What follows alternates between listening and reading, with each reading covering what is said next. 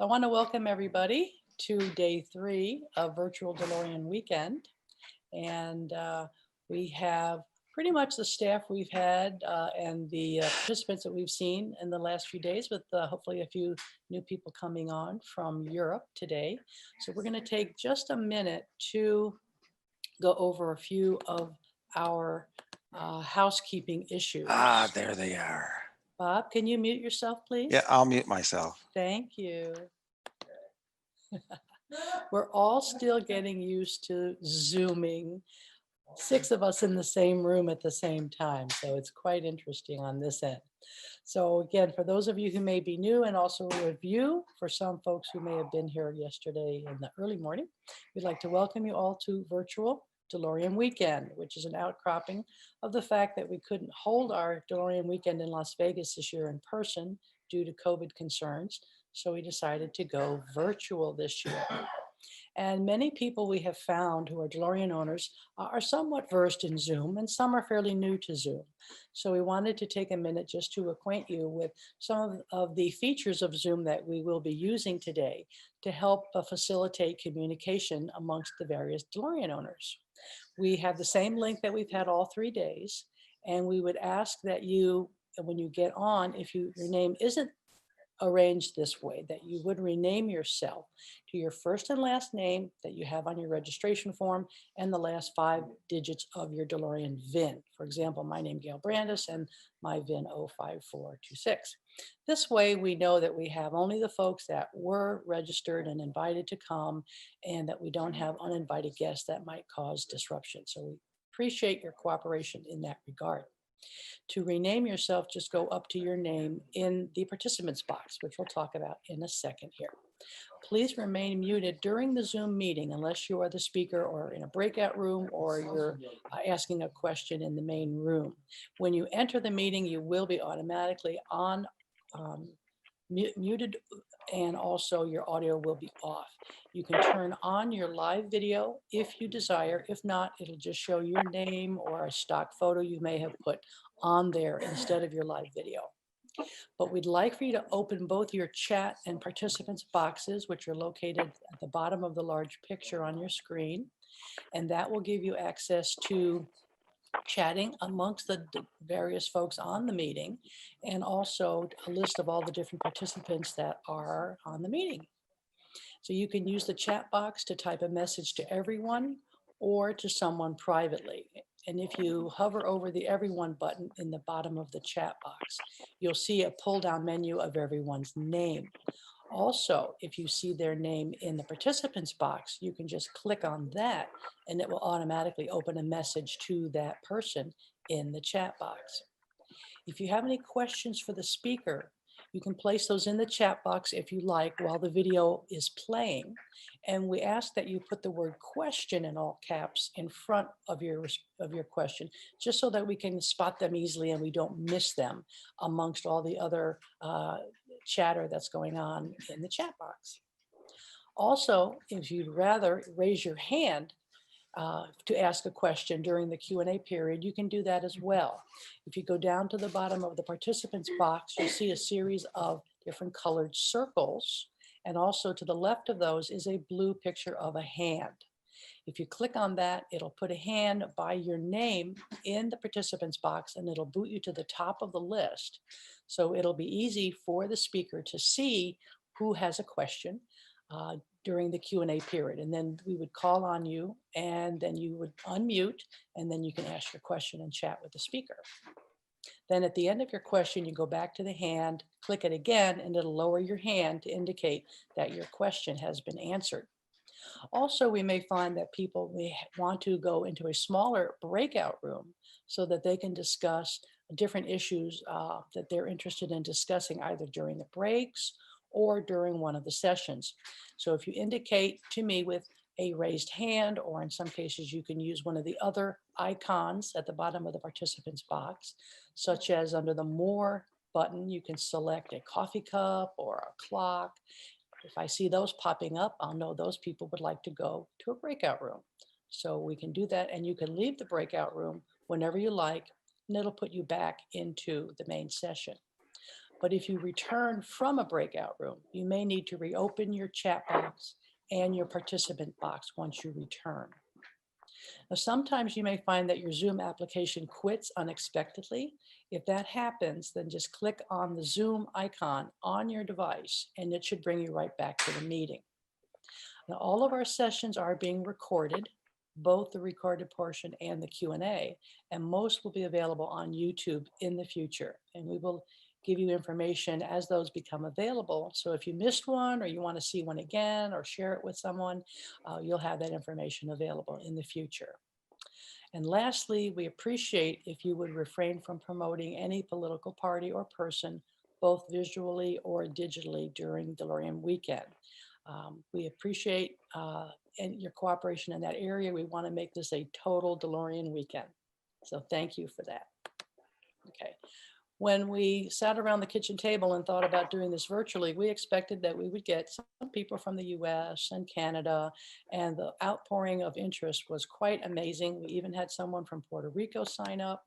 And then in Europe, we had quite an interesting response from Europe and even some from Russia. And when you look worldwide, we had over 250 people sign up for virtual DeLorean weekend. So it definitely is a global event. And we're really excited to be able to share the content we have with everyone. Our Sunday schedule is pretty packed with a lot of interesting speakers and activities. We have wonderful information on people's cars and upgrades, maintenance of their cars.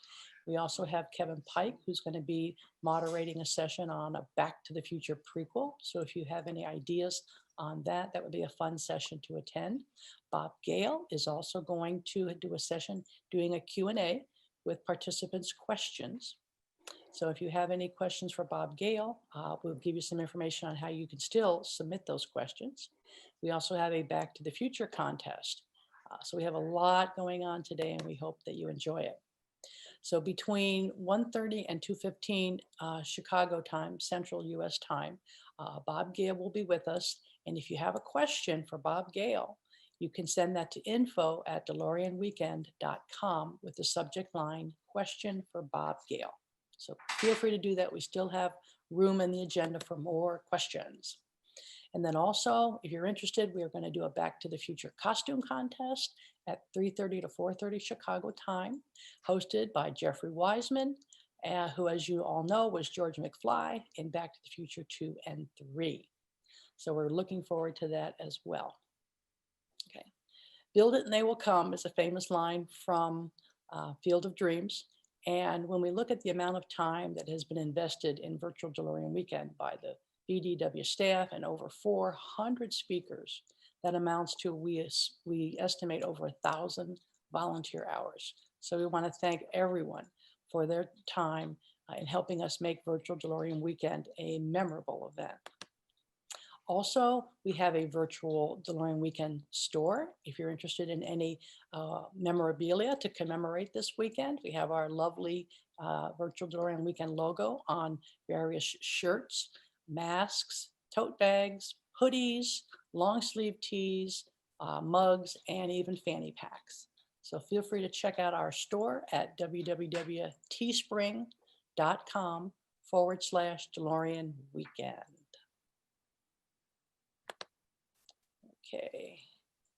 We will be using breakout rooms. So if you are interested in going to a breakout room to talk about a particular topic, you can put in the chat, hey, let's go to a breakout room and talk about, Eurofest, for example. So you can say, put up your coffee cup if you want to join me. So you go put your coffee cup up under more, you go and click on the coffee cup, that'll pop up by your name. And then anyone that wants to join you would put up their coffee cup, and then we'd put you in a breakout room.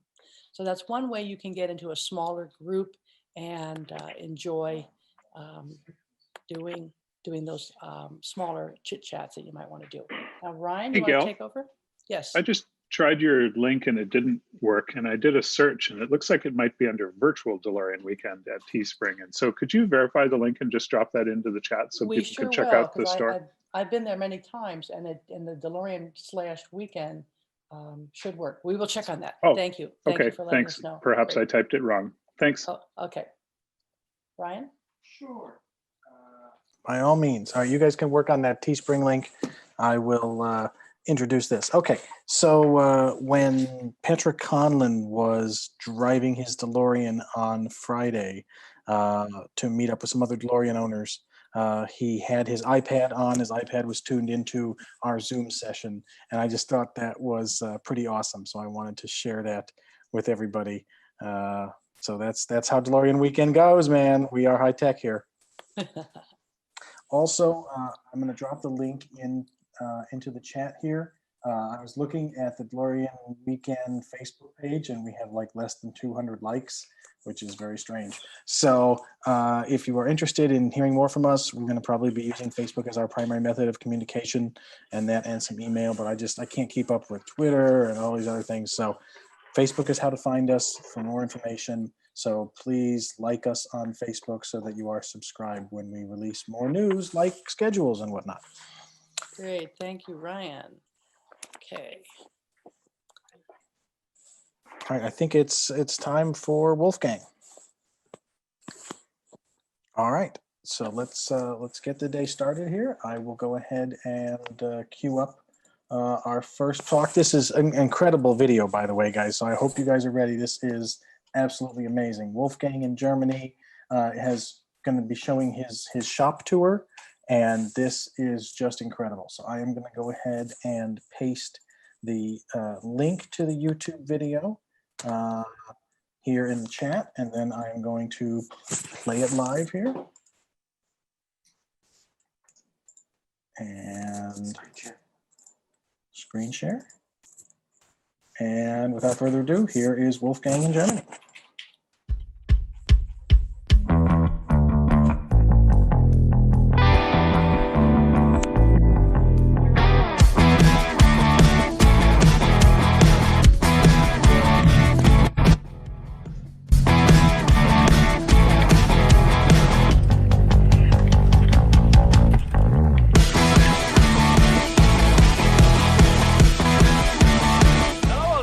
My name is Wolfgang. I'm a car mechanic.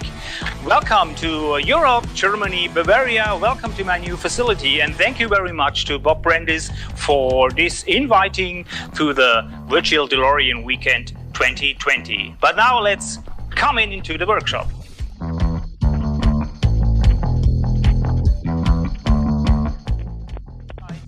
We begin with car lifts. This is the first car lift of the 8 car lifts in this house. These car lifts are special made for us because the normal German car lifts only have a space from 2.5 meters between the towers, and our car lifts have 2.65 meters in case of the DeLorean. So we can move in the car and don't have to take care of the doors or something like this.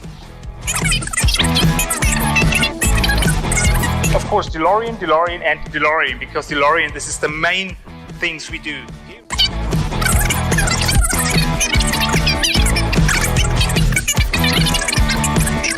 And on the other side here, you see, this is our 4-tower car lift. This is specially built for work on the suspension system and make the car alignment. This is very, very special. I love this. This is our electric island.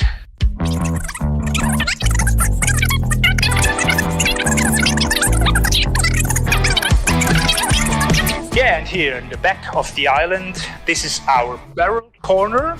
In our barrel corner, this is a little meeting point. Every day in the morning, we come together with the mechanics and talk about the day and talk about the new challenges of this day.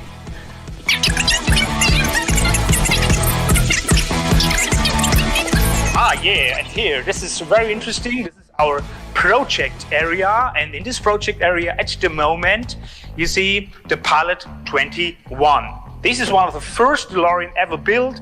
Well, no, it's not really a DeLorean because it's built at Lotus in England. Yeah, a Pilot 21, and I bought this years before, and we restored the car. We are close to finish with the frame. We put in the engine and the transmission last week. And next step is the body work. The stainless work is done. It's brushed, it's finished. And yeah, next step is bringing all these together, and we're very hopeful in the beginning of 2021 we can drive the car on the road. And now let's go to the depot.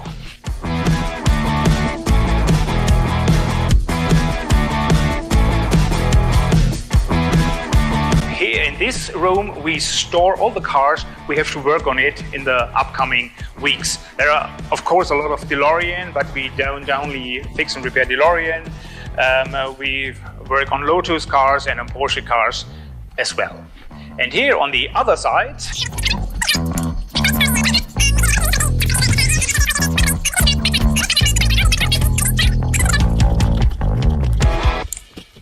here, this is our supersonic tire wash machine.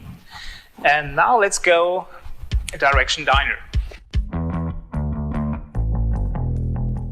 Something to have a look on it. This is our settler area. In this area we store all the parts, say are new made from our settler.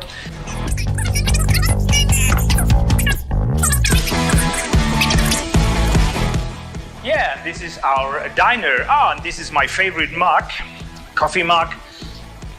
Here, Southend-on-Sea, greetings to Chris Nicholson from England. Well, yeah, this is our diner, this is our kitchen. Here we spend every lunchtime with a mechanic, sometimes with some clients, with some customers. Here, have a look. Büro in German, this means office in English. So come in, and this is the desk from my sister, from Evelyn. This is the desk from our computer specialist. We need this in this size of a workshop. Well, this is my desktop. I don't prefer to sitting here. I prefer to lay on the car and work on the car, but that's part of life. Yeah, now we are here in our diagnostic and analysis area. Here, have a look. Well, here in this room, we can make tuning and adjustments on the engines. We can check the emission. We make the emission test, the official government emission test here in this house, in this room. And that's the ground floor. And now let's go upstairs.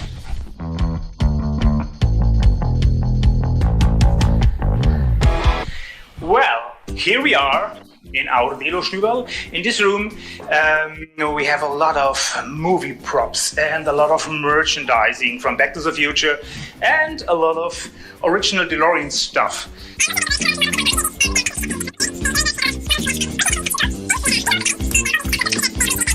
And now let's go into our piano lounge.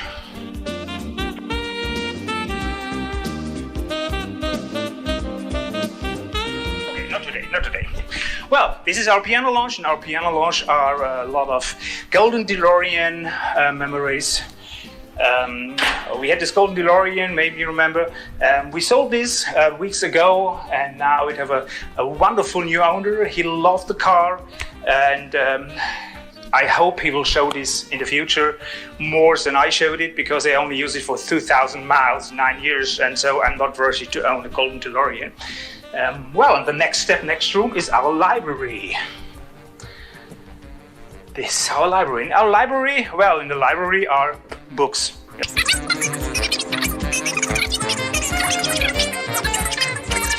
And now we go into the Delo lounge.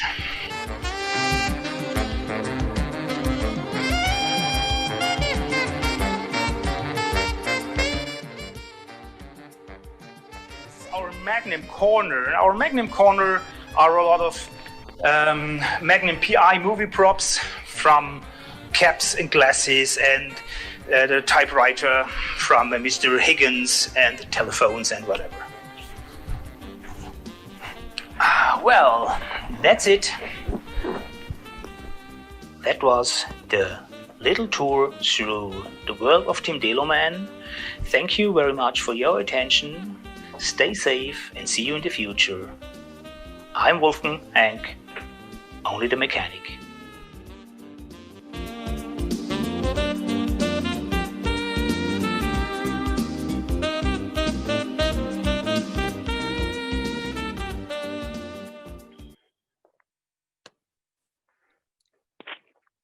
Okay, that was incredible. All right, so let's open it up for Q&A with Wolfgang here.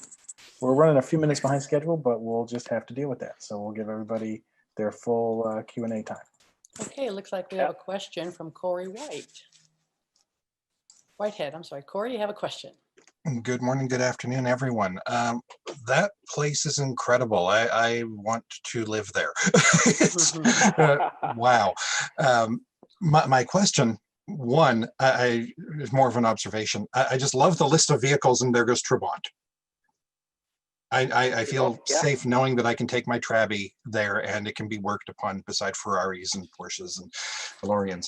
Anyways, with all the space that you have and the capabilities that you have and the vehicles you work on, do you also do the biannual inspections there for German cars? Do you also, are you an inspection station for the biannual inspections? Yeah, well, we make inspections. We don't only work on DeLorean, we work on a lot of different cars there. Well, of course, we're in Germany, south of Germany. We work a lot with BMW, we work with Porsche, we work with Audi, and so on. So we have a lot of modern cars, but our main business is a DeLorean business. That's the reason why you see here a lot of DeLorean in our workshop. It's the major thing we do.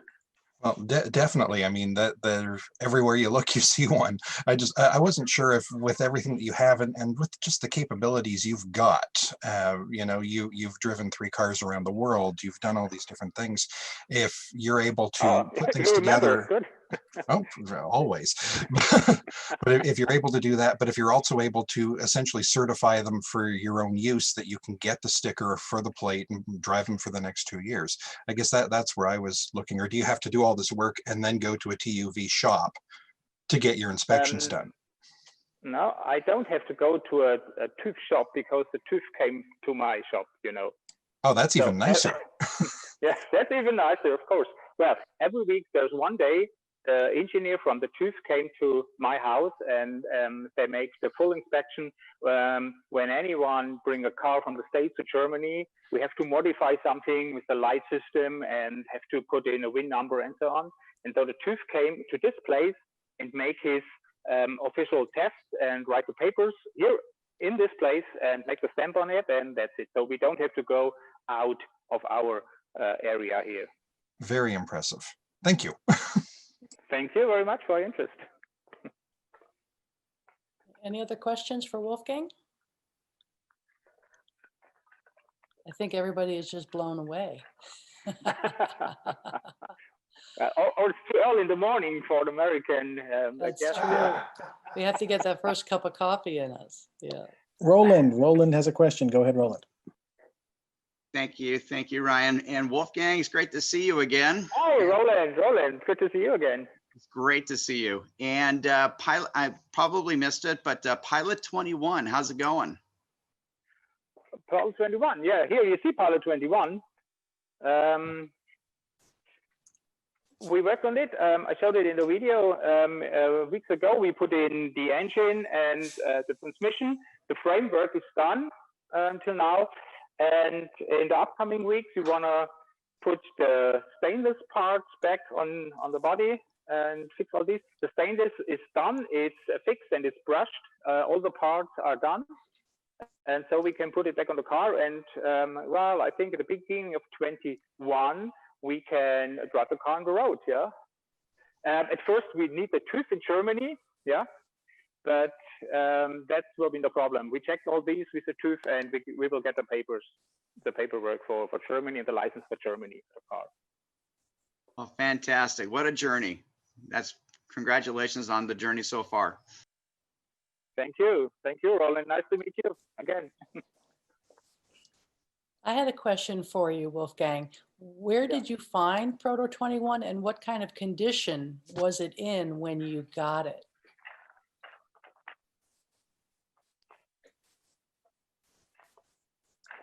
Well, I find Pilot 21 in, hello? Hello?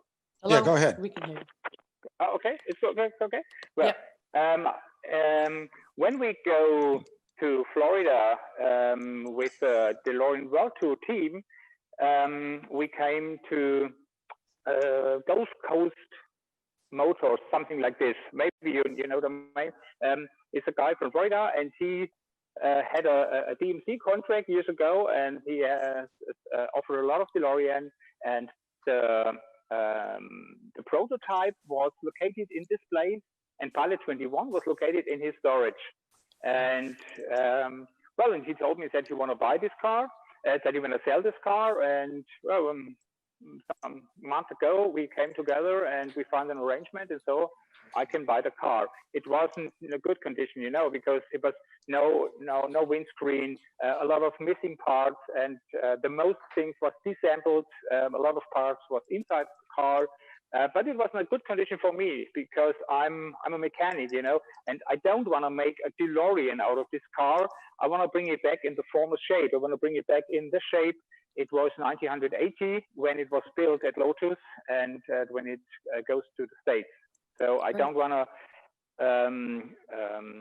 modify it to a real DeLorean. This is not my interest. I want to keep the original story in this car. Right. It's nice to be able to restore history back to the way it was. That's a very honorable effort. Well, good luck with you on that. Thank you. Great. Well, this thank is you so only much. This is a money burning thing. We say this in Germany. It's a little like a DeLorean World Tour. You only burn money, nothing else, because no one ever will pay for this, because no one is interested in a pilot car without a radio or something like this. But hey, I love it. I'm a mechanic and I love what I do, and so I'm hopeful to bring this car back on the road. That's great. You can't take it with you. Our passions and our hobbies always burn our money, but if we're enjoying it, that's what matters. So good luck to you on that. Thanks Thank you. again for Yes. a wonderful, wonderful presentation. Okay, we have one more question from Mark Woodsma. He Okay. says, where are the World Tour cars now? And will you do another tour somewhere with those cars? Well, the World Tour cars are here in this place. The World Tour cars are all owned by me, by my company. And I drove my car this year, and we planned a tour this year in March to Israel and to Egypt. But everybody knows outside the Corona thing stopped us, and so we have no chance to make this tour. And so the cars come back to storage, and that's the story until now. But all cars are still exist at the moment. Yeah, we built 4 cars. With 3 we go around the world, but all 4 cars are still exist. Great. Well, thank you so much. We've had a few new people come on to the meeting, so be sure to open up your participant box and your chat box so we can communicate with you. And I think Ryan is ready to stage. Yes, Mike we Damico. are. Now, Mr. Mike Damico, I think your video is up next. So I'm going to go ahead and copy the link to the high resolution version of the video. Again, if you want to watch the video in the full quality, click the YouTube link I just dropped in the chat. And then I will also start Mike's video playing now, and then we will do Q&A. Here we go.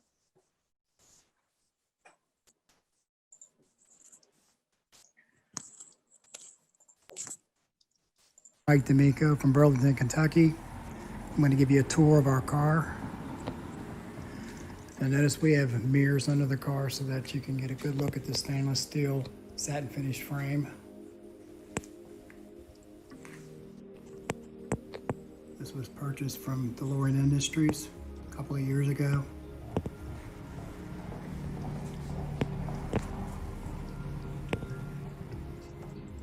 Here's a good shot of the transmission with the brass bolts. Scan over here to the fuel cover, which is stainless steel and it's brushed, thanks to Mike up at Midwest. Nice job. There's your cooling tubes. That is a 304 grade stainless with DMC decals that I had made.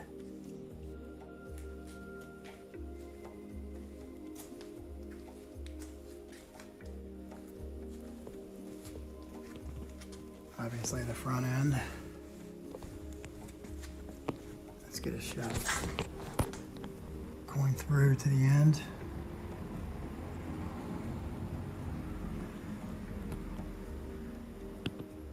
Stainless stainless steel bug guard.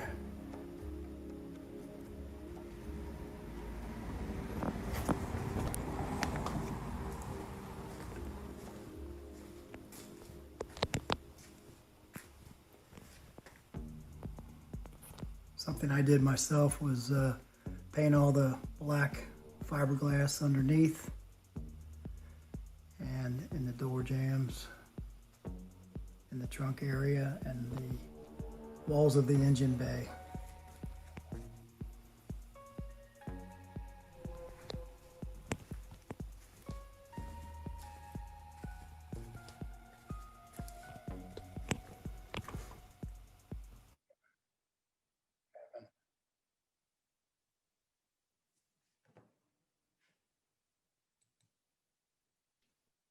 Bob, you're muted.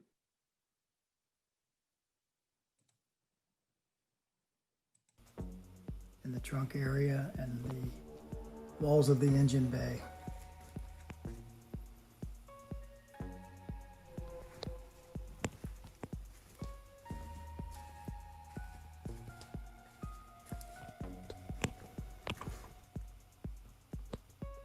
That's a good shot of the engine and exhaust underneath. This is a stage 2 done by Mike up in Midwest and his crew with a stage 1 stainless steel exhaust system with ceramic coating.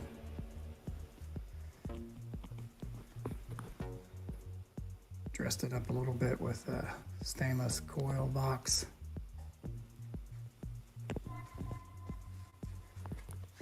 Had the grills changed out. Actually, I did that. Then a finishing strip that was cracked. Now let me get to the other side. Read the question. There we go. The stainless steel came from DMC.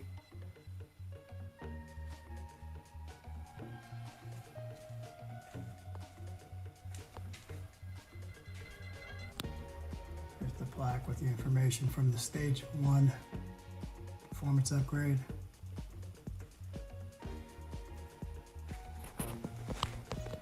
I know some of you guys are not going to like some of the little extras that I did, but like that, and that.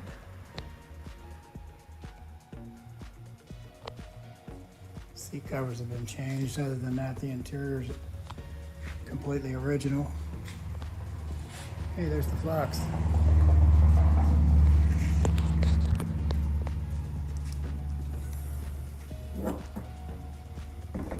I like the trunk. Really looks clean.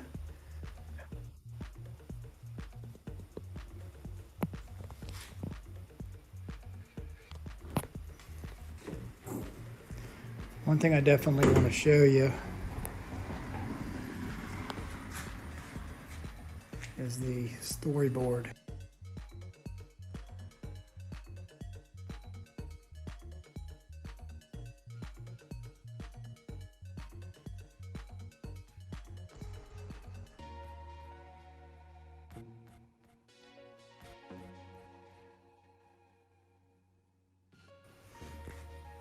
Anyway, I'm going to stop for now, and as soon as I get it off of the display stands and onto the driveway, then I'll start it and I'll do a little video of that. Thanks, bye. I was asked to show some of the props that we use for Halloween every year. One thing we do is we dress like Doc and Marty, take pictures alongside the car with the kids, and they really seem to like that. I'll scan around the room.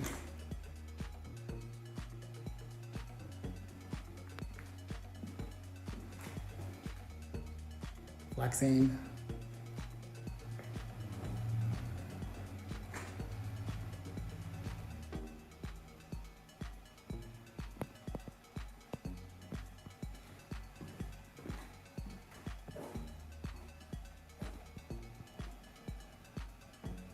Quotes from the movie.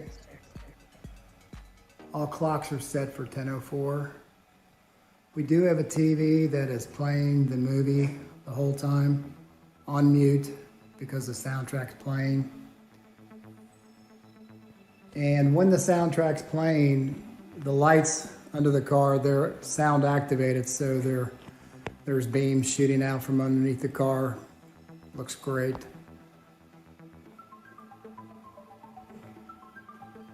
I'm sure everyone recognizes these.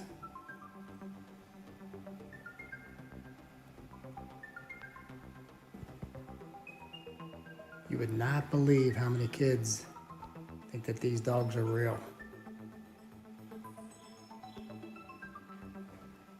That's St. Patty's Day Parade, Cincinnati, Ohio, every year, except for last year. Doc's glasses. Clock from the opening of the first movie. That's a glass display case, holds my cars. That poster back there, that's an original 1981 US Open tennis introduction to the car. That's signed by Catherine.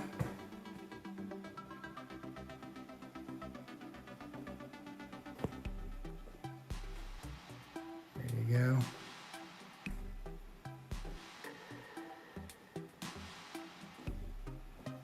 Okay, over here, these are plates from past shows, Chicago, Gettysburg.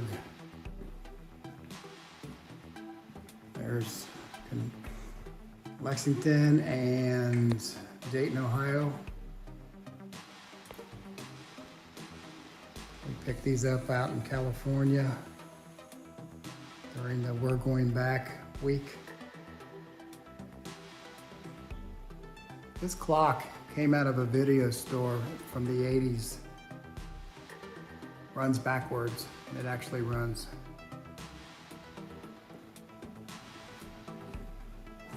So, there you go. That's everything we do for Halloween. Okay, everybody. As you can see, the car's off the display stands and out on the driveway. Time to start it.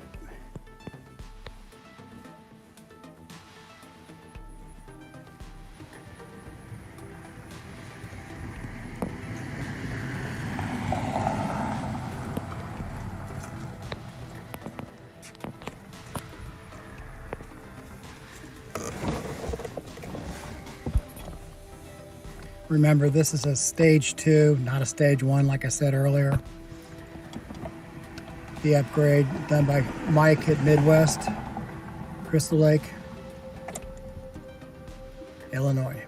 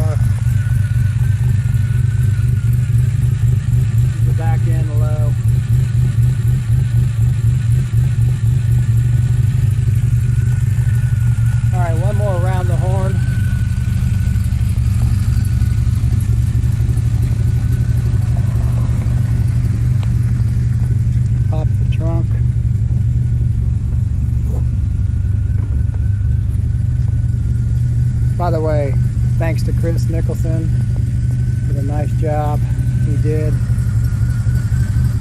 All the dents, everything regrained. Great job, Chris. That hood had a few dings on it, that's for sure.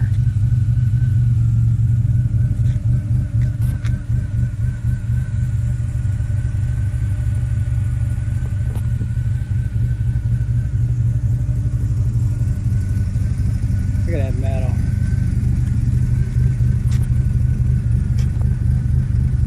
I want to thank everybody that had their hands on this car. Did a nice job.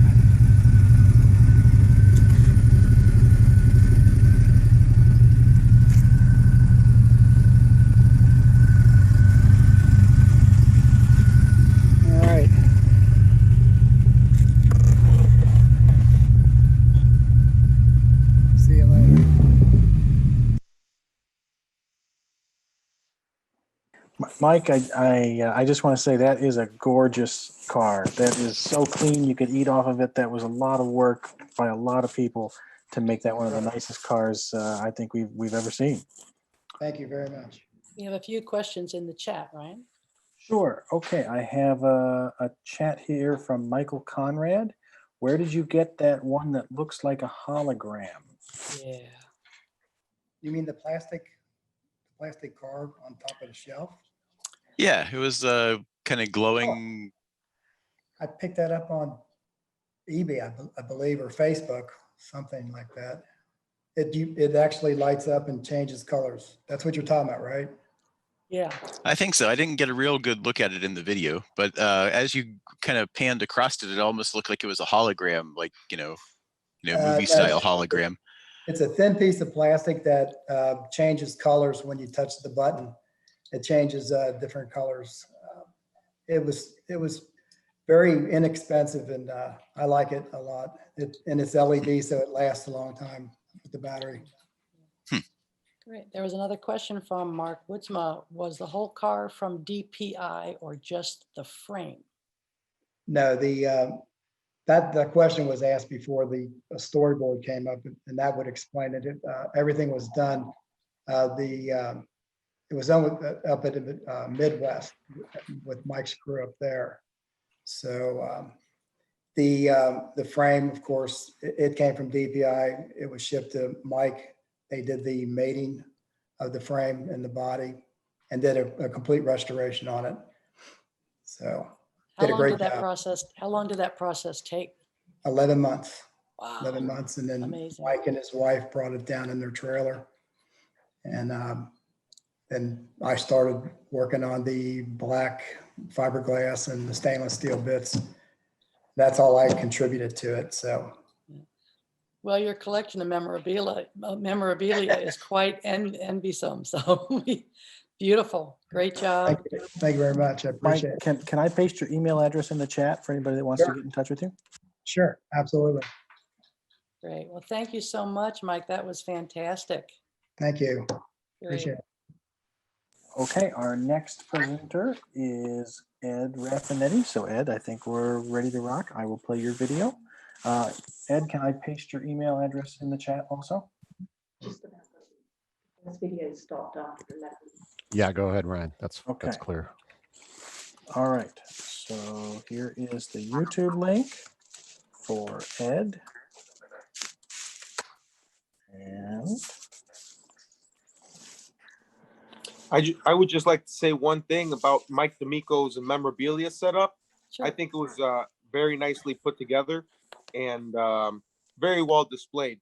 A lot of times you have a lot of nice stuff and you can't show it off. So I think you did a very good job doing that. all right. Thanks so much. Here we go.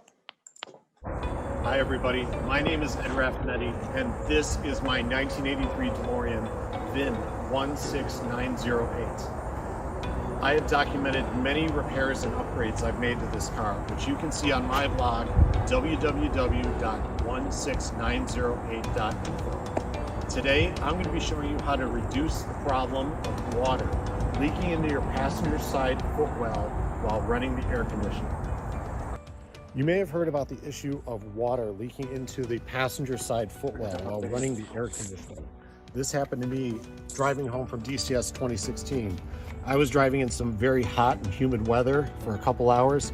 My passenger side carpeting was soaked. I had to pull it all out, dump all the water out, and dry it out for a couple days. I wanted to prevent this from happening ever again because my carpeting is newer. I have new floor mats. I want to make sure this stuff stays nice and mold free. So I set out to make sure that this never happens again. So first, how does it happen? Well, fresh air is drawn in through an intake right under this cowl just below the windshield. First of all, if you remove this cowling, which there's a couple screws that hold it down, and you need to be very careful when you remove it because it's very brittle and it'll snap like a twig when you take it off. Here's what the intake looks like with the cowl removed. What you want to do is get a vacuum and vacuum any debris out of there, pine needles, leaves, acorns, dead bugs, You also want to get a damp rag and wipe it out. What you need to do is put a screen material over it and a couple dabs of RTV or glue. That will keep all the debris, leaves, and other stuff. You can see I've got one down there. All that stuff is going to stay out of your air conditioning ventilation. Okay, just to compare, I've got my 1992 C4 Corvette here. And you'll see right under the windshield, there's an intake that it has some screen on it. This is a picture of a DeLorean evaporator, and you can see that debris got into the intake. It is now disrupting airflow. This stuff probably smells. You definitely need a mesh or screen over that intake. I'm using this photo without permission, but I'm giving photo credit with a URL below. This is a picture from the workshop manual. I've shown you where the fresh air intake is on the car. Now, if the air conditioning is running, with the help of the fan, the air is going to pass through the very cold evaporator. If there is humidity in the air, that humidity is going to condense. The condensation, or water, is going to have to drain out of this evaporator casing. There's a drain that's built into it, and if it is by chance clogged up with debris, now we run into the problem of water leaking into the passenger side footwell. This is another picture from the workshop manual, and it's the outside view of the unit that houses the evaporator and heater core. Ventilation passes through here, and this will heat or cool the air. Unfortunately, this unit has insulation which can deteriorate and break off over time, clogging the drain. To access and service this unit, I'm told it takes a minimum of 8 hours to get out. It's tucked up underneath the dash, and you need to remove the dash and the center stack to get to it. You also need to properly evacuate the AC system if you want to remove it.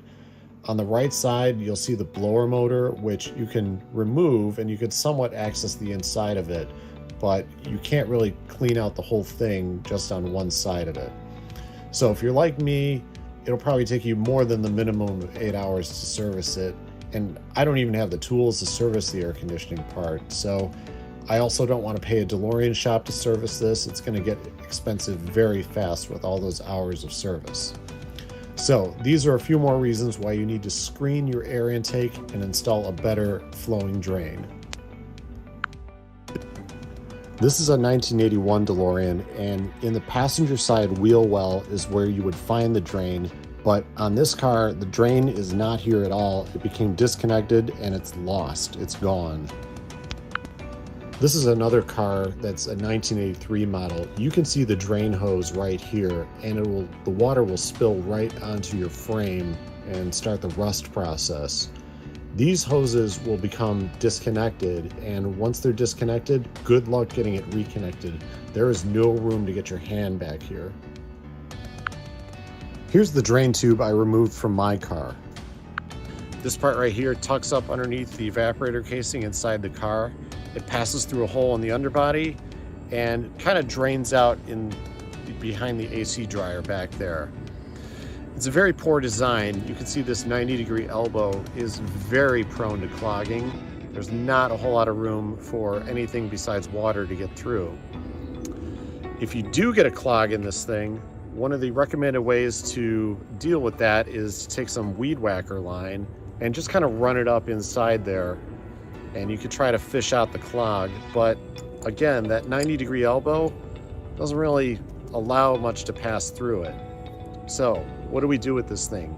Basically, we're gonna eliminate it. We're gonna remove it. I'm gonna show you how. And what we're gonna do is replace it with this one-piece clear evaporator drain, which is much longer, has many benefits. And you can see it's already installed on my car right down there. This new drain is made from a chemical resistant material called Tygon. To make the wide end of the drain, I had to heat the material up, and actually ordinary vinyl tubing just kept melting and splitting. So this Tygon material was actually perfect to use. Once I had to heat it, I had to put a 13mm socket into the end of the heated end so that I could form the perfect diameter for the end of the evaporator casing. Once the drain cools, it's perfect. There are so many benefits to this drain. The benefits include the fact that it's clear. It allows you to see a clog if it's in there. The tubing is longer, which allows you to drain water away from the frame, reducing frame rust. It eliminates the 90-degree elbow, which reduces the possibility of clogs. The larger internal diameter of the tubing reduces the possibility of clogs as well.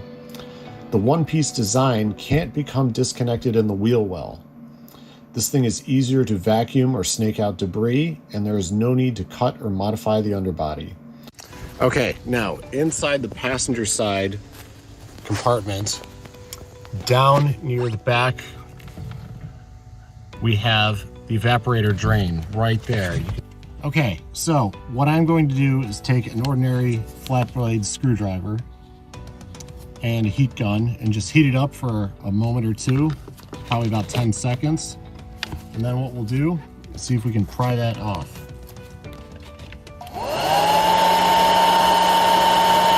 It only took a moment or two, and I've been able to, with the flat blade screwdriver, remove the elbow. All right, so this one's actually not popping through. So what I'm going to do is take a hacksaw blade and just cut through it. We ended up cutting this drain apart because the drain tube is really secured into the elbow with some glue or something. I can't get this apart. So what I'm going to do is feed the drain down into the hole in the underbody at an angle so that it comes out right in the wheel well. We're going to slip the little cup part right onto the evaporator casing. All right, so what I'm doing is I've got the evaporator drain on a little bit of an angle, and I'm just slowly feeding it in so that it's coming out into the wheel well. And you can see that it's slowly moving its way in.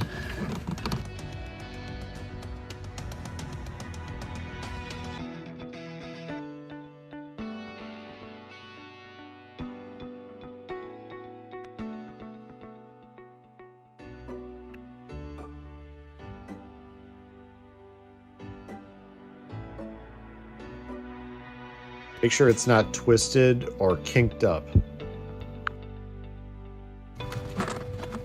Let's check out how it looks in the wheel well.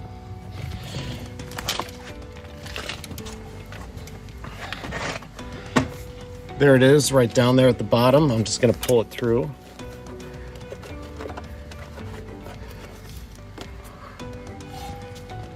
And look at that, it's the right length. And just a little bit of zip tie is going to keep that thing secured. That's it for my presentation, folks. If you want to see a full write-up with parts numbers and prices, check out my blog at 16908.info and search Evaporator Drain. If you want to purchase one for me, I'll throw in the screen material as well. Contact me at ed@16908.info.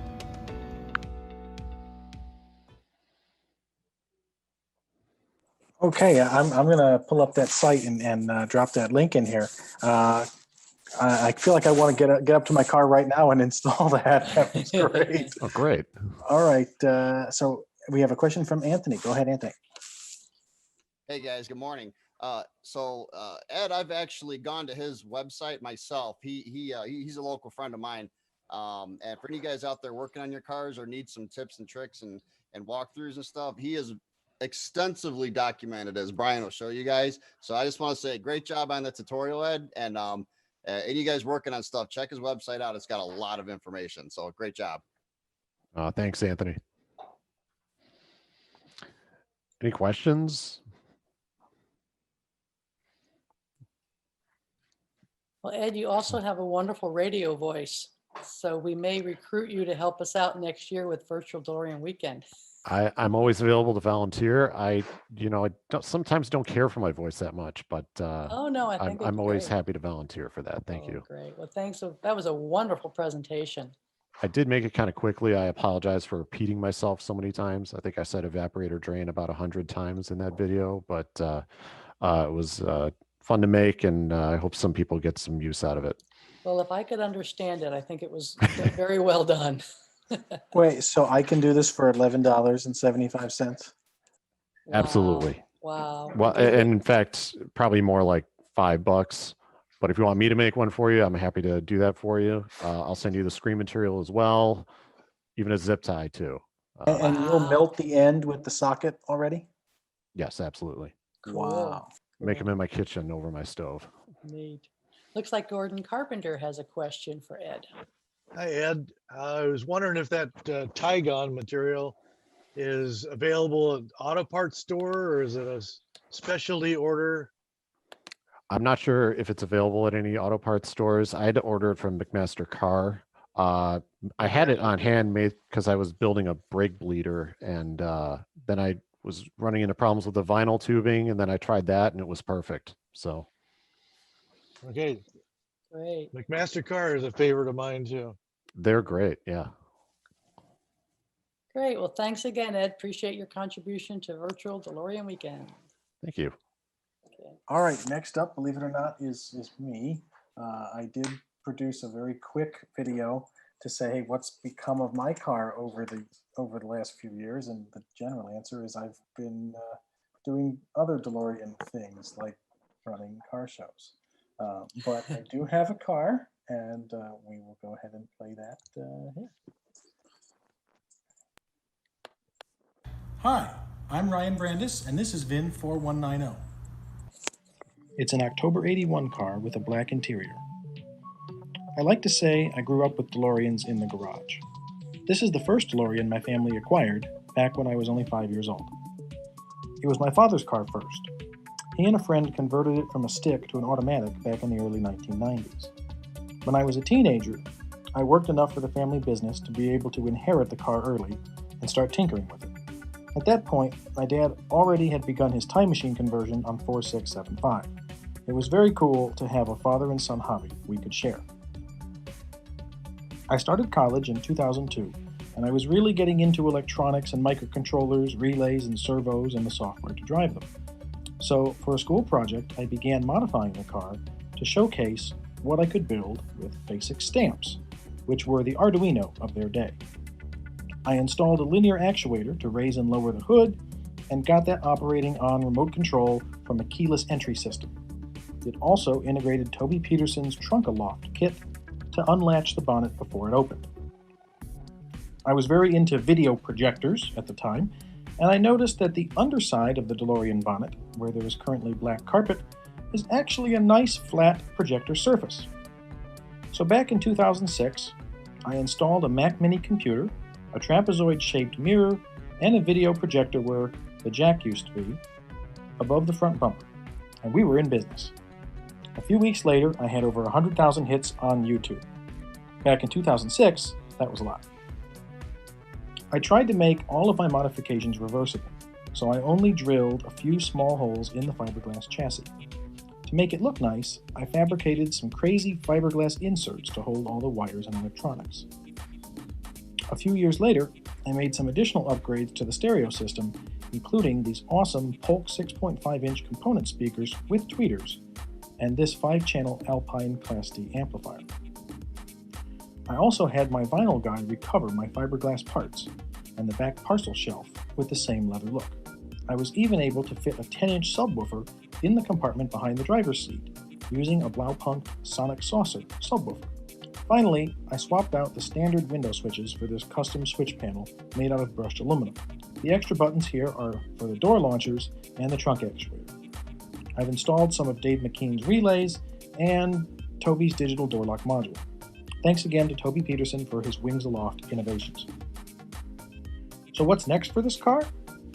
Well, the engine is unmodified at this point, and it's probably time to get back there and bring that up to the current state of the art. My Otterstat is malfunctioning, so I'll have to replace that. I'm also looking at Toby's radiator fans and thinking we might do those alongside the adjustable Otterstat upgrade. Will the Mac Mini make a comeback? Well, it's a possibility, though technology has changed a lot since 2004. So I'd probably use one of those tiny projectors that run on 12 volts, which would solve some of the heat dissipation and vibration isolation issues I was having. Since the screen is mostly for entertainment, I'd probably use a Raspberry Pi or an Amazon Fire TV instead of a Mac Mini. That way we wouldn't need a power inverter. I'm also considering my father's full-size power window upgrade for this car, but that's a much bigger project. Otherwise, the car is a great cruiser. It might make the trip from Chicago to Las Vegas next year for DeLorean Weekend if we're able to host it in person. If so, I'll be riding out with the DeLorean motoring convoy, so stay tuned for more on that. Thanks everyone for your interest in DeLorean Weekend. I'll see you next time.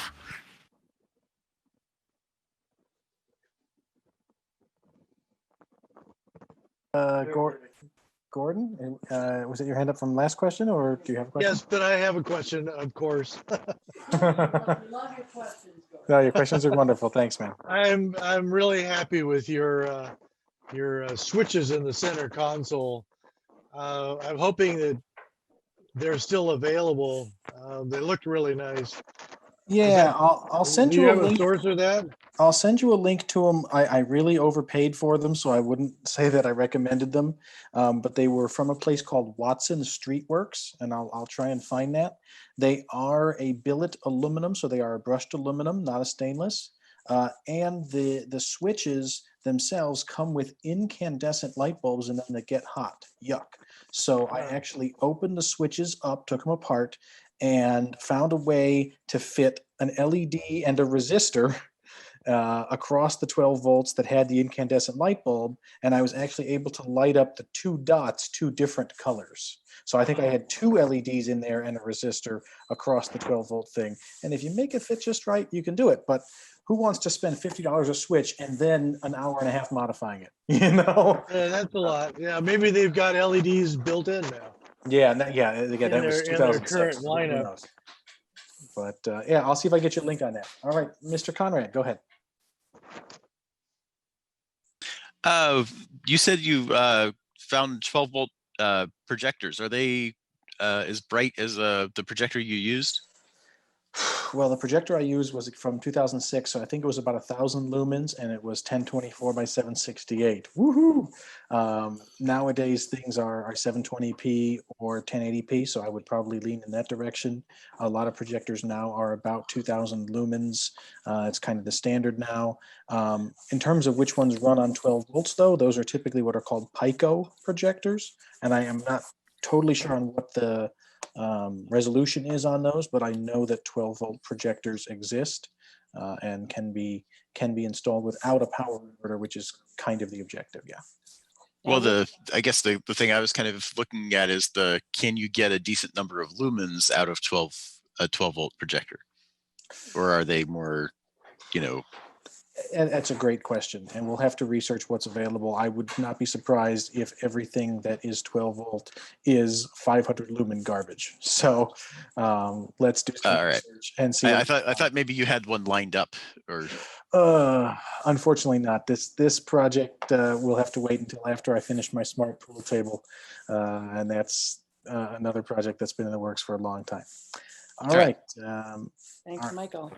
I see one more question. No? Yeah, Yes? Gordon put his hand back up. Gordon's hand is still up. Anything else? I just wanted to throw in a comment. I listened to Leo Lepore, the tech guy. Yeah, frequently. I listened to him. He's good. Yesterday's program, he was talking about short throw TVs. They're a laser based, about 3,000 lumens type thing.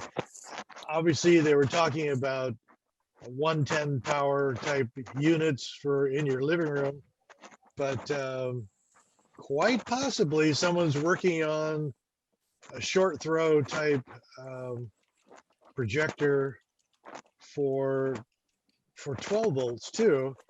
The unique thing about it is the projector basically goes almost underneath the screen, and then the laser does all the magic from directly below the screen. I think the screen. The short throw stuff is absolutely amazing, and I'd like to see. The tip of your trunk would be the perfect angle for the short throw to go up. Yeah, what I had done is the projector was in like the front bumper facing backward, and then there was a mirror that had to flip up that touched near around where the hood latches, and then that threw it up on the screen, because at the time you needed 5 to 6 feet of focal distance between the projector and the screen. So it was about 3 feet from before the mirror and another 3 feet after the mirror in order to get it done. I also work for a company that makes custom projector screens. So it would make sense to put a nice one under the bonnet there. So it may make a resurgence. The other challenge was with that mirror that had to be in place. We needed a way to motorize the mirror so the mirror would fold down, and that ended up being quite a project. So that's kind of where we stopped on that. When you start motorizing mirrors, you're barking up a bizarre tree. So thanks so much, everybody. I put my email address in the chat. So let's move on to the next presentation. And what do we have? Santiago. From Mr. Santi here. All right, Santi, I will go ahead and copy his link into the chat. Santi, can I share your email address with the group? Sure, no problem. That's fine. Okay. Thank you. Okay, Santi's email. And without, here we go, with Santi's video. And it would help if I shared my screen. You can tell we're on day 3. Okay.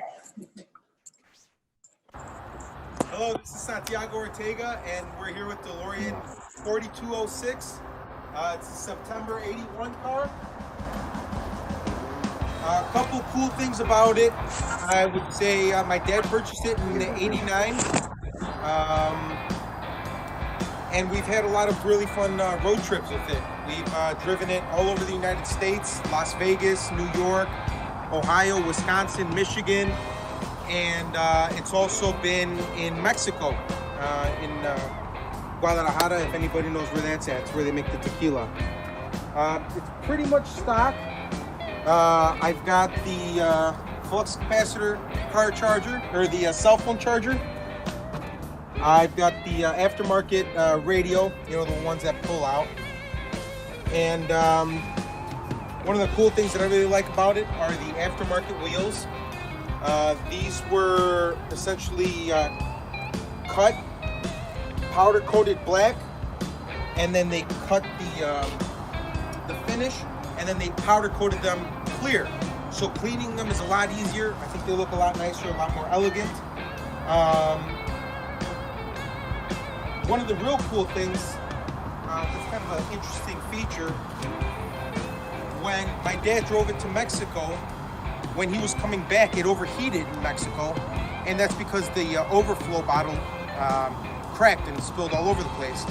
So in Mexico, all he could find was a Mercedes-Benz overflow bottle, and to this day, we still have that, as you can see here. Yeah, it's been a real cool car. It's, we've never had any real big issues with it. It's never left us stranded, knock on wood. And yeah, it's just, it's been, I was born in '92, so it's my dad's other son. So yeah, if you guys want to walk around, take a look. It's got 72,000 miles on it currently, and my dad purchased it with 45,000.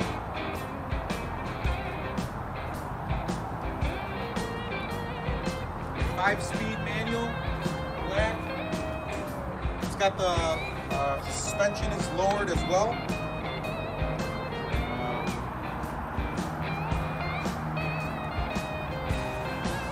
Okay.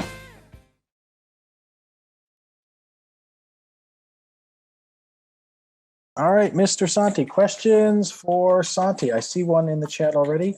How many miles do you have on the car? From that video to now, I went to Wisconsin again, so it's got about 72,300. Yeah. And it's going strong, huh? Yep, yep. Cars like to be driven. Absolutely. What's the question? Is he asking if he's going to join the carrier? Oh, the engine cover grills. We removed them because we were going to clean them, and they were kind of flimsy and out of shape. I'm actually looking at them right now. They're on the upper part of my garage. I just haven't had a chance to put them back in. So they're just one of the many things to do. Just haven't gotten around to it yet. Now, Bob was wondering, Santi, if you guys were considering joining the caravan out to DeLorean Weekend 2021, if that is going to happen. Oh, absolutely. Yeah, if that was I mean, I was planning on doing it this year. But car's ready to rock and roll. I wouldn't mind hopping in and driving it to California. So yeah, it's really a comfortable car. Where'd I get the wheels done? I got the wheels done in Hoffman Estates, Illinois, by a place called Wheels of America. And unfortunately, the place that did it went out of business like a couple of years after. So therefore, I don't know if the CAD files or whatever they use to resurface them. And I tried following up to see if the owners or anybody else that used to work there had any knowledge. And when I started looking back into it, it was too far, DMC Midwest has a connection for doing wheels like that. They just did mine the same way. Powder coat black, machined off, epoxy coated. Cool. Yeah. Great. Do you know how much they charged you by any chance? No, not off the top of my head. Maybe it was $2 something per wheel. Not sure. I'd have to look it up. Get in touch with Mike. He'll let you know. Yeah, that was one of the things that when these guys did it at Wheels of America, it cost me about $60 a rim. So it was a really good deal. Yeah. So, but I think Kevin Crean, did you have a quick question, Kevin? Where are the engine cover grills? Yeah. I already asked him that. Oh, Yep. Okay, great. Okay, well, thank you so much, Okay. Santi. Yeah, no problem. There's Todd. Can you guys hear me? Ken, Todd, we're going to play your video and then we'll have a nice Q&A right after that. Okay? He wants to do a little intro first. Oh, I'm sorry. Yeah, just a quick. So I'll be showing 2 videos. I've got 2 different videos to show featuring 2 awesome owners who are also good friends of mine. Both of them are newer owners. One really new, just like a couple weeks ago. So with DeLorean Tech, I like making videos featuring owners and their experiences with and contributions to the car. So not sure which video you'll get to see first, but one video features Brandon Fayette, whose 3D printed DeLorean accessories you might already be familiar with. He's been 3D printing the hell out of some really custom accessories to modernize and improve the car. So we get to see some of those and how they work in his car. Then we've got another video about a brand new owner and his experience with a second attempt at DeLorean ownership.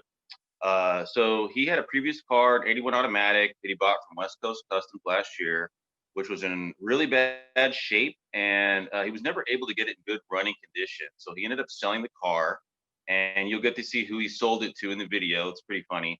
And ordered a reconditioned car from DMC Florida. So did total 180. So you get to see what his story is on that. Both of them should be online here right now. So feel free to drop any questions for either of them or myself in the chat room. And so without further ado, let's roll them. Okay, here we go. The first one is the 3D printed stuff. So here we go with Brandon. Screen share. And screen share. One thing to automate for next time. Hey everybody, welcome to another episode of DeLorean Tech, and today we are here with Mr. Brandon Fayette, and he's going to show us the new DMC lighted key that he made using a 3D printer, right? Yep. So this is a recreation to exact scale of the original lighted key. I'm just going to show you the parts of how it works. So this is a blank, and it's 4 parts essentially for the materials. There's a button, there's a key holder where you can actually slide any key blank from a house key to a car key into it. And then there's essentially a battery stay. It uses 2 little bitty tiny little clock batteries. So you would assemble it where the wiring would go inside of it.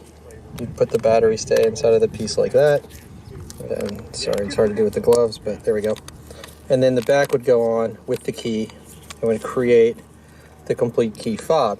What that looks like is this. So this is an actual completed one. Lights up. Pretty cool. And the actual mechanics of it are wired together. I'm just going to really gently take it apart. There's a micro switch. There's an LED. And then power and ground are here. And there's two little bitty clock batteries. I'm not going to take them out in here. And your key blank goes in like this. So let me show you how that works. So the key blank, you tilt it up. And you can use any key. This is a Volvo key, cut to the DeLorean spec. Goes under it, and it pushes in, and it's made it exactly to the shape of it, and it holds it pretty snug, including smaller key blanks. And then what we do is we just gently take this tray, which holds the micro switch, align them together, and you're done. And it holds on with multiple points, and it matches the exact same dimensions as the original key from '81. But it runs on modern technology. And that's it. So this file is available for people to download, not the DMC version, but the non-labeled one. But this is the DMC version that recreates it exactly. So that is what the original 40-year-old key looks like. And that's the new one. And here is the new one. Wow, pretty And then, close, man. And if you look at the measurements, I actually match them pretty much identically. Yeah. The only difference between my key and the original is I flipped where the key lands. So on the original, the key is actually facing left, and the bulb is on the right. On mine, it's on the right facing left. And the reason why I did that is the original one, the key is molded into it. But in mine, we have that ability to put any key blank we want in it. So in order to accommodate that extra space, I needed to have the actual key flip to wire it, because I needed this space for batteries. Makes sense. So. Cool. All right. And as an added bonus, Brandon has a couple other little custom features in his car that he's gonna show us. So this is a dash extension piece that Barry actually said was like something they would have done originally in the factory. It's held on just like everything that this file is available online for everybody. It's held on like everything else I do. I've currently got a Back to Future speedometer in, but it's held on just with a silicone pad. And it's just a 3D printed chassis that mates to the binnacle shape. And you know, the silicone pad's enough that I've done it for about 1.5 years now and it's gone nowhere. And it's storage. I mean, you can put, I can put my phone in it while I'm driving. And I can do things like that. And that's kind of a part that's available on the Dropbox for everybody. They can print, and then you can skin it with vinyl and get it stitched any way you really want to do it. And these are also 3D printed knobs, which go with David McKean's panel. They have notches in them, so they're lit. So you can actually cut it and carve it, and there's an open hole in it so that lighting from the LED panel will actually go through it, which is really nice. And then they just kind of, once you get them on, they just kind of go in and click in place. This is an extended mode switch. Most people I've noticed when they put David McKean's panel in, it creates an extra bit of depth, and the mode switch will actually start scratching the sticker. So this has a longer stem on it. It's a little tight to get in, and that allows you to have more control over that. Additionally, I have something that no one's ever seen before. And let's check it out. Kind of the world premiere of this. I've had world premiere. So DeLorean Go's done something similar. My particular solution I've had for 1 year and 7 months. So I kind of predate them. But we had kind of a similar idea.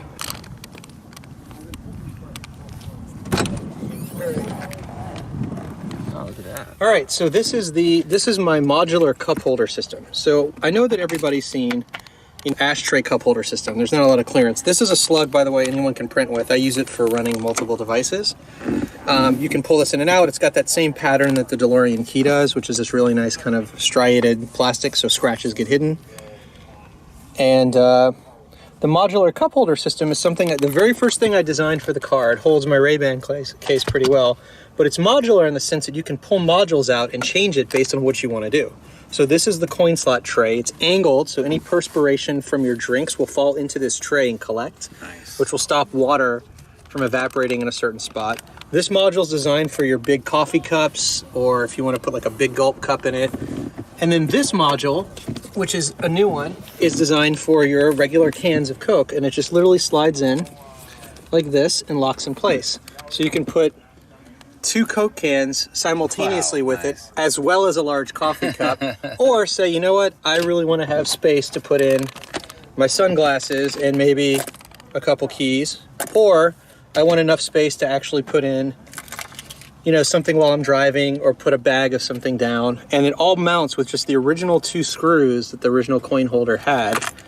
And this file, you know, the guys in DMC are kind of interested in maybe producing these, but this is essentially, again, another 3D print skinned and matching vinyl that works with the car. And everything I do is fully reversible, so there's no actual damage to the car. Non-invasive, non-invasive.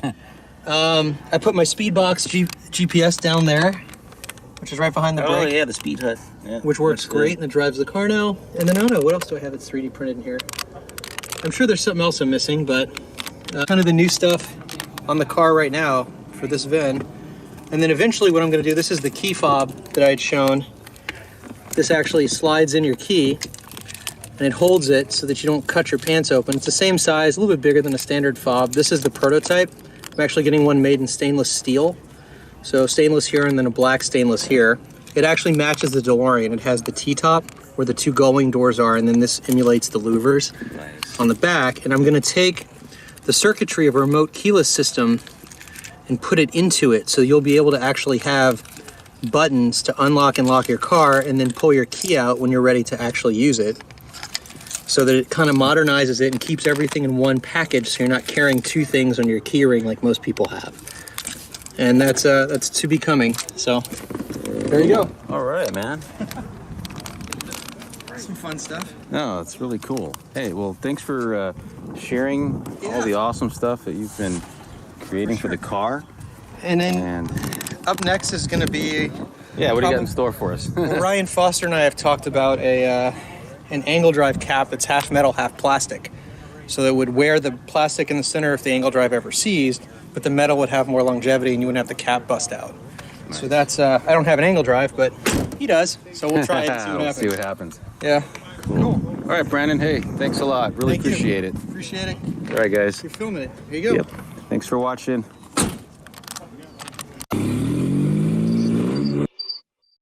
Okay, I think we'll just, do we want to do Q&A on this and then do the other video, Todd? Or do you want me to just play both videos? I'll leave it up to you. How about that? Yeah, let's do a quick Q&A on this before we jump into the other video. That is really cool stuff. I love the modularity of the system, and I have some ideas for other modules I would build for that back panel. I just my vinyl guy is in prison, so I need to find a new vinyl guy. And Brandon is also in the virtual room, so he can also speak to some of his ideas. You know, I'm still waking up, but hi. It's okay. The next thing I'm gonna 3D print and design, we kind of made a decision, is I'm going to recreate the taillights. Cool. So get ready for that. Gordon's very excited. Skip's got a question. What's up? Am I unmuted? You're live, Skip. Okay. Yeah, when he was over, that video was down in front of my house that day. He also has made some covers for the louver supports that the early cars didn't have. And we've actually put them on my car. So he actually has made, when you open your louver where the bottom of the struts are hooked, there's covers that were on the later cars, and he's duplicated those also. I just want to mention that. They really are cool. They're on my car right now. Yeah, and I mean, all the files that I create are freely available for anyone to have. I mean, I've also created with Ryan a new dual switch. Oh yeah, DeLorean Motor Company sign. He made Like this Todd's too. got. It's really It cool. It lights goes up. well with the real one. It actually lights up So this too. is, yeah, this is the dual switch. So, you know, you have a single switch that goes into the switch socket. This is one you can actually run 2 independent switches off of. So I actually recreated the switch chassis and then made it a dual cap system to it. So if people want to have more than, you know, the standard switches that come with the car, you can wire as many accessories as you want. Ryan's working on finding micro switches that'll work. I think we have ideas now, but you know, the chassis design's done. So eventually if you want a stock looking switch expansion that gives you, you know, essentially triple the options of switches, you can use this slug, or you can make your own caps if you want. I've created the base, so I made it a little bit wider so you have more room in the original circuitry, but slaps right in. Oh, So, I'm totally on board. Let's make an illuminated one. Ooh. Yeah. I mean, it's easy to take the files and punch any design. You can carve like doors or whatever into it. So fun stuff. All right, I'm going to be geeking out on 3D printing if we don't move on to the next video. Okay, thank you so much, Brandon and Todd, on that. And now we get to see the process of delivering a car to a new owner and the inspection that took place on the car once they received it. So here we go.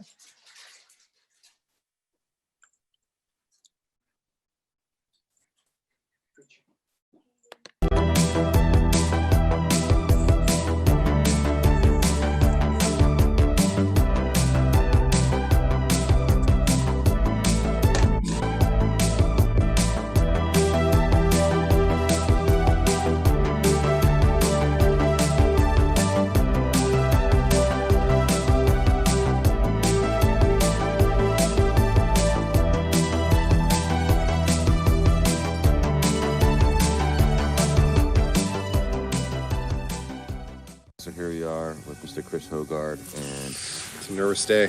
He Very nervous is day. having a brand new DeLorean delivered to his house from DMC, Florida. It's VIN 5827. I've never seen the car in person, never test driven it.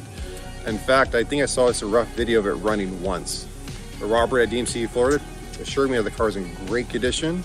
I'm very nervous. I couldn't sleep at all last night. Actually, I had a previous DeLorean, I won't mention the VIN, and it wasn't a good car. In fact, what year was it? It was 81. Okay. So I had what I call DeLorean goggles. Pretty much I saw the car, I was in love with the DeLorean, I've always wanted DeLorean, and with my DeLorean goggles are like beer goggles. Basically, like you get so excited about something or you see it, and you kind of just disregard like any of the flaws. You just get so excited about the actual car itself. I bought it not realizing like how much work it actually needed.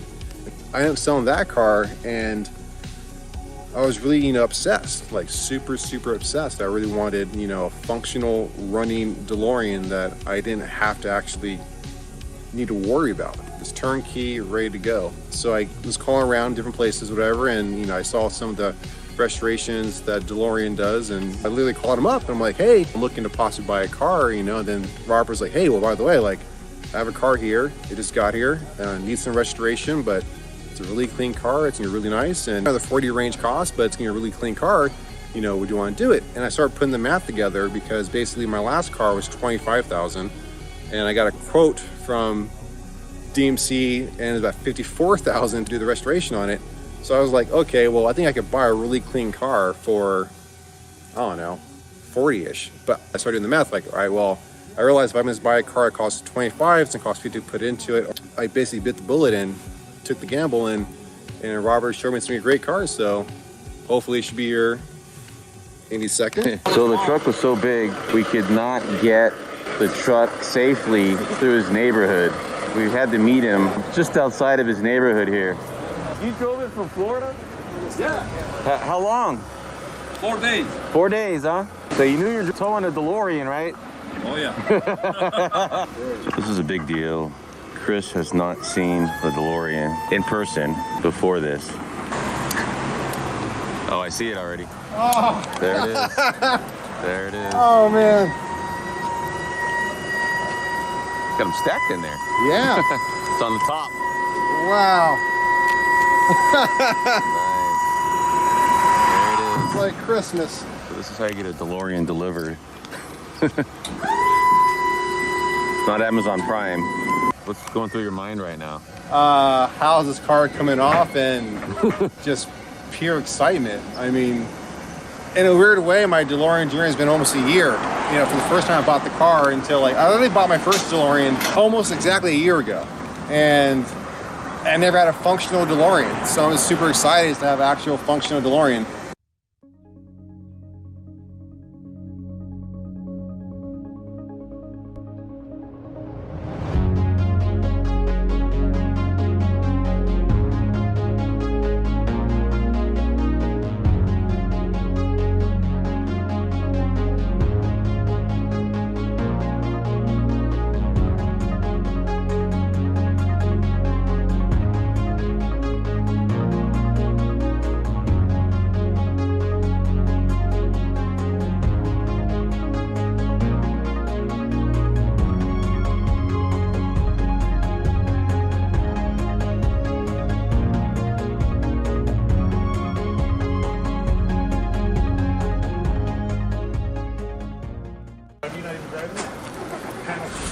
Start it up. It started up. Start it up. It holds idle.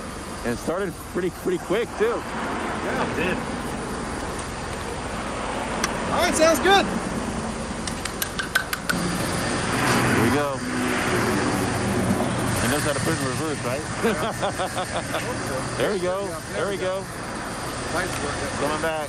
Coming back.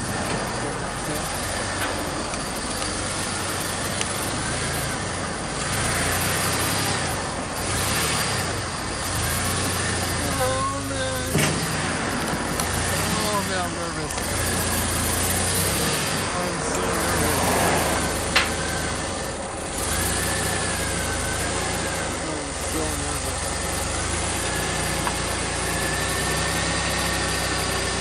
I'm so nervous.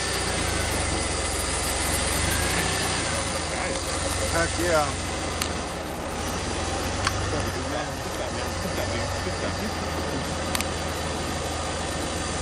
I don't think they're watching for it. This is how you get a DeLorean delivered, huh? Gotta be very careful. Don't forget that e-brake.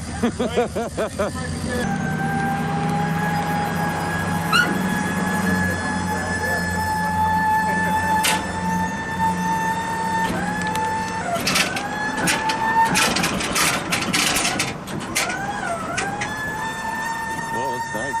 It's so nice. Good wheels on this thing.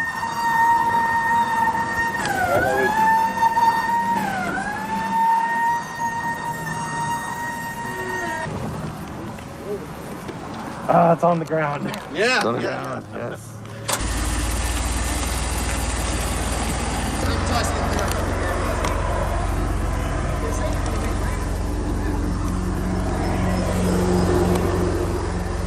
It's good though. You can get that done at any point. Yeah. Looks good. Looks real good actually. Do like a walk around on Jump in it, man. Yeah, it's I'm because Get I'm in so there, I'm get so in I'm there. so like I'm Get so in it. like Get in it. Oh, it's not coming in yet. yeah. It's not coming in yet. You gotta sign at some point. You got 2 keys in there, Chris. Here you go. Okay. Oh, cool. Yeah. I love those wheels. Oh, look at the antenna.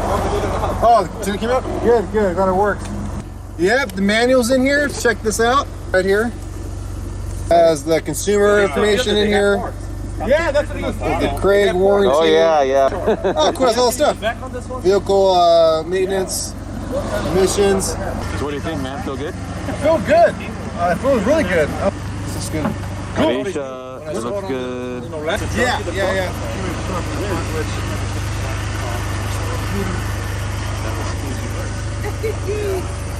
Oh wow! All right. That's Oh, that's a compressor. That's a compressor. Yeah, for the AC. They do talk about the compressor. That's right. Yeah. And this is Yeah. probably the alternator That's right probably there. the alternator, yeah. Conciliations or the? Yeah, I'll keep it for sure. That works too. Okay, we just turned the AC on. Blowing cold. So the doors close pretty good. Yeah. Yeah.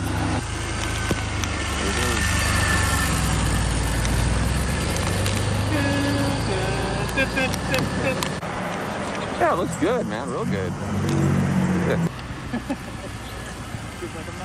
It's real nice. I like the ride height. It's like perfect. So weird. I'm not gonna lie to you. You know what I mean? I've never really driven it. Did it feel good? No, it feels good. It's like the clutch is like super stiff. Yeah, You know, yeah. I guess obviously there's no power steering, so like the Of steering course, feels yeah. That's the super first. heavy and That's the first thing I noticed was the power steering or lack of. yeah. Yeah, so it feels super like You don't need it really because it's a rear engine. There's nothing in the front. I mean, Yeah. it's really light. So, but you feel it. You know. Really, at low speeds is when you feel it the most. Yep. Oh, But it looks good, man. I mean, it's the body's really straight and everything. Now that it's been running for a while, you'll be able to see if there's any coolant Got a new leaks or compressor in anything there. like that. That's cool. Old school guys, I'm going retro. No, I'm kidding. That's the first thing I'm gonna swap out. real Concord competitor. That's the first thing I'm gonna swap out. Has to go. Lights working. Mm-hmm. So if I these screws need to be replaced. I'm gonna buy the black. So nice new fuel lines and everything. Yeah. Like it may be just molding something like So I just drove the car and it feels really good. I'm gonna go ahead and take a look underneath. It has new E-box springs on the stock shock absorbers. That's like atmospheric iron, so that's just surface of pipe. So you'll use the barkeeper's frame. 2/3 of them were staying. Yeah, it's a totally brand new frame extension. You can see that. Looks really good, actually. Totally brand new. This is really clean under here. There's a new radiator too. Yeah, you can see the new radiator in there. Looks good though. Bushings all look good. Roll bar looks good. Very clean under here. So we are confirming the original engine is in the car, and how you do that is you check the engine number against the window sticker, and on this one, 5927. So this frame looks very nice. The frame has been completely reconditioned, which is very cool. There's no rust at all on this car. All right, so we're gonna take this thing for a test drive and see how it runs.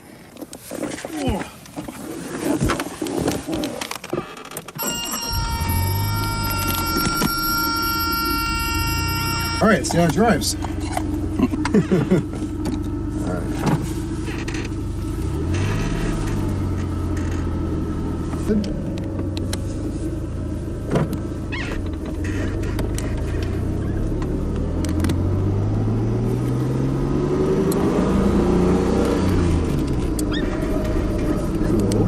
So how does it feel? It feels amazing. It feels amazing. The ride quality actually is really nice and soft, and it doesn't feel bumpy or anything. But I know my car's a little bit like I need new shocks or something, you know. The gauges work. Temperature looks good. Need some gas. Yeah.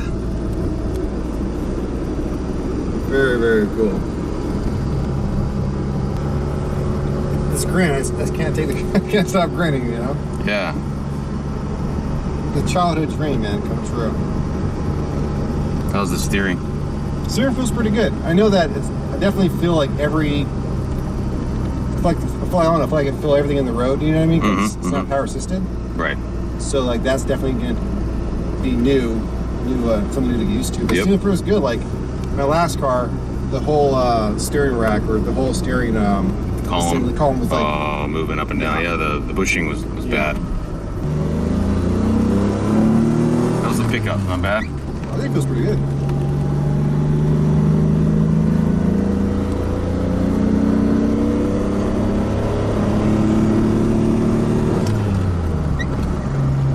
This feels really good. The transmission feels really good. Yeah, the shifting's good. Feels good.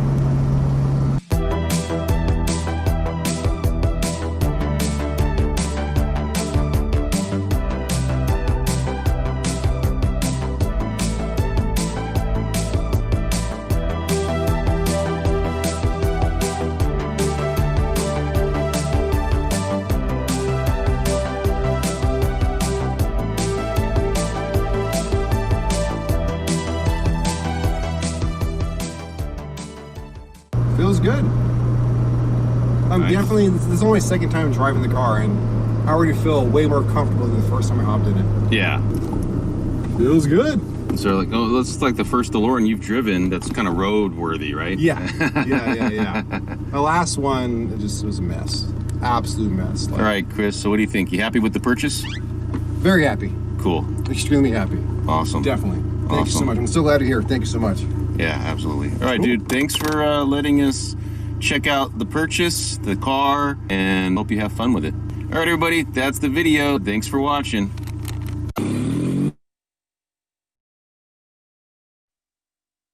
Okay, I will turn it over to Todd. Ask your questions to Todd. Raise your hand, or we got a whole bunch of action in the chat here. Todd, you're probably the most prolific producer of DeLorean videos on YouTube today. Maybe. So Brandon and Chris are also online right now. So if there are any questions for either of them, I think they'd be more than happy to answer those too.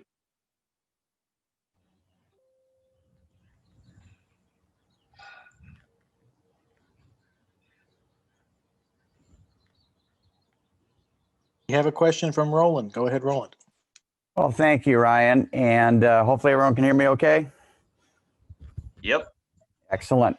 This question is for Chris. Chris, congratulations again for giving it another try. That is awesome, because usually when DeLorean's owners, when they see sight unseen, and they get scared off, and I'm just glad that you decided to come back into the family. So congratulations to you. So far, as you drive your new car, so far so good, no problems whatsoever since delivery? Great question. So basically, if you guys can hear me, okay? Yeah. Yes. Cool. No, honestly, the car has been really good. It passed California smog 2 days ago or 3 days ago, which is awesome. So after we did the inspection, we drove around a little bit further. Then I think that night I noticed that there was a small oil leak coming from the back. So into Skip's house, we put in the lift, and we saw that there's it basically needs a new. It still has the original rear main seal on it, so that's something we do need to get. Do need to get taken care of, and then also my clutch master cylinder has a leak in it as well. So other than those two things, the car's pretty solid. It's fine. It's just unfortunate that the rear main seal is pretty expensive, but you know, I always wanted a perfect car. I know it's a DeLorean. I know it's 40 years old and things are gonna happen, but I'm definitely gonna get those two things taken care of really fast. Well, very good. Overall, it drives very great. good. Congratulations, Chris. That's, you know, enjoy the dream, buddy. Thank you. Okay, Gordon. Gordon, your question, sir. Hi, Chris. Congratulations from San Diego as well. We talked when we were all looking at your Tesla, and I'm so happy you now have a DeLorean to go with it. Gordon, I'm sorry to interrupt you, but your mic is rubbing against your cheek. Okay. There you go. Maybe that'll avoid the extraneous noise. My experience, which resulted in me doing my frame off restoration, was a result of neglecting to find where the brake fluid went, the clutch fluid went. So I hear you talking about changing your master cylinder for your clutch. I strongly recommend finding where that fluid went and getting it off the frame before it lifts the epoxy on the frame. Okay. Yeah. No, yeah, absolutely. That's like basically DMC was very kind to send me the parts for everything for free because they felt bad. I mean, obviously in a perfect world, I'd be like, hey, fix it. But it's a used car that I bought, and I understand that. But I think it is nice of them that they did send me all the parts, but 100%, they shipped it on Friday. It's supposed to arrive here Monday, Tuesday, and I'm going to get it resolved, you know, right away. Yeah. But yeah, I remember you told me your situation with your car, why you did the frame off in your car. Yeah. And that's one thing that I thought of. I was like, I don't know if clutch fluid is as, you know, corrosive, is that even a word? Yeah, than as the brake fluid. But either way, I'm going to get it taken care of right away. Sure. Well, I was surprised that I figured it just dripped out on the road or something like that. But many years later, I discovered all the frame rust, and I was like, go for it. Don't let it sit around at all. Yeah. Get it all wiped out, rinsed off. Yeah. And DMC too, I think they showed in the video, they just installed, they just put a new front frame extension on the car prior when they were when they were doing the restoration on it. So I definitely don't want to ruin that because it's, you know, it's brand new. That's looked beautiful. Yeah. Thank you. Looked really nice. Thank you. Awesome, and congratulations again, Chris, sir, on your new car. I hope you love it. So thank you. And you seem to have the right frame of mind on it. You know, it's not going to be perfect yet, but as you've seen from other videos today, you can get it there. Yeah, it's 1,000 times better than my last one. So exactly. Wonderful. Well, I hope you drive the wheels off it. Okay. What happened to the last one? Who has it? Yeah. Who hasn't? You know, it's weird. That's why I don't want to mention the frame. That's why I don't want to mention the VIN number, because like I just felt really bad selling that car, even though I did put a lot of money into it. So whoever does whoever did purchase it, because I think someone purchased on the East Coast. I'm not sure where it went, but yeah, like, so whoever gets the car, it won't need that much more work into it, but it definitely needs some framework, probably new main harness, probably new engine harness, and some other stuff with it. But it's funny, just real quick, the stainless on my last car is actually better than the stainless on my new car, which is funny, but anyway. Oh, okay. Yeah. Awesome. All right. Thank you so much, Chris and Todd. I encourage everyone to check out DeLorean Tech on YouTube. He's got a whole library of amazing stuff. All right. Next up is Christian Dietrich. So I'm going to go ahead and play your video. And Christian, let me know if I can share your email address in the chat. And then also here is the YouTube for Christian. He's got another amazing gently modified car. I'm here. Can you hear me okay? Yeah, can I put your email address in the chat for everybody? Yeah, sure thing. Okay, here we go.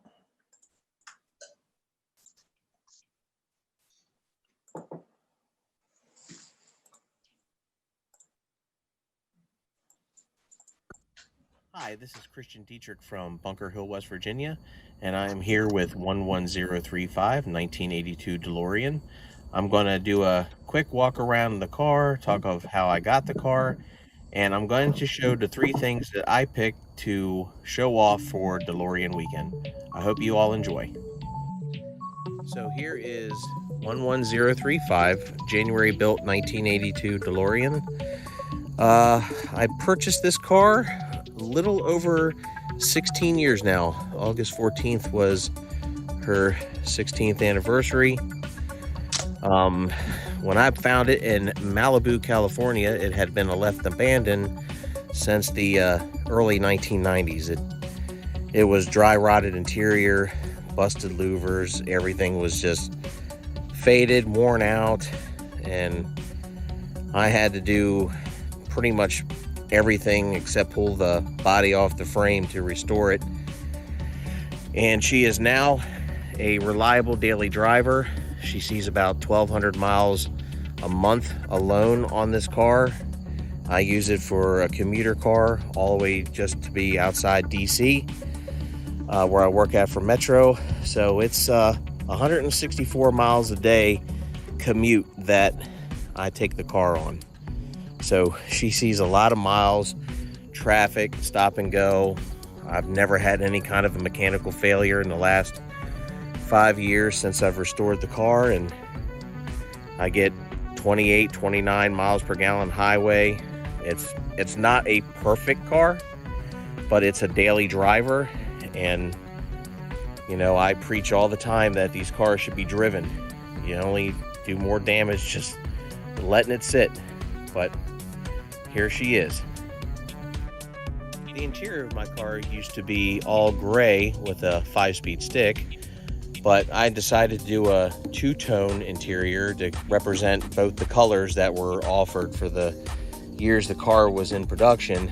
But the only thing that survives in the car today is the carpet. That's the only original piece. Everything else is reupholstered, recovered, or re-dyed. So that or replaced. But you know, I did the stitching differently. Also, I had the guy this electroluminescent panel with a custom laser jet cutted DeLorean logo for the knee pad. Also for the shift gate, Dave McKean's blue interior LED light board. Also have front and rear fog lights. Custom made logos from Ryan Foster, a friend of his that did them.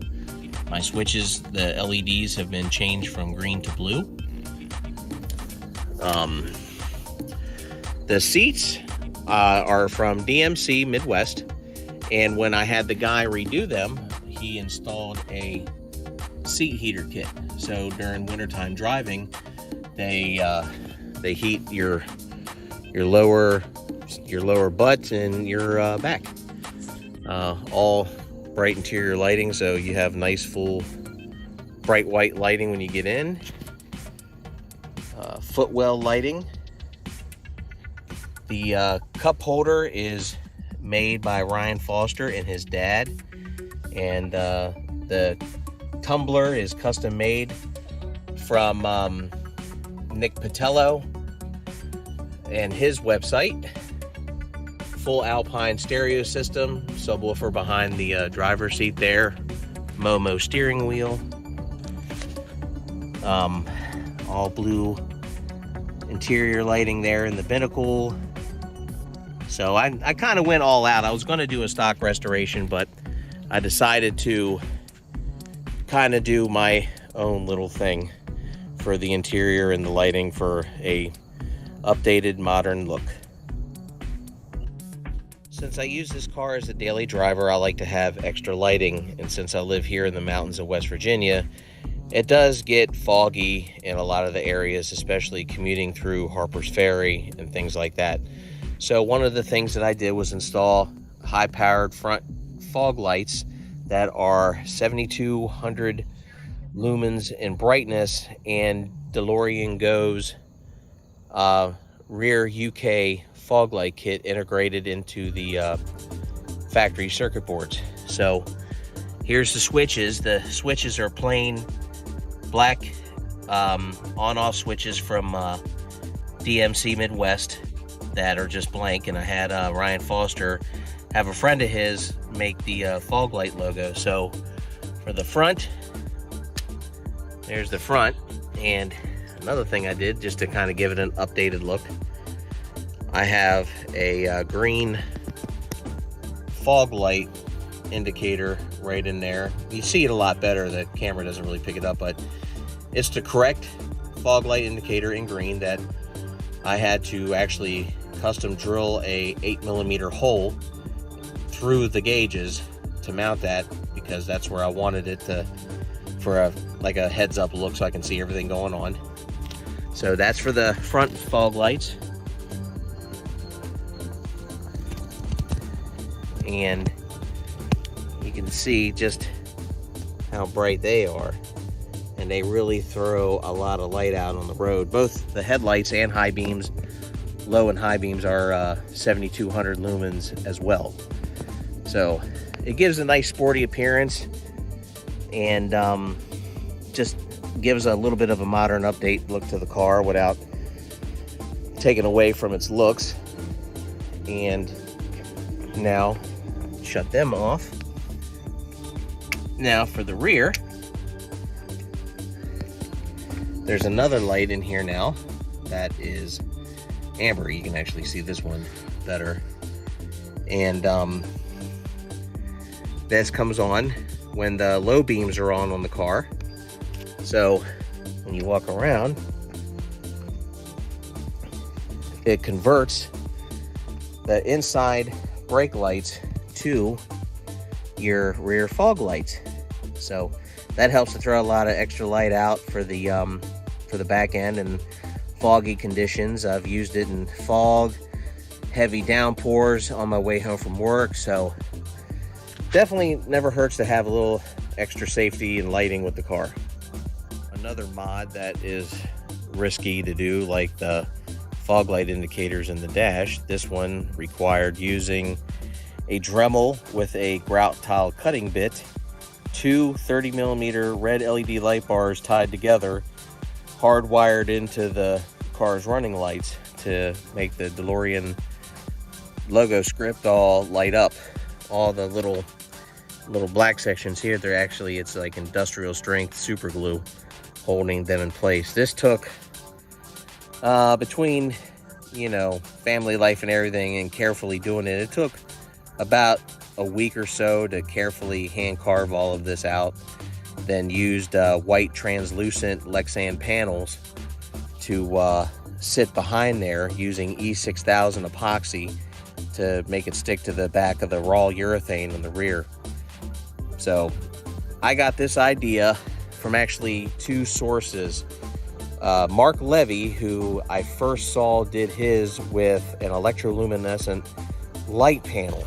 So he did a tremendous job. He's part of the the DeLorean Mid-Atlantic crew, and you can actually find his picture online of his car. It looked really neat. At the time, I really wasn't familiar with EL lighting, so I saw a picture of a gentleman's DeLorean from sometime in the mid-2000s who did the same thing to his car, and that's where I saw to do this. I forget the guy's name. He actually commented on my photo a few years ago after I did this, and from as I know it, I am the second person in the world that actually went that way of cutting out the bumper letters and doing it this way. So I could have done it EL lighting where it was probably easier, but I decided to take the more riskier way and not screw up an expensive bumper. So that's always on too with the exterior lighting, and I hope you all like that as well. Well, I hope you enjoyed the presentation of my 82 DeLorean. There's so many things that I could have picked to talk about. I've done a lot of updates and upgrades to this car, suspension, braking, all kinds of electronics and things of that nature, but these are the things that I picked, and I hope you enjoyed the video, and I hope you all have a good weekend. Well, thank you, Chris. That was a wonderful presentation. And you know, we do have DeLorean Weekend 2021 coming up. So if you are inclined to do another video showing other of your improvements, we would love to be able to share that next year at Virtual DeLorean Weekend. Also, we have a Sure, couple. I have no problem with that. Great. Just real quickly, we had a couple new add-ons recently. Be sure to open up your participants window and your chat window and catch up on all the fun chatting that's been going on. And then you'll be able to raise your hand if anyone has any questions for Chris. Okay, the first question is Dennis Adams. Go ahead. Hey Christian, this is Dennis. I always enjoy seeing the pictures you post, and for a daily driver, it's one of the cleanest cars I've ever seen. That bumper mod, I've always admired that, and someday I want to try doing that. I do have the stainless letter inserts, which I kind of like on the black car as well. But I seem to recall from some of your videos, those can change colors, right? No, the gentleman that has his changing colors, his name is Fred Fuchs. He lives over in Europe, and he put a RGB light board, I believe, behind his, and he can make his change color.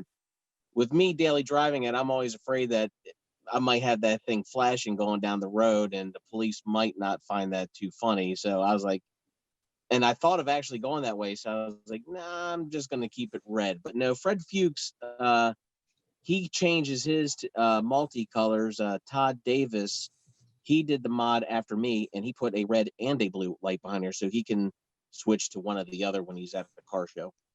Cool. It must have been Fred's video I saw. Yeah, I left a car show once with my Larson scanner still on, forgot all about it. I got home and I'm like, oh gosh, I'm glad I didn't get pulled over for having a flashing red light in the front of the car. Thanks. Love your video. Thank you, man. I appreciate it. We have a question from Bob Brandis. Go ahead, Bob. Yeah, Christian, can you post where you got the red lighting panels? Where did you buy them from?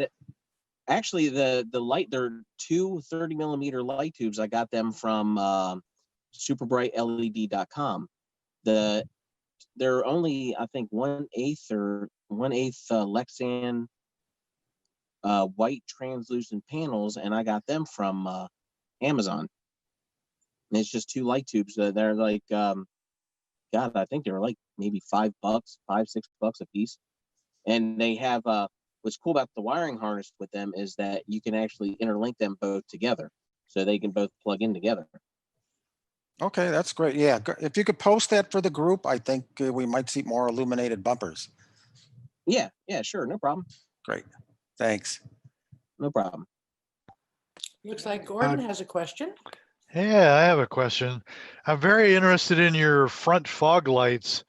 They appear to be projector fog lights. Yes. Kind of a bulbous lens on the front of it. What kind of things did you do behind that spoiler, or whatever you want to call the lower piece, to mount those in there, or do you just drill them in and tighten front to back and it holds itself?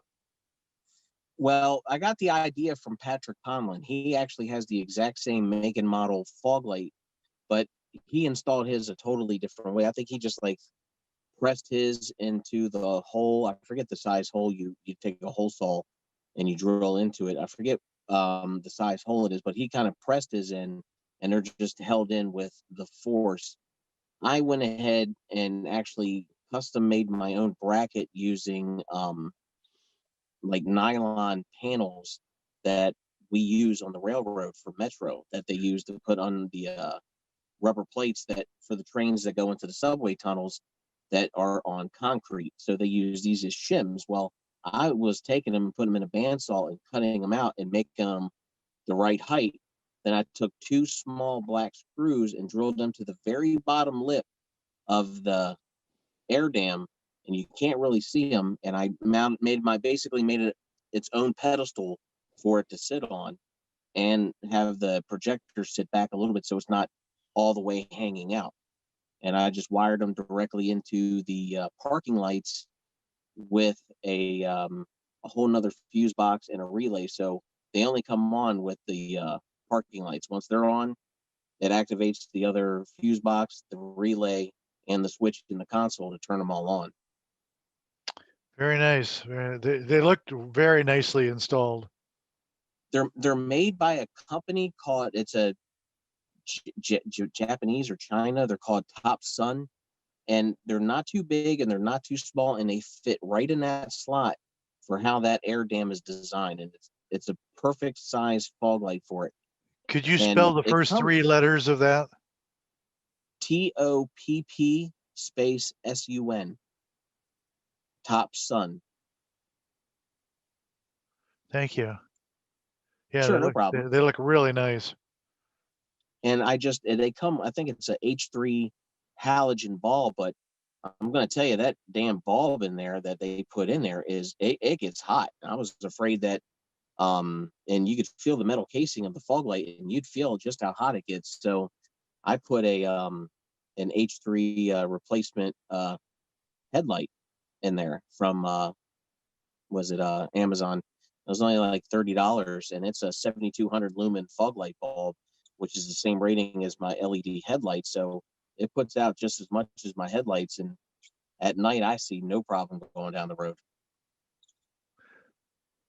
Thanks. Okay. Thanks for, yeah. No problem. Great. Thank you so much, Christian. Your car is phenomenal. And maybe if we do DeLorean weekend in person next year, you'll make the trip down with Ryan Foster and the convoy team. So we'd be excited to have you. He told me, Ryan teases me all the time because I just recently bought another West Highland White Terrier dog, and purebreds, and they're not cheap. So he told me, don't buy no more damn dogs so I can save the money for the trip. That's cool, man. Okay, I think Roland Hoffman is next. Roland, can I paste your email address in the chat, sir? You sure can. Okay, I will play your video. Just give me 2 seconds here.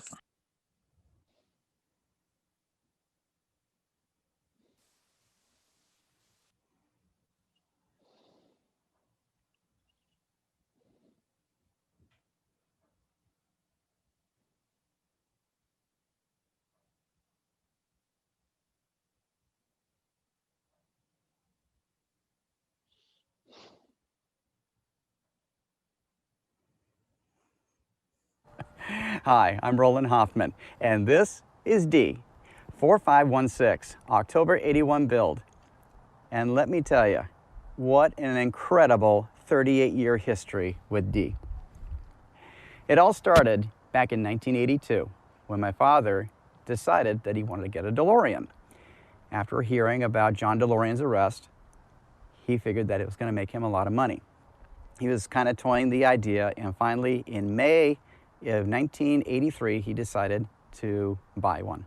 He contacted me and said, Roland, can you do me a favor? I said, sure. I'm thinking about buying a car. Didn't tell me he was going to buy a DeLorean at the time. And if I decide to buy it, would you drive my Cadillac back home? I said, yeah, that's no problem. So we get in the car. My sister heard the conversation. She went along for the ride as well. We went to Harris Oldsmobile, Whittier, California. And my dad went into the showroom. About 5 minutes later, Dee pulls up from the back into the front of the dealership doors. And my dad and the salesman came out. And my jaw literally dropped. I said to myself, oh my gosh, this is an incredible feat. I never thought my dad would even consider a car like this. So they take off. And about 5 minutes later, they come back. Doors open up.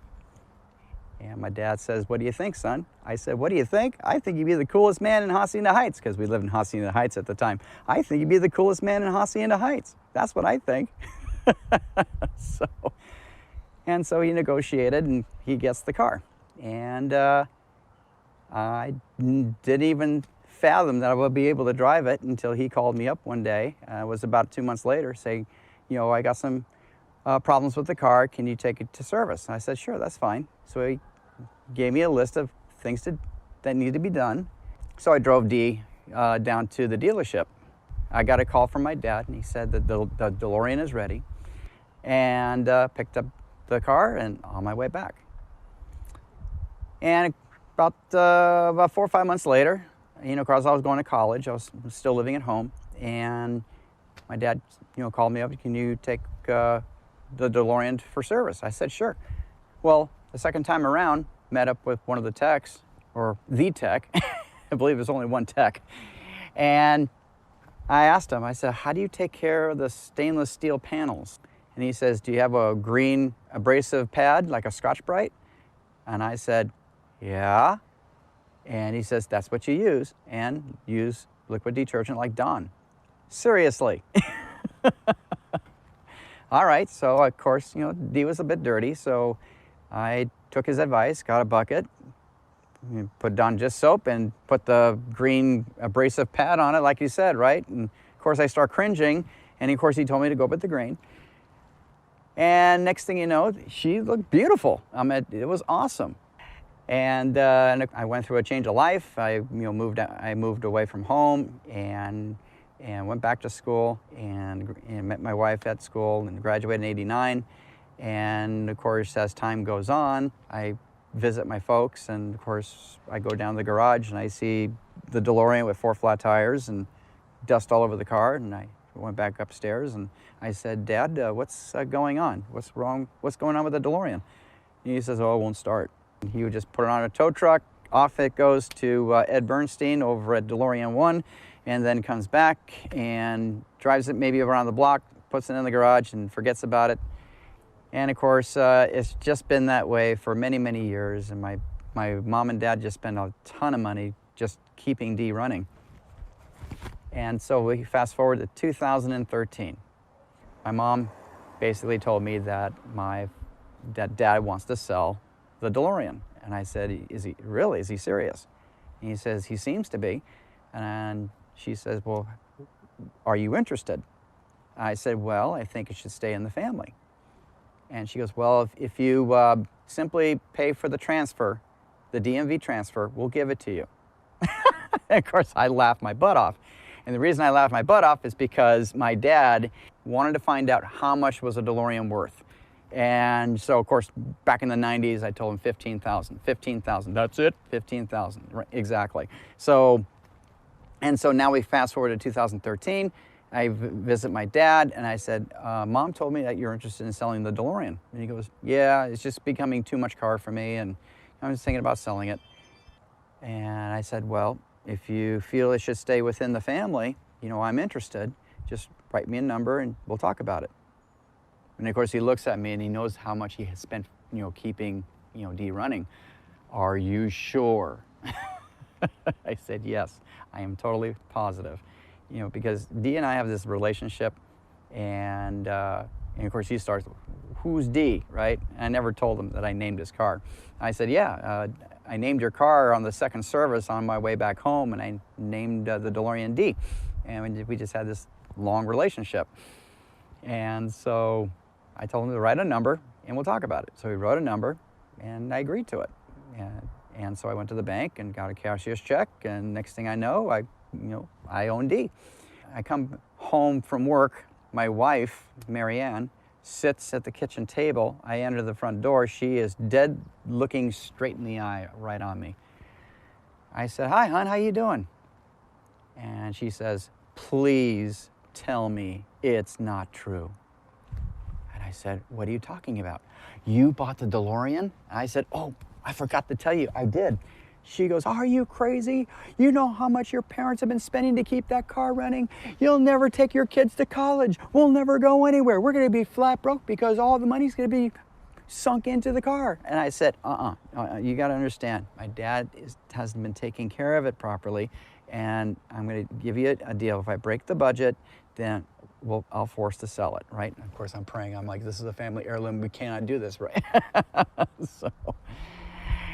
So from there, Dee and I have just been having this wonderful relationship. And of course, I've been, replacing parts, like the alternator and the fuse box. And I had a meltdown. And so the jumpers for the cooling fans, that it had a meltdown because the fans were, getting up in amperage. And so I got that, got the fans replaced. And I did a lot of work on Dee. And of course, Dave McKean's electronics. And so, every year I'm doing, a project. I just replaced the radiator, just replaced all the heater hoses. So, like I said, anything rubber being replaced. All the fuel lines have been replaced. Totally recommend replacing the fuel lines. I cannot stress it enough to replace those fuel lines because 40-year-old Teflon lines, they get very, very brittle. And all you have to do is just simply, give it a grip and you'll crush them and you'll have leaky fuel. That's not good.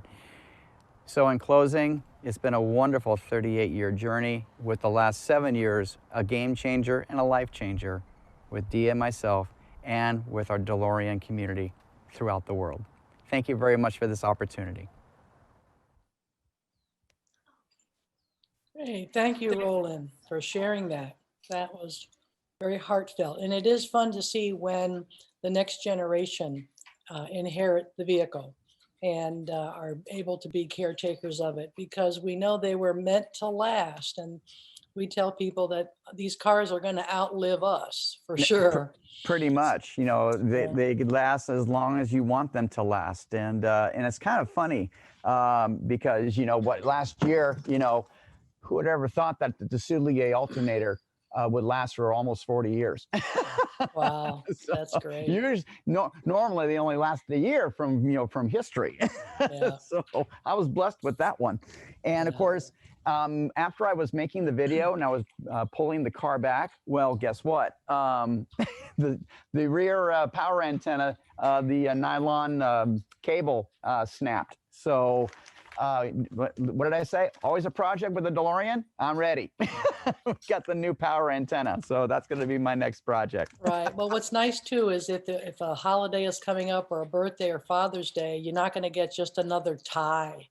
You can get something you really want and need. There's always stuff that they can give us car owners and car restorers. So very cool. Very, very true. Very true. Cool. Okay, we do have a question from Gordon. Hi, Roland. Hi, Gordon. I saw you mention the fuse box, and I was just trying to remember. Did you say that you did that yourself, or did you have somebody else do that? No, I had Danny do it for me over at DMC California. I did buy the fuse box, and of course all the parts. Normally it's 60% of my projects is done with myself, as long as it's like within 4 hours. But if it's going to take more than 4 hours, then I'll sub out. And Danny, did a huge favor for me. So I already had the parts. I just told him, do me a favor, go ahead and just put the fuse box in. So I've heard that that's a long process, but it is doable. It's not. It's very doable. It's not hard at all. It's just a matter of crimping those wires into the new clips, and then putting in the new clips. You got to replace the clips too. Just because where the just like what Bob was saying, Bob Brandys, that battery is just in a wrong spot.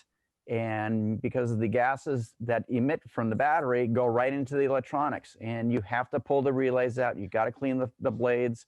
I recommend pulling the fuses every year so you won't have electrolysis. problems. And then that's what I do every year, every May, is replacing all the fuses, and I pull the relays and clean them up.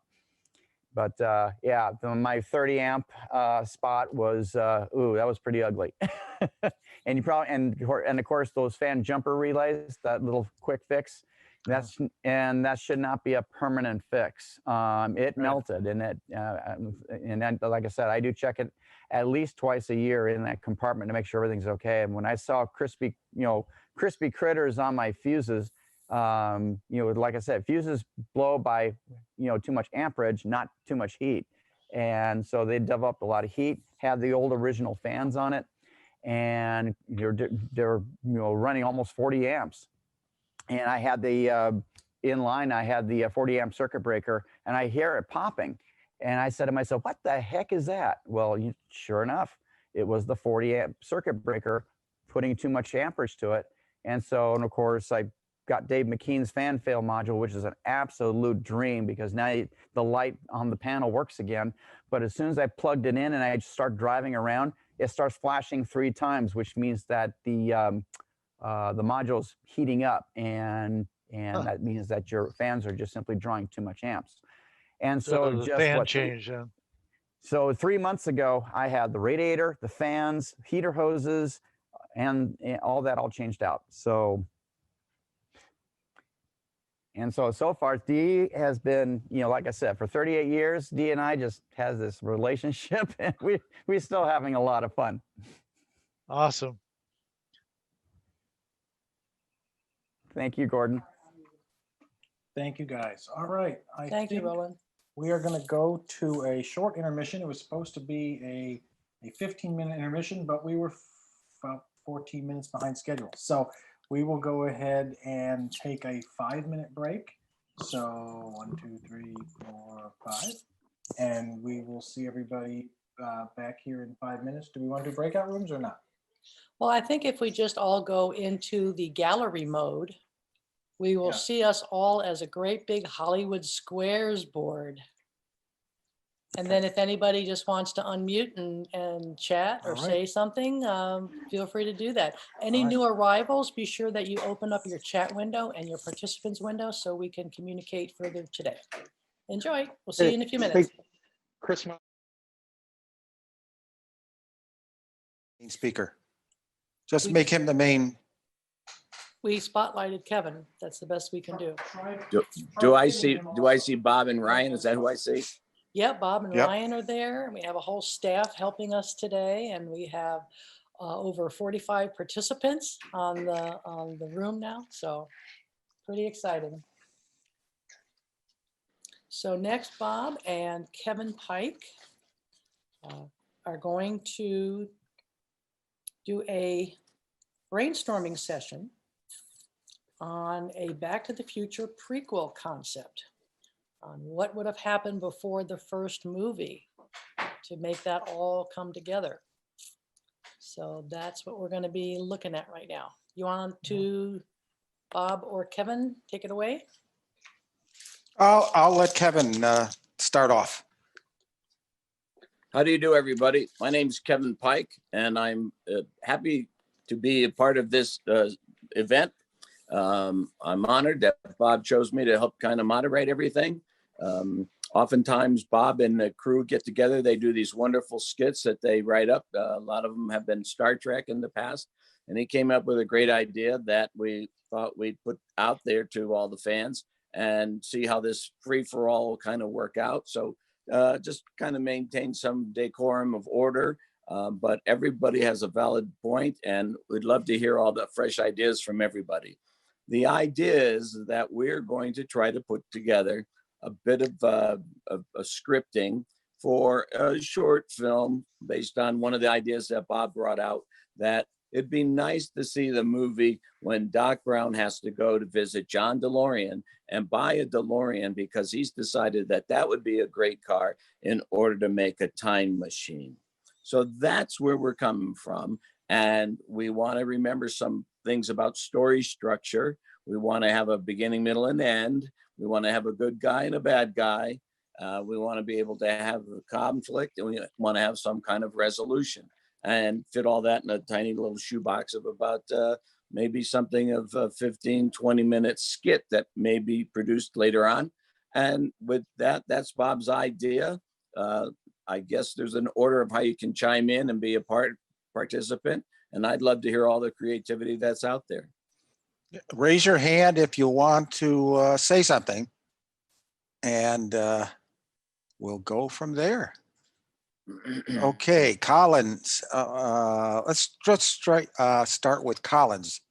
Colin. As for do you have the ability to put him? It could be a combination. Do I have the ability? Excuse me, real quick. Do I have the ability to see Colin? You would have to. We can unpin and unspotlight, and that should make the speaker. Yeah. I'm okay if you don't have to do that, and if it's too much trouble, I'll just try to listen attentively. I apologize, Colin. Go right ahead.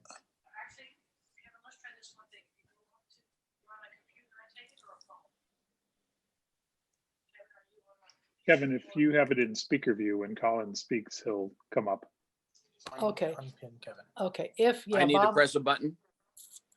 we could put you in I think it'd be fun to go in gallery view. Okay. Are you on a laptop, Kevin? I'm on an iPhone 11. Oh, okay. Then we'll just go with the flow here. Just go with it. Just okay. Let's hear what Colin has to say. Go ahead, Colin. Colin, go ahead. As I was saying, for the villain, it could be both a combination of the Libyans trying to track down Doc Brown after he took the money and ran, essentially, by leaving him the bomb of pinball machine parts, and possibly a government agent following both Doc Brown and the Libyans and is tracking them both down. So Doc Brown's having to dodge two different people at the same time, and it could tie into maybe John DeLorean's story about the government after him or anything like that. Those are how does that introduce? Ideas. How does I that like that? How does that introduce Doc Brown getting in touch with John DeLorean with interest in purchasing a DeLorean? Well, after maybe doing all the science he needs for the project, he discovers that a stainless steel exterior is the only thing that would allow the car to travel, like he mentioned in the movie. So he goes to the one person who he knows was involved in development of a car with a stainless steel exterior that is still available to get. So maybe. Yeah, that's a good idea. And a lot of the DeLoreans were sold by car distributors and places that sold other types of cars. So kind of a fun inside joke might be that he goes to a Ford dealership and the salesman is trying to sell him a Mustang. Yes. And he's like, no, Doc Brown doesn't drive a Mustang. No. And he could be the antagonist, and then he sees John DeLorean, or he's talking to the salesman about flux dispersal, and it's going right over the salesman's head, but John DeLorean's in the background going, oh, and then he starts talking with John. I think that would be cool, but that's just my thought. Thumbs up. So, okay, Skip has another thought. What are your thoughts, Skip? Well, I was thinking being a reason for Doc to make the time machine, if he's being chased by the Libyans and the government, that's a good reason for him to try to build a machine to get away from them. That gives him a reason why is he building a time machine? I'm going to get out of here because they're after me. Right. Well, now in the first movie, they say that the nuclear material was stolen like 3 weeks ago. And that's what's on TV. So we know that he had to buy the car several years before and not have any nuclear material to actually test it with until a few weeks before. We also don't know if Doc was involved in the heist at all. We know he hasn't been around. He's been working, but the idea that he might have been working with the Libyans to with the heist is an interesting idea. Okay, let's let's hear Tony? from Tony now. Tony had an idea. Hey, hello, everybody. So yeah, I was just going to piggyback on what Ryan just said. We have to remember that, you know, it took him 30 years. He'd been working on this whole thing since he hit his head, right, for the flux capacitor. So he had to have known prior to even meeting the Libyans that he had to find something with stainless steel or something. So these cars may have still been getting produced when he was looking for this type of car. And somehow when they were being delivered to various dealerships had come across John DeLorean maybe giving off one of his training seminars or something to people, or just doing his P&R at a dealership and running into him. But I think, you know, starting it up, we have to think that it's taken a few years to get to 1985. So he's acquired the DeLorean a couple years before. So. Yeah, that Okay, makes sense. Well, that sets the timeline somewhat, where John has to buy the DeLorean. The John or Doc? Where Doc has to buy the DeLorean. But what we're trying to do here is put together a skit. The background information, we know we need a DeLorean, we know we're dealing with Libyans, we know we're dealing with plutonium. But the idea here with this story is, what's our skit?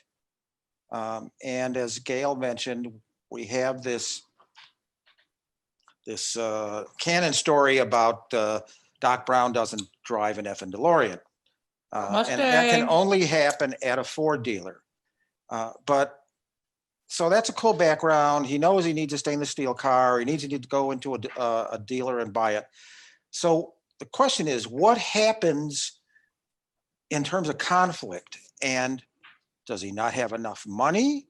Does John DeLorean think he's a wacko? Does the car dealer think he's a wacko? What kind of adverse thing can now happen to Doc when he walks into this dealership? Does a bomb go off, or you know, someone gets into the DeLorean and it has an electric fire and it catches on fire?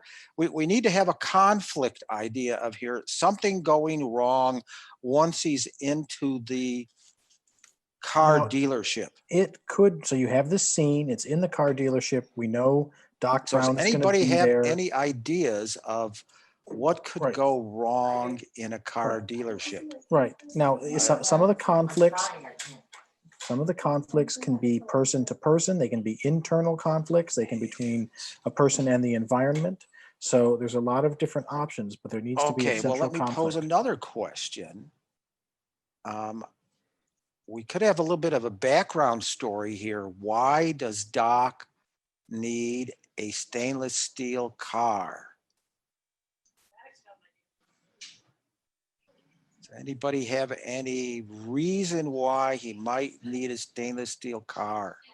Well, it definitely has to do with electrical and flux and. Okay, you know, Ken Johnson's got an idea. Let's see what Ken's got to say. Can you hear me? Ken, can you still hear us? Can you hear me? We can hear you. I can. All right. So, I mean, the movie kind of sets you up. He knows he needs a DeLorean because Marty shows up with one. So he kind of knows that he needs a DeLorean in the future, just based on, you know, the timeline that occurred. So in 1955, when he meets up with Doc and the DeLorean, then Doc knows that's what he's going to have to use. Right. So he's waiting for one to exist to use it. I hate paradoxes. Well, I think that's interesting, but I guess one of the questions we have to think about here in terms of a time paradox, if this is a prequel, it occurs before anything happens after 1955 when Marty comes back. So this is the early story before the time paradoxes occur. So that's the concept of a prequel. What happens before everything else is going to happen? I like Don Dina's comment. Don Dina, can you unmute and share your thought? Hi. Hi, Don Dina. Hi. I thought the idea of, you know, Doc said he lost his whole, you know, family fortune. And I have a feeling that it has something to do with buying the time machine. So what if Doc had invested all of his money into DeLorean, or a lot of his money into a DeLorean, and John just gave him a car, kind of like the Johnny Carsons and all that got the car because they were an investor. I like that idea. Yeah. That is an interesting idea. I'm going to write that down. Doc invests in DMC. Because you are raising a canon issue here in that the storyline as it exists now says that Doc spent all of his fortune on trying to realize the vision of that day, he called it. Time machine experiments, and one of which goes haywire and burns the house down. And then Doc has to sell the house and the property to get money. And this is before he has the DeLorean or even buys the DeLorean. So Doc ends up living in the carriage house. So I like this idea that Doc takes some money prior to the house burning down and invests it into DMC. And DMC, since it was incorporated in 75, there's a good time period for that to happen. So that's a cool idea. I always thought Doc burned his house down to to get the rest of the money to build his time machine. That was always my impression. Yeah. And what was the really expensive stuff he was spending it on? Was it because the prototypes kept getting destroyed? But to go back to the conflict at the dealership, what if there's only a couple cars available at the dealership and they've already been sold to other people?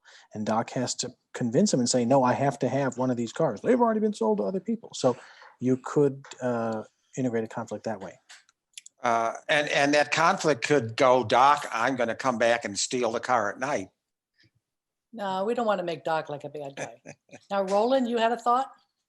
Yes, I do have a thought. And of course, when I heard that line about, remember about that family fortune and the, Doc's house burned down, I figured that he was trying to figure out the power in order to run this flux capacitor to make time travel possible. So I figured he's going through a series of steps and a series of failures. And then of course, one ending up burning the house down. Right. And then now he's trying to find some kind of a transport system to transport this flux capacitor. So now you're going to go through a series of failures with a Mustang, possibly, or even a Porsche, or whatever the case may be. Blow up a Mustang. I like that. Yep, you blow the Mustang up, basically, sets the house on fire, or whatever. You're trying to figure out the power problem. And then he sees a commercial on the screen. Live the dream, DeLorean. Ooh. And then his face, that's it. Okay, I got to write that down. Okay. Okay, Kevin, what are your thoughts on the things flying around the room here? Well, I thought, depending upon the year, and you could correct me, if that he got goaded into looking at the Ford Mustang, and he souped it up so much that in that process of making it so fast to make his goal of getting a car that could go back and forth in time, the car caught on fire and burned down the house. And he had insurance money on his lab because he knew that he needed some safety because of his experiments were getting out of hand. And the Ford people want to get a hold of him to have him replicate that engine. Because, and so the antagonist is your Ford dealer trying to butt in on the sales for the DeLorean. And you've got this, high-tech salesman that wants to pursue and find out the secret to how Doc got the car to go so fast before it burnt up and he got the money. Now that he has a lot of money, he doesn't have to do anything for Ford. He goes to DeLorean with this new commercial that he sees, and he focuses his time. But the Ford man is on his back. And the Ford man wants to steal his secrets, and the Ford man wants to sell him the car and make Ford famous. As long as we don't get sued by the Ford Motor Company, I love this. I love the storyline so far. Part of that reminds me of the story of Flubber. Where he's got that Flubber engine, and Ford is trying to steal it from him. That kind of reminds me of that. Really? Oh, I have to look that up. The remake, not the original. Okay, Flubber the Robin remake. Williams version. Yeah. So okay. Ford makes a good generic antagonist, huh? Yeah. I love it. Any other thoughts? We have a couple hands up. Radek, your hand's been up for a little bit. Okay, so in the course of the first movie, Doc explains to Marty that the stainless steel construction prevents flux from, and he never finishes the sentence. Right. So, sorry. Please unmute me. So we logically have to. You start over, Radek. May not have heard you. Sorry. So in the course of the first movie, Doc explains to Marty that the reason he chose a DeLorean is because the stainless steel construction was the only thing that did something to help out time travel, but he never gets to finish that sentence because the Libyans interrupt the entire exchange. So what I was thinking is, if he's doing all these time travel experiments that end up being very caustic and possibly explosive, then perhaps somehow the DeLorean's stainless steel construction prevents some kind of a chemical reaction from occurring that actually stabilizes time travel and allows it to occur. Some of the new technical details that will be coming out of the Back to the Future canon soon talk about the wormhole emitter at the top of the car emitting tachyons.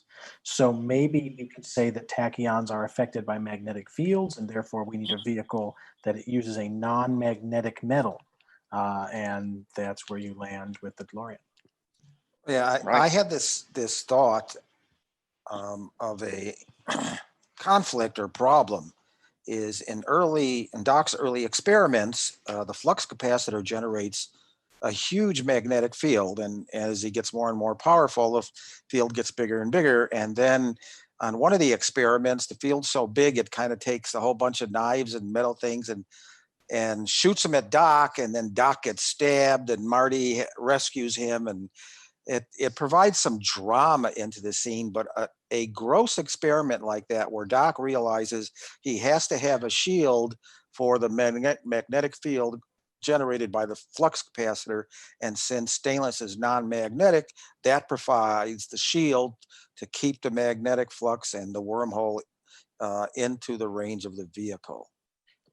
Right, so that would supply him with a reason to seek out a stainless steel car. Right. I think we've reached our maximum geek level right there.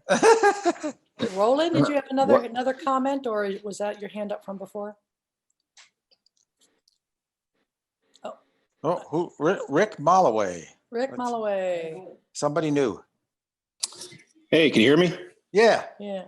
Yeah, there's also the cosmetic element of the stainless steel. I know we're kind of talking about the stainless steel having something to do with helping out the time travel, but Doc Brown also says that if you're going to build a time machine, why not do it with some style? So there's also a cosmetic element to the DeLorean that I think he liked, in addition to the stainless steel helping out with the time travel. I don't know if that makes any sense or not. It does make somewhat sense, because there is a picture of Doc somehow getting a hold of the 1939 stainless steel Ford.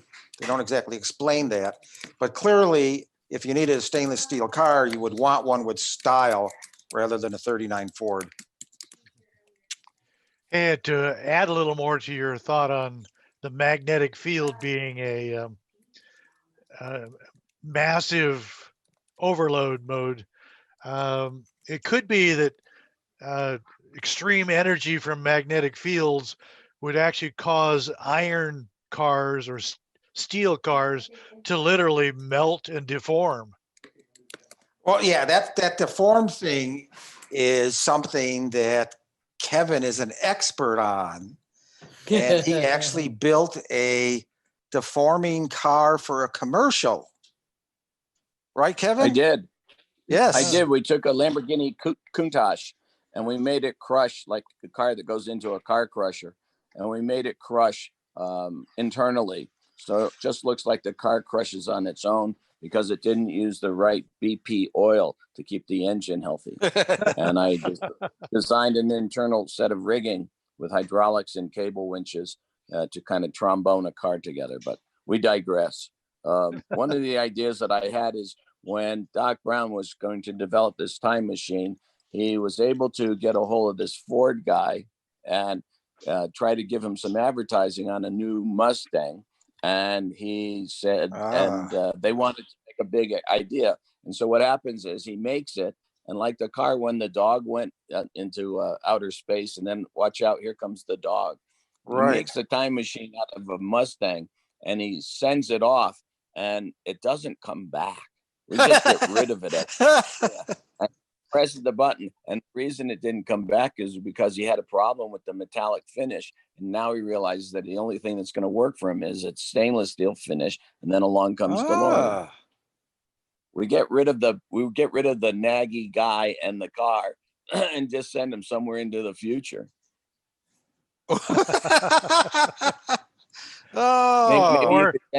Or who knows? Maybe he went to the past. And he ends up riding a horse that's a Mustang. And it brings in the cowboy Western element.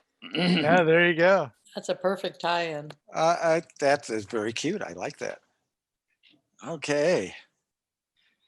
I do like the deforming car concept that kind of extends Bob's immense magnetic field. Yeah, if I could somehow edit Kevin Pike's video to make the Lamborghini look like a Mustang. Well, I'm not saying that couldn't be done, but what Kevin did was just friggin' amazing, and be interesting if we could try and aggregate that into a special effect. Not that I'm knocking Kevin's work, because it was amazing, but digitally you can crush a car with far fewer steps these days. Oh, okay. Good. But it would end up looking like a video as opposed to the real deal happening in front of you. Yes, there would be some, for those in the know, they would know it's a special effect. Yeah. Well, your special effects. Go ahead, Kevin. I was just saying that the biggest part of the story towards our ending needs to be the handshake between Doc Brown and John DeLorean. Oh, yeah. Where he finally gets the car of his dreams. You have to have a sequence where, how does he get a hold of John DeLorean? Does he know John DeLorean? What year is this? And what did he have to do? Wait this long to finally get a car that was made out of stainless steel? Maybe he made a prototype of a stainless steel model and it ended up collapsing on itself because of the energy. It just got crushed by its own energy, sucking it in. And he finally sees that the DeLorean car has been built, and he thinks, well, why don't I just get another car?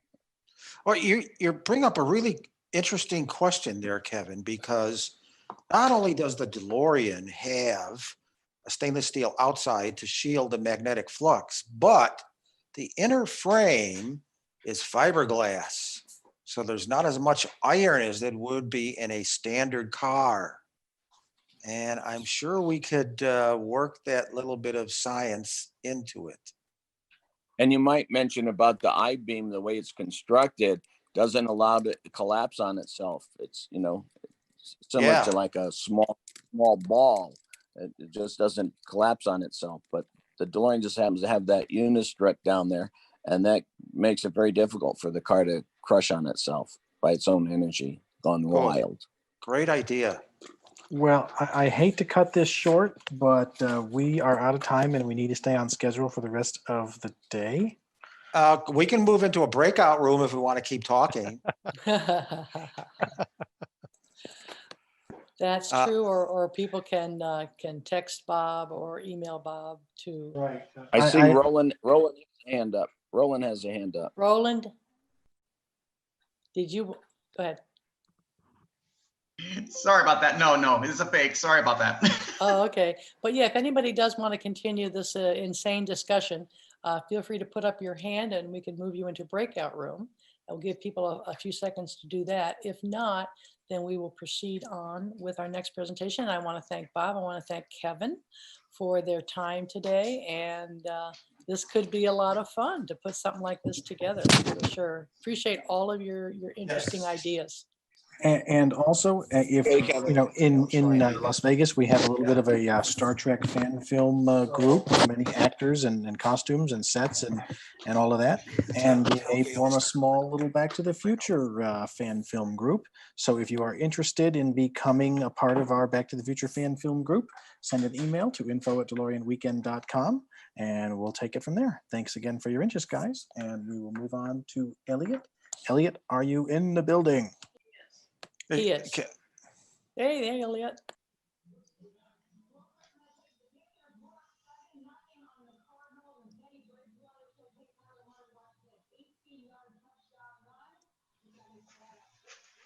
Okay, Elliot, I will be playing your video here.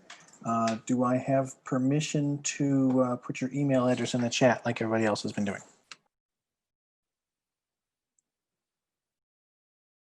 All right, nothing from Elliot. All right, I'll get his video going and we'll take it from there.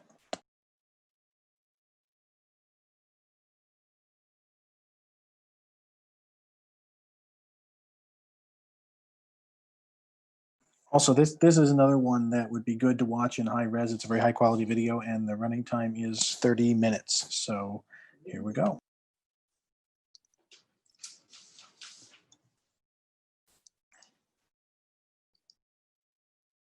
My name's Matt Bedoni. I'm from Auckland, New Zealand, and currently the only DeLorean time machine owner in the country. Hi, my name is Video Bob Mosley. I am Oliver Holler, and this is my lovely bride, Terry Holler, and we're DeLorean time machine owners. My name is Lenny Hochtile. Right now I am sitting in my DeLorean time machine replica. What's going on, bros? This is Scott Bob Dorr, otherwise known as Scott Dorlack. Hello, my name is Matt Hissam, and I own this DeLorean time machine. Hey, all you cool cats and kittens. My name is Peter Varica, and I'm a DeLorean time machine owner. Hey, I'm Elliot Hansen, and I own a DeLorean time machine in Orlando, Florida. That's it right behind me. Hi, I'm Mark Shields, and I have owned a DeLorean time machine for 20 some odd years. DeLorean was always a dream car of mine. I expect that probably stemmed from the Back to the Future movie. Always wanted to have the DeLorean time machine, and I guess you've got to start with getting a car, work your way up from there. I was just a kid in high school, and when I saw the car coming down out of the back of Doc Brown's truck, I thought that must be the most amazing thing in the world to drive. I wasn't into cars, but that one made an impression. One reason why I got this car made is because of my family, specifically my son Jeremy. He loved the movie back in 1985. That inspired me to want to buy a car like this. I didn't even know what a DeLorean was at the time. And once I got a DeLorean 30 years later, I knew I was going to have it converted into a DeLorean time machine. So I had to do that. I did that for myself and my family. It was a childhood obsession of epic proportions, which I later came to realize, and I just never let go of that dream, and it was one of the first priorities of life as far as I'm concerned. I've wanted to be a DeLorean time machine owner since I was 3 years old. I remember going on the Back to the Future ride as a kid, thinking I was getting in a real DeLorean. After the ride, trying to look up front to see if the DMC emblem was there, and believing I was actually getting eaten by a T-Rex.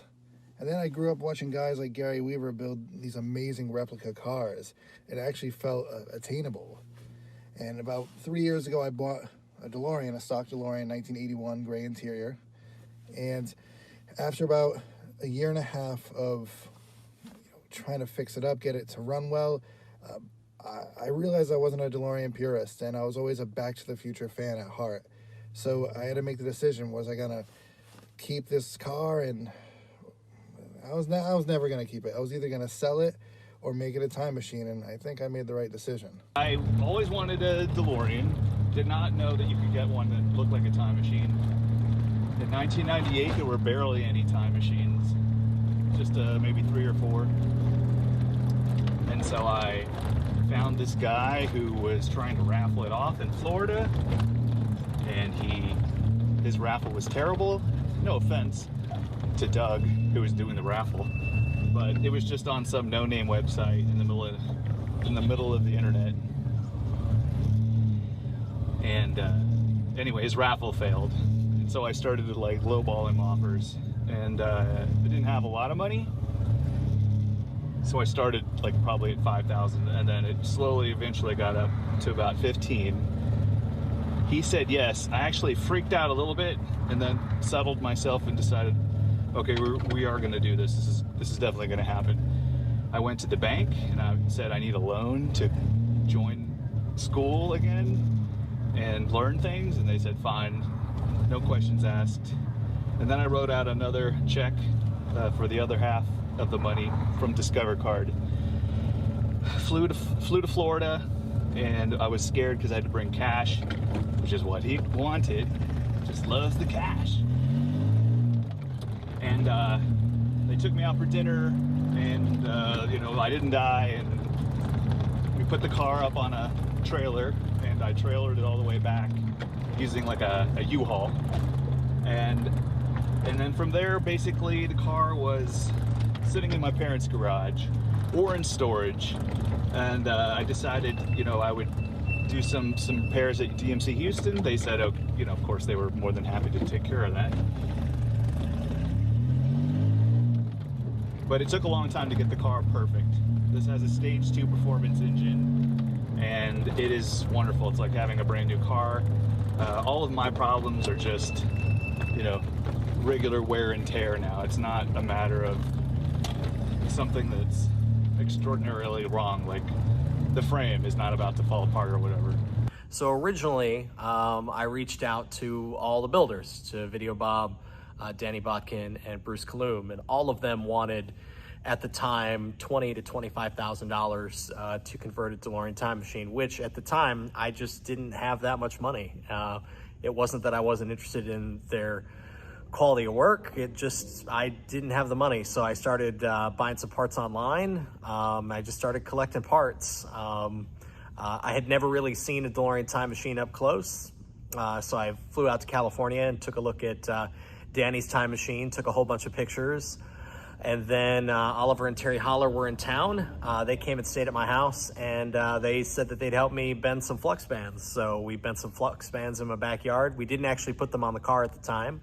Oliver had the molds for the flux band brackets, so we made a bunch of those, and they sat in my garage in a corner for a long time. And then my wife and I bought a different house, and we moved. And where we moved, I didn't have a place to store the flux bands. So I said, you know what? Why don't we put them on the car? And once we got the bands on the car, the DeLorean starts to look like the time machine. So I just dove into the deep end there. I'd been collecting parts for a little over a year, and just started putting them on the car. And in about a month and a half, the car was done. Now, it wasn't screen accurate, but it was close in my opinion. So shortly after that, Joe Walzer did the unveiling of the A car in California. I went out and visited that, and saw the car in person and realized that I wasn't even close to being accurate. And so then I rebuilt the car a second time, which has turned into a third time, which if you're a purist and you want to be as screen accurate as I am, you just never stop. It's a never-ending hole. I had my DeLorean for 8 years as a stock DeLorean before I started the time machine conversion. And pretty much sort of had to get to that point where I knew enough and had enough information and enough parts to sort of go, right, I think I can do this now. And kicked off that process that took 2 years to do. Back when I did mine, there was not a lot of information available, and you know, trying to locate people from different parts of the world is always a little bit harder. The internet certainly helped that. The biggest struggle of the build for me would have been finding the right parts. A lot of the parts I put on the car were what I call holding parts, just like a placeholder that allowed me to continue work in other areas, and as parts became available, I would then update those and take the older parts off the car. You generally find you do this for a long time after. I'm still doing it now on, you know, the odd bits and pieces. The conversion, I had a very good low mileage, like new DeLorean, done 4,800 miles. So I wasn't going to drill holes in it and, you know, wreck it. So my conversion's fully reversible. Very unlikely I'll ever reverse it, but it is. There's no holes drilled in the stainless, no holes drilled inside the car at all. All of the clamps which are on the side of the car are made to look like they're screw fixed, but as you can probably see here, here's a sample one which I'm about to update on the car. It looks like it's closed, it has a screw head on it, but it's VHB taped. And so those just get taped to the car and they have held on, what is it now, 6 years? Quite fine. Everything else VHB taped or mechanically fixed using existing holes. There's quite a lot of existing holes you can use to sort that. I think I hate DeLoreans. I have no problem drilling into this thing. In fact, it deserves it. It deserves to hurt because of how much my friggin' wallet has hurt. And so the back window's removed, all the side windows are removed, the center console's removed, all the flux bands are drilled in, all the purple clamps are drilled in. I don't give a shit. We built ours ourselves. Back almost 20 years ago. This was before you could go on eBay and type DeLorean time machine and have 7 different things pop up to buy, much less parts and components, things like that. The conversion is completely reversible. We did not drill any holes in the stainless steel parts. So there. You sometimes say that you use existing holes for your anchor points. We used existing anchor points, we used adhesives, and mechanical fasteners. Three techniques. And a lot of times it was a lot more challenging trying to find a creative way to not just damage the car or drill holes in it. Well, what was your opinion on the rear window? That's a good question. For our purposes, I thought it would be wiser not to remove the rear glass from the bulkhead, because that's where the car's computer and fuses and relays and everything are, and that's right in the drip line. And if you listen to the history of the making of the films, they had a lot of problem with the cars, and I can't help but believe it's because they didn't seal it properly or thoroughly, and water and the CO2 moisture really messed with the electronics. If you own a DeLorean that's not a time machine, you've probably heard the phrase, "Hey McFly, where's the flux capacitor?" Well, being that I know how to make cool electronics, I went out in the garage and I built myself one, and I put it inside my DeLorean that plugged into the cigarette lighter. I took it to the local car show and everybody was just blown away by it. And that's when I knew I was onto something. And that was back in 2003. Here it is in 2020, and we've built 33 of these DeLorean time machines. I did buy it as a conversion, but everything was made out of paper and cardboard and plastic and bottles and Tupperware, and it was not ideal. And so everything was pretty much built to last for a few weeks. He had it in a parade. So then I started to seek out people, and over the years, I've essentially replaced, I would say, 80% of what's on the car. But more recently, when I was in Manchester, England, I found out that, you know, there's a whole bunch of nice people in Facebook groups that it's not what you know, it's who you know. So that's been saving me a lot of time in trying to do myself the research time I really need to do. And so I'm enjoying that. How long did it take? That's the most popular question people ask when they're stopping me, which luckily in this pandemic, nobody wants to stop. I love it. That time, hold on, I'm about to pass my parents' house. That's right there. I would say maybe, probably just a few months, maybe three months total over 20 years. You know, I do things on the weekends occasionally, and then I just let it roll for like a year. And you know, when you have 20 years to work on your time machine, you've got nothing else but time. My biggest struggle at the time was finding somebody to cut and weld the rear deck lid, because I'd already done the flux bands. which is pretty much one of the hardest things that you have to do on the car. I did just recently, with the help of Gary Weaver, who came and visited me in Florida, redid the flux bands on this car with parts from Matt Bagandi in New Zealand, so that it's even more screen accurate, because again, once you dive down the rabbit hole, you can't stop. So my biggest struggle was getting the deck lid cut and welded, which now I've done 2 times, about to do it a 3rd time. So you're never actually done until you're done. Is my build permanent? Yes. I took great pleasure in filming a video of removing the rear window. When I reached out to Danny Bodkin and said, hey, what's the best way to get this window out? He said, hey, look, man, we have tons of windows available. The easiest way to get it out is just break it out. So I had a friend of mine, Joe, come over. We broke the window out and yeah, put it in the trash can when we were done with it. Hit it, man. All right. There we go. That was anticlimactic.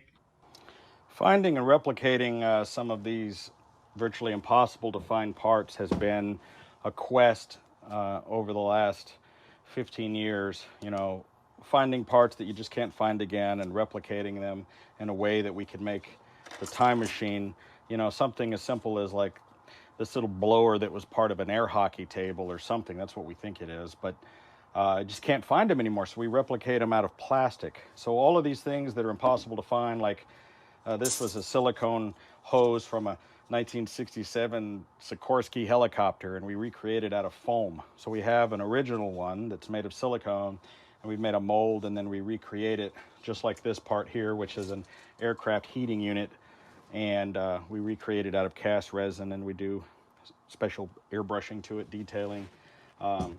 There's just so many parts like that that are impossible to find. This little part here comes off of the front of a Pioneer speaker grill, and you know, this thing, it's known as the wormhole emitter or the tachyon generator. It's got different names, but it was part of a prototype that was never built, and it was sort of a one-off project. So a lot of the things that the filmmakers used, Kevin Pike and his team at Film Tricks, were just things that they picked up off the ground and seemed like it would be a good idea. I remember we looked for a long time trying to find red capacitors that had 3 contacts on them. But we realized later it's not a red capacitor with 3 contacts. There's really no such thing. They took one of the blue ones like this, and they just simply turned it upside down and decorated it to look like that so you wouldn't recognize it. There's so many parts like that that we had to kind of reverse engineer and figure out what they were, have them recreated, sort of like these aluminum boxes, but actually make them out of fiberglass. They're lightweight, extremely strong, and we can make them on demand without having to wait for our sources. Clearly, one of the most recognizable pieces is the flux capacitor, and this is something that we've become very good at. You know, made up of a lot of old electronics from like the 40s. We just kind of figured out how it's supposed to be and how to make it and put them in each car. And like I said, we've done over 30 of them. It's hard to believe. So as far as the build process goes, this is not something that I purchased. This is something I built myself, and I've been doing this for a number of years. The community in this field, I would say, kind of starts in the 2002 era, where a handful of us throughout the country were the pioneers in sourcing and identifying many of the parts for this car. And those were the early days of the internet and the early days of research and this whole time machine hobby that has exploded these days. How long did this take? Well, that's a hard question to answer, because my immediate knee-jerk response is, when is art ever finished? It's either abandoned, well, it's only abandoned. Actually, it's only abandoned. So now, in order to get it to a presentable DeLorean time machine recognizable state, I would say the early days took me a good 1 to 2 years. However, since then, you can do this much faster with the given set of knowledge and prop builders out there who are phenomenal. And as long as you've got the apt and the money and the ability to network a little bit, it can be done much quicker than that these days. The biggest struggle in the build, I have to say, is, again, a knee-jerk reaction. It's always been the rear coiling, or known as the flux bands in Nerd Kingdom. We call those flux bands, and there are a number of methods of doing this, and they're all tedious, to say the least. So it's, I think that almost any builder will tell you that that's the worst part of this whole thing, as far as trying to convert it. Yes, I made the conversion permanent.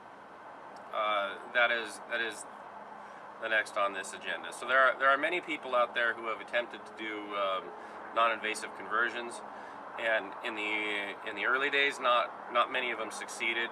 Nowadays, however, I personally know some people that have done fantastic jobs in the non-conversion, or the non-permanent conversion spectrum.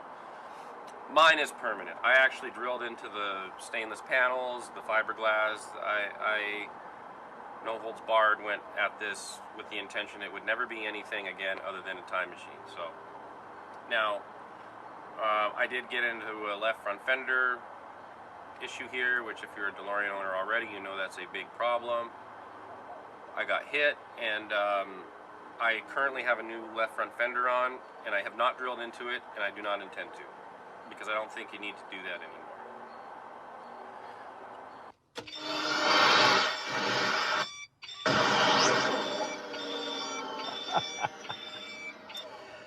I never get tired of that. Owning and driving a DeLorean time machine is something special. I mean, I know people that own Ferraris, Lamborghinis, exotic vehicles. Nothing comes close to the DeLorean time machine. It's an exotic that's even more exotic than any fantasy vehicle you can dream of. I mean, I think the only thing that's on par with it is maybe the Batmobile. And so I can talk about a little bit, what it was like driving this car for the last 5 years as a time machine. It was like driving a celebrity all the time. And around here, people are now used to it. It's my daily driver, except in the winter of snow. So that's when I do all my major work on the upgrades, that mostly keeping the DeLorean driving reliably.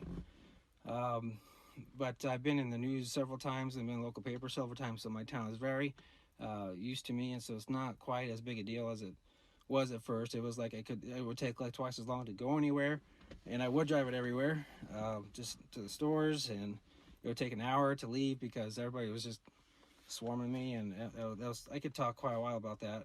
But what's it like to drive around in a DeLorean time machine? Well, it's pretty cool, I have to say. Yeah, you get a lot of smiles. You actually make a lot of people's days. One thing I've learned is you don't go to the gas station if you're in a hurry to get anywhere, because you're always standing around talking to people that pull in or are in the gas station. It's it's good fun, but it's also a worry because there's a lot of people that are trying to take photos or videos of you while they drive and get a little bit too close sometimes. What is it like to drive around in a DeLorean time machine? Well, I've got just one key phrase that I think that sums it up nicely, which is, if you ever wondered what it was to be an instant celebrity, this is what it is. So you drive around in a DeLorean time machine, it's instant celebrity status, and it's like, well, it's very difficult to get around in traffic, and it's also very difficult to get into wherever you were trying to go, because you're going to end up with people on the highway taking photos, hanging out their vehicle, not paying attention to the road, hanging in your blind spots. And then when you park, there are going to be people who may have followed you for miles, actually. People will follow you for quite a bit of time, and probably the funniest thing is some of these people have much more expensive cars than I do. It kind of makes it feel special. So the ride itself in a time machine, I'm going to tell you, being a DeLorean fan and owning multiple DeLoreans and various stages of fully converted, not converted, the DeLorean car itself is a lot more fun to drive than a time machine DeLorean is.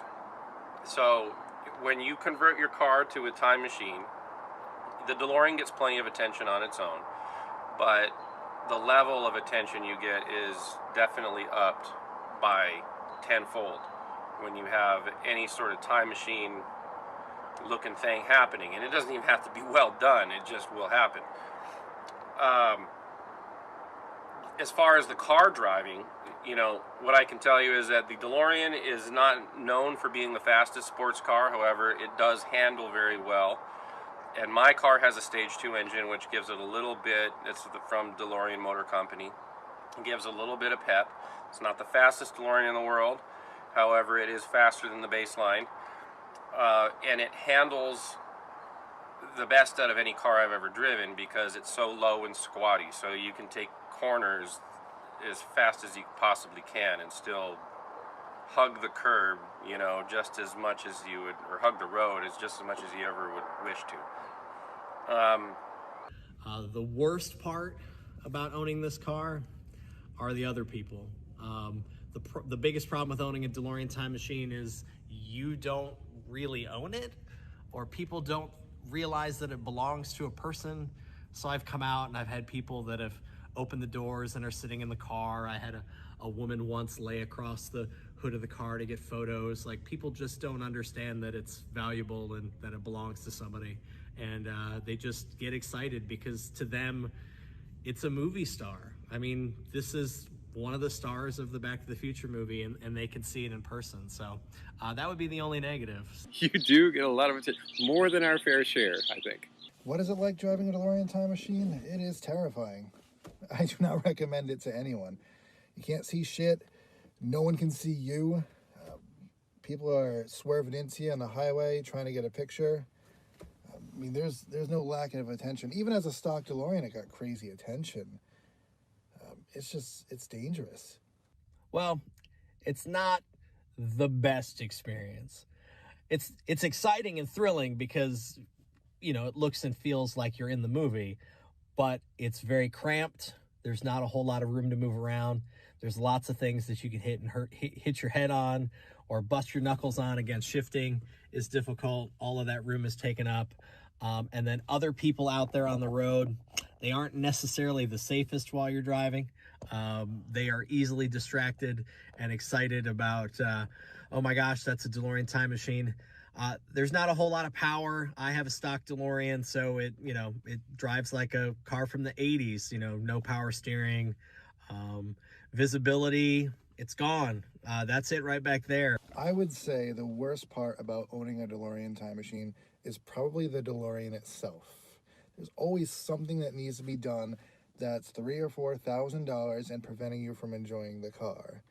The car never wants to start, or the air conditioning doesn't work, or it's overheating on you on the highway. I hit my head on the steering wheel and that never really helps. The coolest thing about driving the car, there's one thing that I absolutely love, and that's when you flip this switch right here. Never gets old. But it's been very rewarding to be the person that gets to share this kind of privilege. And I guess the downsides is you have to be very patient with people, and you have to be in a good mood, and you want to represent this car properly and not be the rude or impatient person that they'll remember forever, even though you may not remember everybody that sees the car.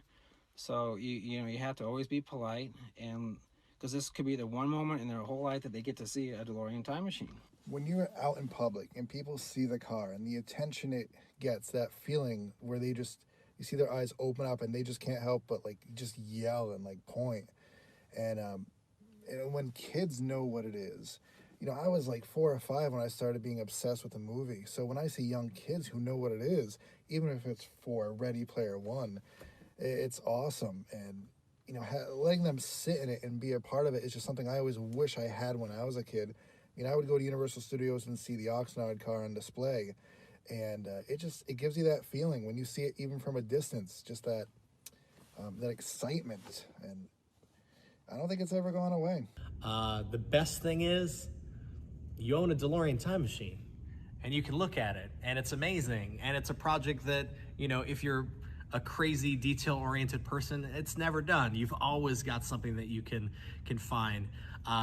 The internet now has been a great place to go and find the parts. You know, I've been to all the hardware stores in Los Angeles. I've got to meet all of these amazing people. I've got these lifelong builder friends. It's a fantastic experience and community. I'm so thankful to all of our fans and our customers, and most of all, I'm thankful to Bob Gale for writing such an amazing movie with his friend Robert Zemeckis and making probably the greatest movie of our lifetime. Thankful to Kevin Pike and his team at Film Tricks for building the cars, and our buddy Dangerous Bob for being the prop master, and everyone who was involved in helping make all of these props and the cars and the film come to life, and giving all of us an opportunity to relive that fantasy. The best part of having the DeLorean time machine, and the worst part. So, the best part would be, in my head, it's that, for me, it's the realization of a dream. It's the realization of a goal. It means more to me than a car. It means more to me than, you know, it's more to me than a material object is what I'm trying to say. For starters, it never gets old. So I'm coming up on my 19-year anniversary of owning DeLoreans, and I will never forget the first time driving away from the bank and popping a cassette tape into the car, which came with it, and it was Flashdance, you know. And this thing gives you, it was What a Feeling. And it was a very appropriate song because that is how I would define the best part of DeLorean ownership. It's what a fucking feeling. What a feeling. It's really cool. And every day you come out to your garage and you understand, no matter how normal it becomes for you, this is an abnormal thing. And it doesn't get old. Unlike other vehicles that you may lose their luster, this one has never lost its luster. And I'm on almost 20 years. And of course, ever since you're a kid and you've seen this movie and you wanted this car, this is kind of how you wanted to live out your dream, is to live it into a time machine. I've thought about this, and the best part of actually having it now is being able to walk out into the garage and just look at it. I find myself doing that quite a lot and actually just staring at it and going, I can't believe it. This is actually my car. I've got a lot of other cars, and this car is the favourite by far. I class it as one of the children.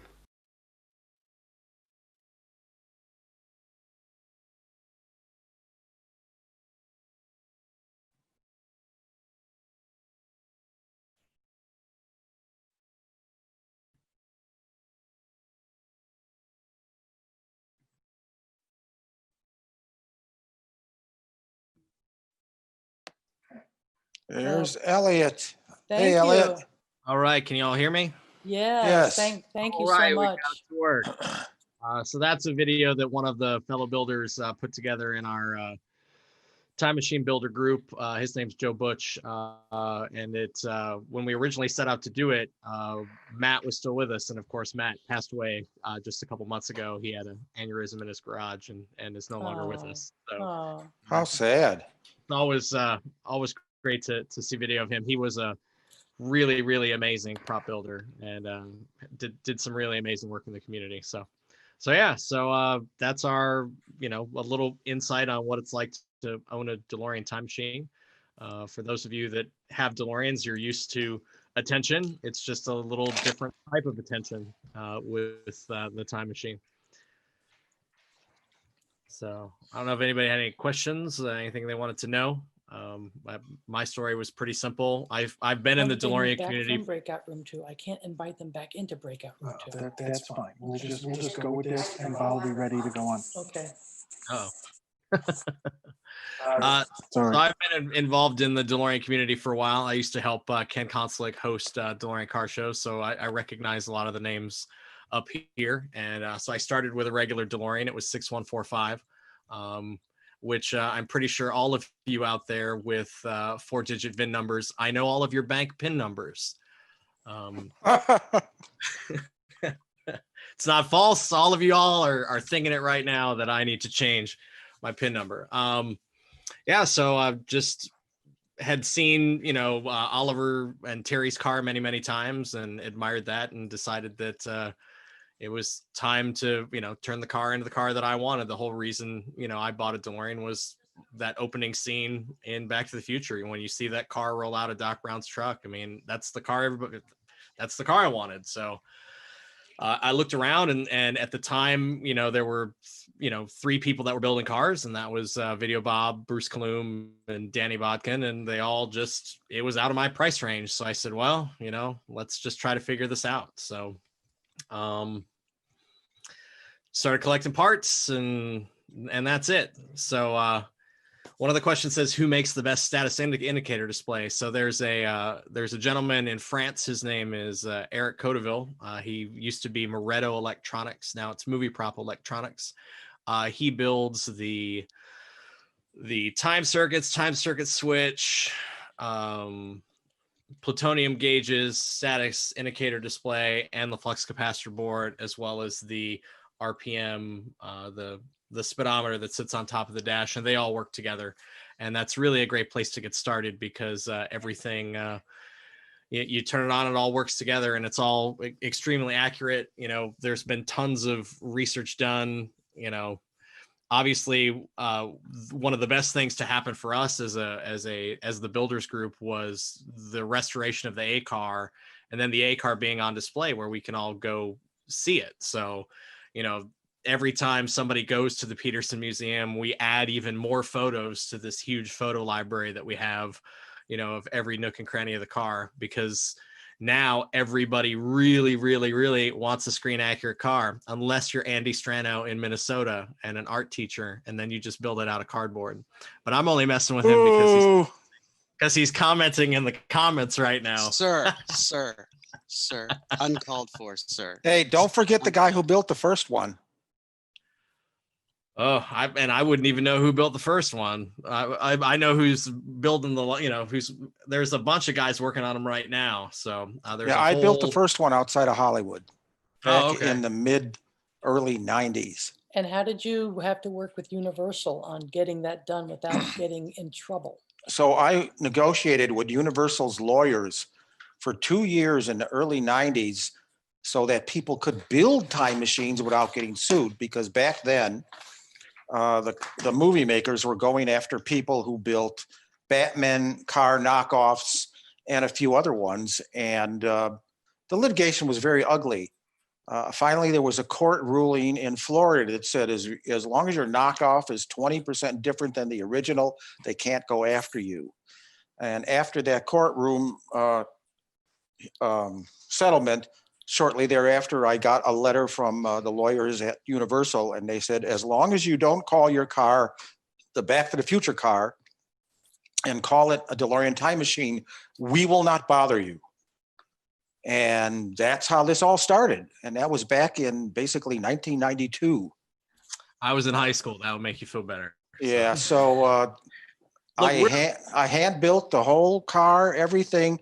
And one of the craziest things that I am somewhat surprised, but not surprised, the electronics that existed at the time Doc Brown built his car, which was the early 80s, the electronics that were available then was called TTL, or transistor logic.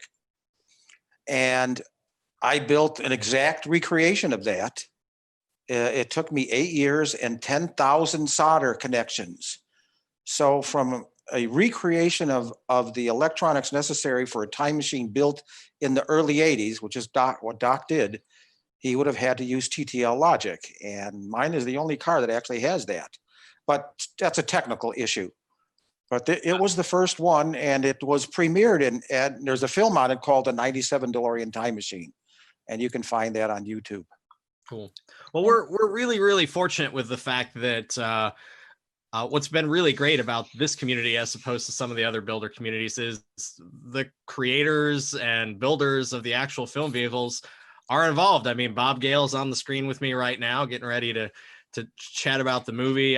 Anytime I have a question, I can always send a message to Kevin Pike or Michael Chaffee. Like, everybody is reachable and helpful. And as long as we're not running around saying this is the actual movie car, we pretty much get left alone. So Universal Orlando has used my car for photo shoots and in-park appearances for the last couple of years. So that was kind of another motivation for me to get the car done here in Florida. But they're asking me about the other cars in the background. That is not my garage. That is DeLorean Motor Company Florida's showroom. That's where my car is on display. And I have an agreement with Tony where he stores my car for free in a lovely, secure, air-conditioned facility. And he gets to have a DeLorean time machine in his showroom. So yeah, if you have any questions or you're looking for any help, my email address is in the corner there. Feel free to drop me an email. I can connect you with I think it's the DeLorean Builders Group is what we're called on Facebook. There's a lot of people in there. If you want to learn more about building a DeLorean time machine, it's it's a whole new group of builders now. Like, a lot of the older guys are retired or not making stuff. So there's a whole new group, and we'd love to hear more from you. So look forward to seeing what Mr. Gale has to say. I can see he's here, so that does it for our time. And again, if you have any questions, feel free to reach out. Great, thank you, Elliot. All right, so Ken Koncelik's video is next. He said he's at weddings all this time, so he can't make it. But this is okay. So this is another 30-minute video, guys. I'm gonna go ahead and paste it in the chat here. So that is Ken Koncelik's video. Again, this is almost a 30-minute runtime and a 30-minute segment. So it is what it is. So I'm gonna go ahead and play the video. And now I go to share screen, screen one. Mute everyone.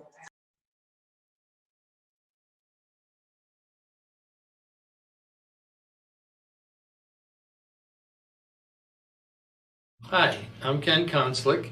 For those of you that don't know me, I ran DeLorean Car Show from 1997 all the way through to 2016.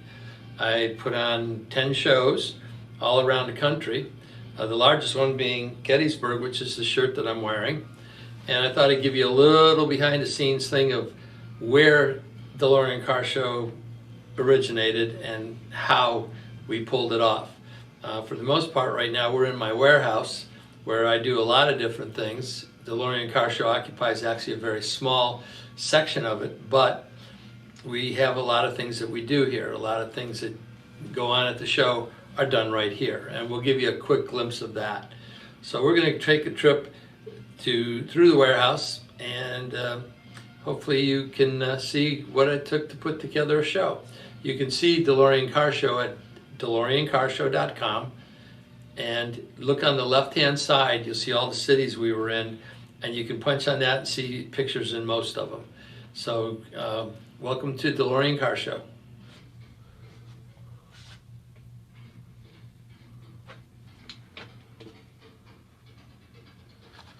All right, we're going to start off in this room here. You've seen a little pan of it, but this is where a lot of the stuff got stored. Some of the miscellaneous stuff, some of the things that I've used over the years. And there's quite a bit of stuff packed in this little room. We have what's left of all the magazines here. We have some of the props that I used. Some of the things we made for the show include pins. I have one here, it's called the Faded Asphalt pin. This was started when Ed Bernstein basically said, while others are having the shows on faded asphalt, the DeLorean Association, ...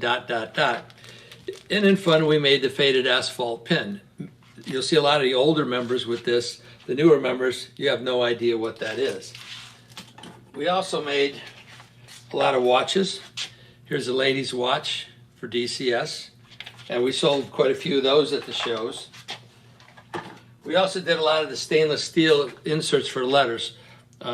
This goes on your sill plate. We also make the letters themselves. We make the letters that go into the bumper, made the letters that go into your wheel caps. So a lot of that was done and sold at the shows. A lot of work went into the DeLorean Car Show, and what's here is all of the videos that we used over the years and audio for DeLorean Car Show. This was the overflow. As you can see, it was pretty thick in itself. And here we have some of the older ones. This goes back to Pigeon Forge. It has all the driving tours. It has things about people's cars, engine transmission work, installation. And these are a lot of things that we had available to us for the show, and much of it we used at the show. So we had quite a bit of stuff here that we used, and it's all still here, still intact. So I have it anytime that I want to do for future shows. And this right here I'm showing you, this was Pigeon Forge, so you can see how much work went into that, how many videos we made. Who can forget the VIN plates? We made these. These were one of our best sellers. People at the show just love seeing their VIN number on the plate. So we made them for just about every show. And it worked out quite well. We'll show you a little later on where those were made. Okay, we told you we talked about the magazines. We've made 16 total magazines. We'll show you where they were made in a little bit, because we actually made the magazines. As we got closer to the end, we were actually able to take some of them out and get them printed for us because the price came down considerably. But when we started, the cheapest way to make a magazine was to print our own, so we bought our own printer. And you'll see that later. The very first magazine started, has my daughter on the cover. And as you go through, we have John DeLorean that you see on the second one. We had dinner with him, so he's in there. And we go on through all the car shows, and we use usually different people's cars for all of the covers. We even had the shots of Catherine DeLorean getting married in Vegas during our Vegas show in 2009. And the final cover basically had all 16 covers on it. So DeLorean Car Show basically made 16 magazines over the years. And we were glad to do it. As you probably will have guessed, I have a lot of collector stuff from DeLorean. I go down to even some of the little toys that were in McDonald's and other things. I've got just all sorts of knickknacks and stuff from the shows, the books, the puzzles. I have the Lego set, which I don't have out here. I'm gonna walk across, Dare to Dream, it's 90-minute interview with Jerry Kelly and John DeLorean. I've got Hot Wheels cars, and I've got some of the old drawings. If you've been to my shows in the past, you'll notice that we had a museum, and I have over 300 pictures that are of the plant of John DeLorean and a lot of things that are historic, and that we have here still in the building. I'm not going to drag that out because that's a big pile, but you can see some of the stuff that we've collected, and I have thousands of pieces more. One of the things that I did over the years was to make parts for the DeLorean. I've made over 57 parts for the car. A lot of them were sold through either DeLorean Motor Company, PJ Grady was the majority of them, Hervey sold a lot, and I sold some of them myself. But for the most part, a lot of the parts were because there were no other parts out there. For example, this is the crumple zone. This is what happens to a DeLorean when it rusts. This is the part that goes. So I made about 70 of these over the course of time. They're very expensive because they're very time consuming. But these are the replacements when the front end of the car would rust out. And we used to do quite a few of those, and now I'm not doing too many anymore. A lot of you went to stainless steel frames and made my life easier. This is a DeLorean clock. Now what's unique about the DeLorean clock is I used the rim of one of my cars, and I sent it to Johnny from the Arizona group, and Johnny cast this from my rim and then built the clock. And he's even got the, thanks for letting me borrow the wheel on the back. So you can see all the stuff is still engraved even on the back. So he went ahead and made that, put a battery in it, and the clock works fine. We're still using it today. So I have a clock that was made from one of my wheels on my DeLorean. For those of you that aren't aware, I have a DeLorean. I bought it from Charles DeLorean, John's brother. So here's John DeLorean and me up in Cleveland. It was bought from DeLorean Cadillac. And here again is the first issue of the magazine with my daughter on the hood, or on the roof. Gigawatt, my car, has been in many car shows, and according to Newt, I have the most points awarded for concourse event because it's been in just about every concourse that the DeLorean's had since 1998. Actually 1996 when I did the concourse with the DeLorean Owners Association in Nashville, plus all the times I did it, with them as well. So our show, DeLorean Car Show, also ran a concourse, and we had a set of judges and rule books for that too, and they still exist today. So Gigawatt was my first DeLorean. I have had about 50 DeLoreans. The most I ever had at one time was 11. And I lined them up in front of my house, and that was quite a scene when people are going, whose DeLoreans are they? It's like, it's mine. They go, you can't have that many. It's like, yeah, I do. But we used the cars. Many of those cars that I bought were used for the raffle car. What people don't know that are new, I gave away a DeLorean at every car show with a raffle. And that helped fund a lot of what we did so I could keep the pricing down for all you that wish to attend. So we'll go take a look at some of the other things that we have here and go from there. All right, thanks. This is where I store my car. And it's available whenever I need it. And just like on the upstairs, for car shows, I make sure I have everything I need to show the car off.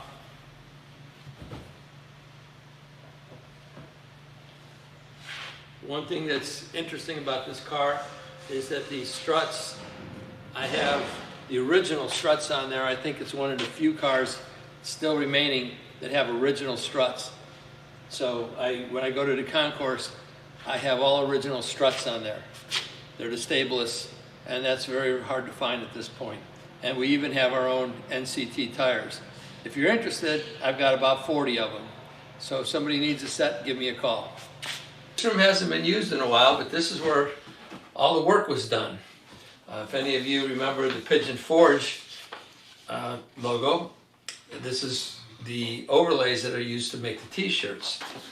Over here, we have the boxes of t-shirts that we use, and if you'll pan over here, we have the 2 heat presses that we use. This is where we make the t-shirts. And of course we take these with us to the shows and do that. This is the special tires that I use for the concourse shows. So these are the original NCTs that were on my car. They're kept out of the light, so they're still soft and pliable. I still wouldn't drive on them very far. But I do have a nice set of NCTs for the show. And they're mounted on their own rims. So everything's original on the car. For those of you that remember the plaques, we make those here too. We make the overlays and then we press them on the plaques. They simply go on the machine and it comes down and we press them. So this is the machine right here that we printed the magazines on. It's a Zante XL30. And a lot of the stuff that we did, there's remnants all over the place. Again, I haven't really been in here for probably 2 to 3 years. So we do all of our plaques and things like that. The computer here still has all the information for the car show. So everything that we had is there, and this is the die sub printer that we used. This is the printer that allows me to print and then press onto the t-shirts. So that's what that is. You'll see remnants of all the different shows here. And I believe this one here is everybody's favorite. And this is how we get them now. We print them on a bigger printer. And this is the Doc Brown t-shirt that we did at Pigeon Forge. For those of you that remember Bob Gale making the statement of why Doc Brown doesn't drive a Mustang. So this is kind of what's left. As you saw, there was another set of NCTs here. That's another good set that I've got. And I've got about 6 or 7 more sets elsewhere. But this is where everything happens. This is where I created all of the pins. Each DeLorean car show had its exclusive pin. And we did a deck of cards, and we did other things. So a lot of things that we sell were created right here. All the graphics were done here. We recycle parts from the DeLorean. You'll see a bunch of water pumps here. The impellers, they're all in pieces right now. But we'll take an old pump like this, we'll sandblast and blast it clean, and we'll rebuild them. And the same thing with the brakes. We'll take an old set of calipers, which will come in like this. When they leave here, they go out like this.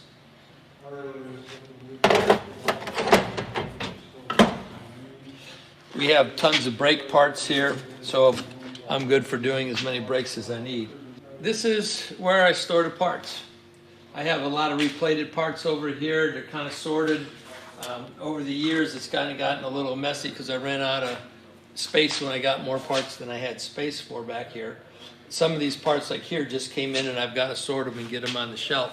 A lot of them will be thrown away if they're no good. If they can be resalvaged or refurbished, I'll go ahead and do that. But there's probably about 3 cars worth of parts in general here. I've got seats that we recover, as you can see here. One of the parts that I make is the trim that goes around the door. So I make both door seals. So here's one of them here. And we just use it right now for pretty much local people. We also make the door trim seal over here. They're in the boxes that are back over here that are kind of hidden. We also have some auto analyzing equipment that worked on the DeLorean that we used for a while, but we haven't used it, much. But I have just about everything I need here.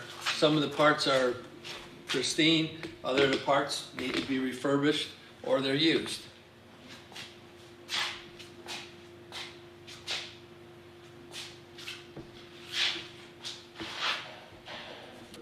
We do a lot of the exhausts. So all these exhausts have come off of engines and cars that we've got.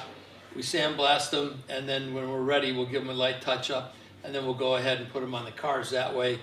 Instead of working with an old rusted one, we simply take off the one that's on the car and swap it. It's a lot quicker, it's easier to do these in bulk. And that's what we do to a lot of things. We do the same thing with some of the pipes.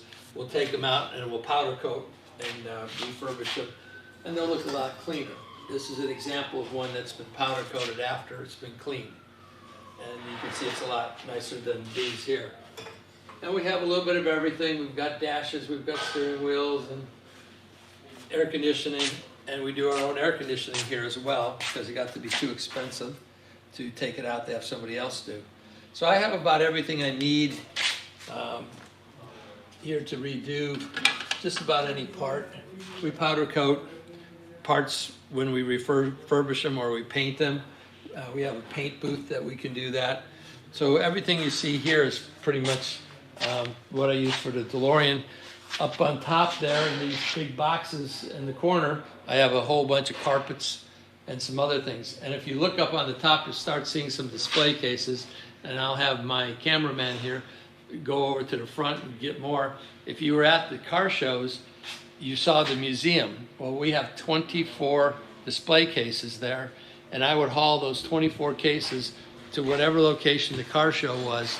It took 2 full trailers, a partial truck, and maybe another partial truck to get them there. But that's what we put all our stuff in. That's how much items that we have for DeLorean to show. So if you take a look at any of the past shows and you see the museum, that's what we had. And we filled every one of these display cases up.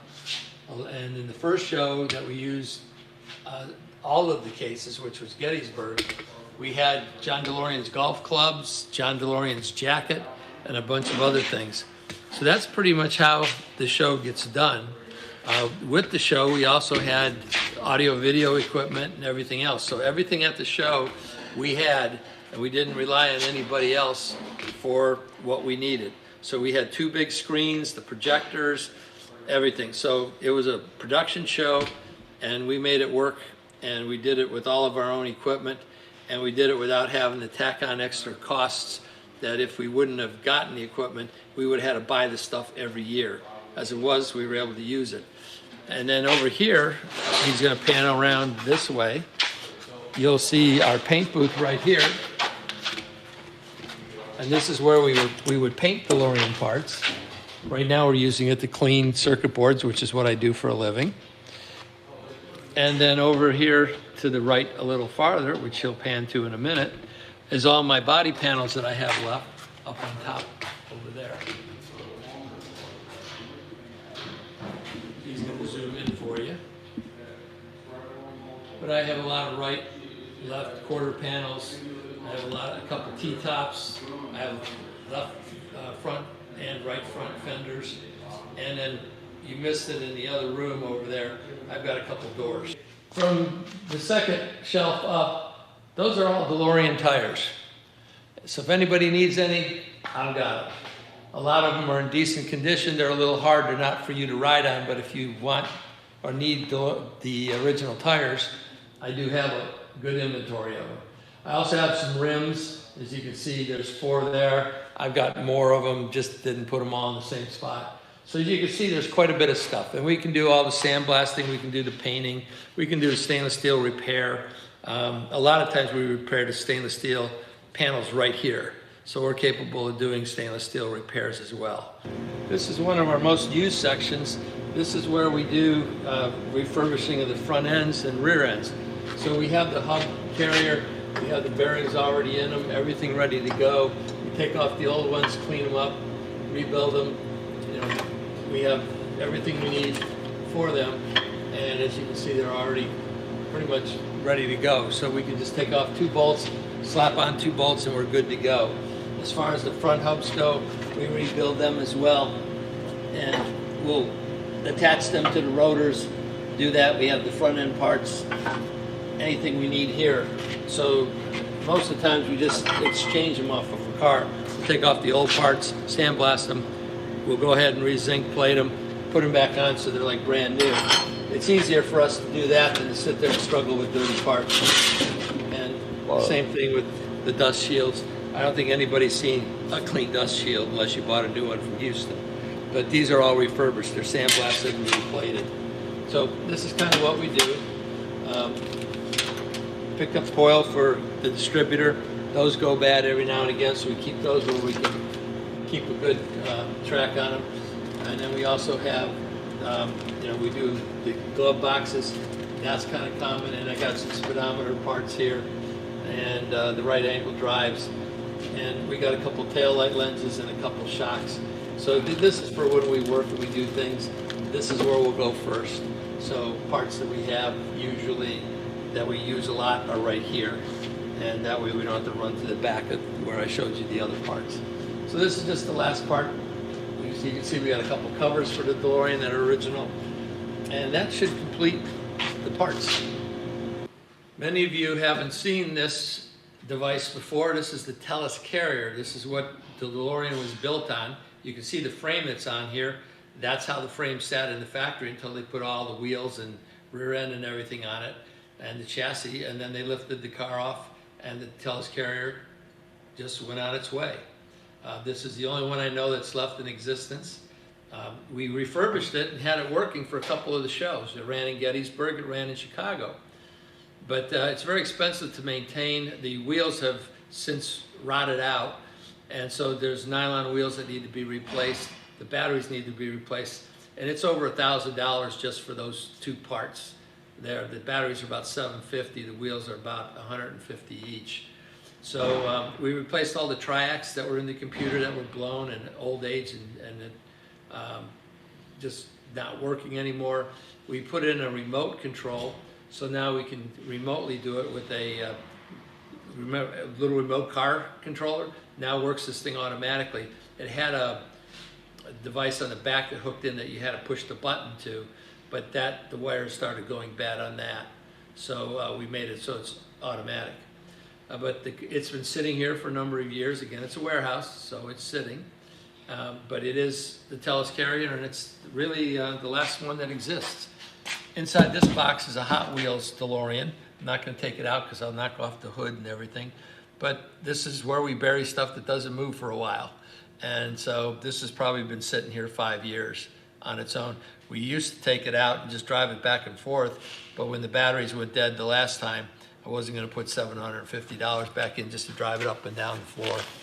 So that's pretty much what the Telecarrier is. So at least you got a chance to see that there is one in existence. They do exist, and here's one number here. John DeLorean was a little more active than just the DeLorean. He was involved in this machine, which is the DeLorean tow tug. This is used at airports. We bought this from an airport. It's all refurbished. The engine's refurbished. So it's all new. It's a Chrysler engine, so slant six. And we rebuilt it. It's as good as new. And it's been used at a couple of the shows. We drive this, we take it wherever we want. And actually in this building, on occasion, when we have to move big stuff, we hook it up to the tow tug. We painted it right here in our paint booth. And the color is close to what it was originally. When we got it, it was a gray for the airport. So we scraped through the old paint until we got down to the last color.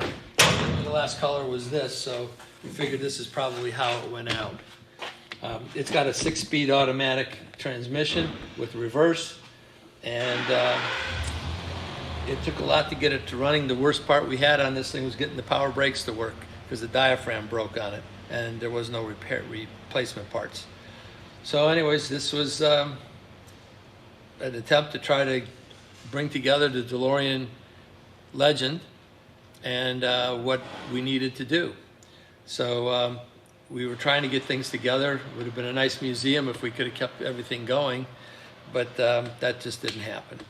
But now you've seen the DeLorean tow tug, and of course over there was the Telecarrier. The last year, my health hasn't been quite as good, and I haven't done anything on a DeLorean for almost a year now. So maybe this will be something to kick me back into it. But at one time I did make 57 parts or 55 parts, something like that, for the car that were sold through most of the different dealers that are out there. So I hope that answers some of your questions. And Bob, it's a good thing that you're doing your show, because it'll give me a chance again to let some of your newcomers know who I am and some of the history on the DeLorean.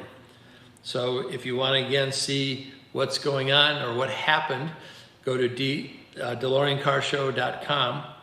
And on the left-hand side, you will see about all the shows we did, and you can click on that and see the pictures. There's over 17,000 pictures. In addition to that, there's a video that I encourage you to watch on the webpage. It's on the front page. You go about halfway down, and you'll see the last show, which was in Dayton, and you'll see the group called the Fairfield Choraleers do a musical of Back to the Future, and they did a beautiful job. Halfway through is the entire cast of, or most of the cast of Back to the Future, and they all got their mini-me's up front, and they all had some fun with them. So you get to see all the cast members right there for 2016 here in Dayton. So I hope you enjoyed this little podcast, if you want to call it that, and I hope to see you next year. Bye-bye.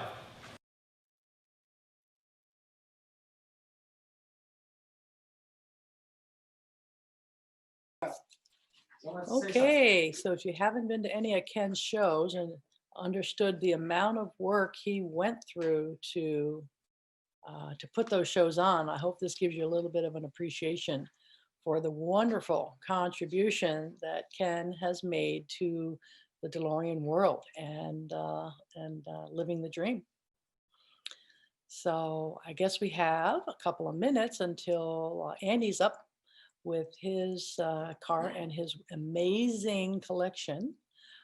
So we'll be back in about 2 minutes. So feel free to chat amongst yourselves if you like. Be sure that your participant box and your chat box are open so that you don't miss out on any of the scuttlebutt going on in the background. Thanks, everybody. Okay, it looks like we are back. That was a quick washroom break if you needed one.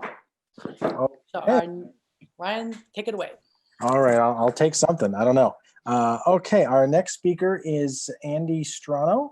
So I will go ahead and post his high resolution YouTube link in the chat here. Andy has been running RentDeLorean.com for many years now.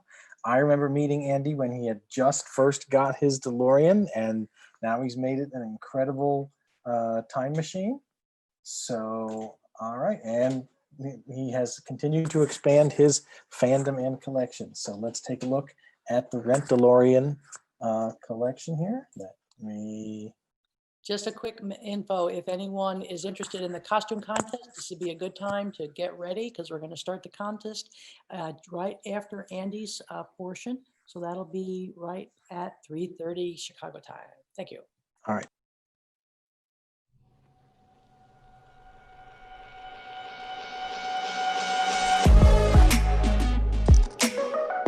Hi, my name's Andy Strano, and I am RentDeLorean.com. Welcome to my world.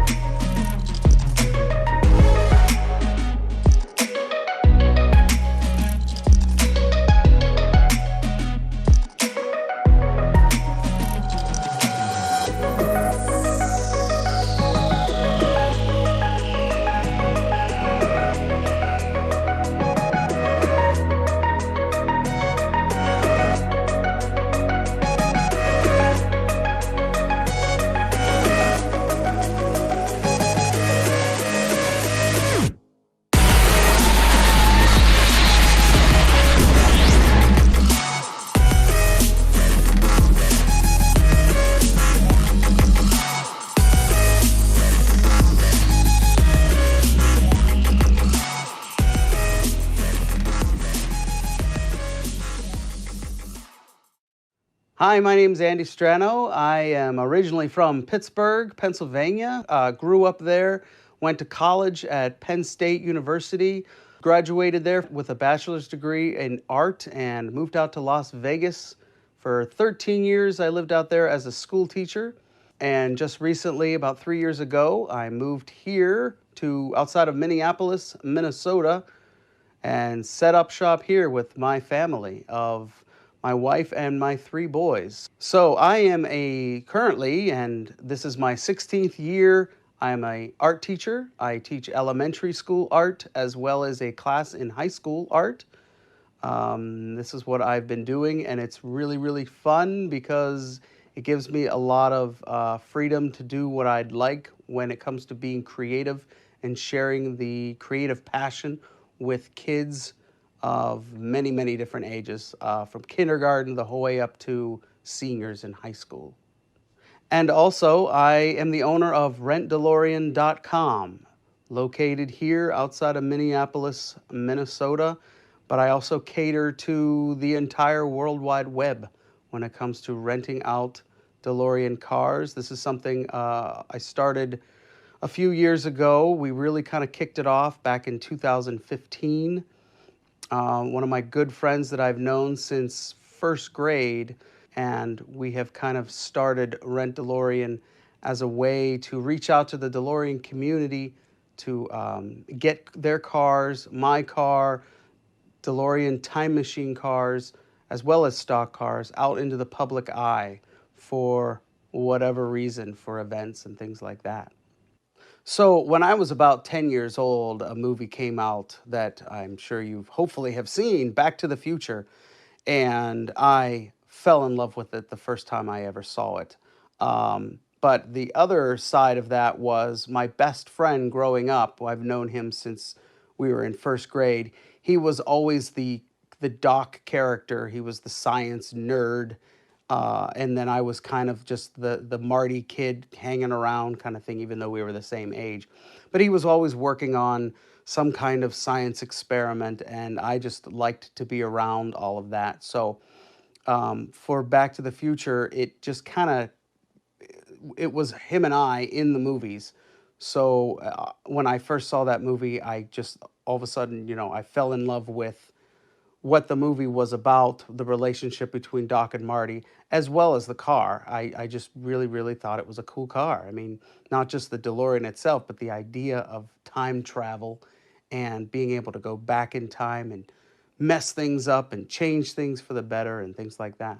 So while he was doing experiments and I was just kind of hanging out in his basement, even though we called it the lab, um, we were children of the 80s. We grew up in the late 80s and early 90s, the beginnings of the internet, and we just really enjoyed figuring things out, seeing the world unravel as we saw it. And when you watch Back to the Future, you kind of see that with Marty when he goes back to a time that Doc grew up in and he knew a lot about. So that was kind of a neat thing when I would, when you see Back to the Future, the relationship between Marty and Doc.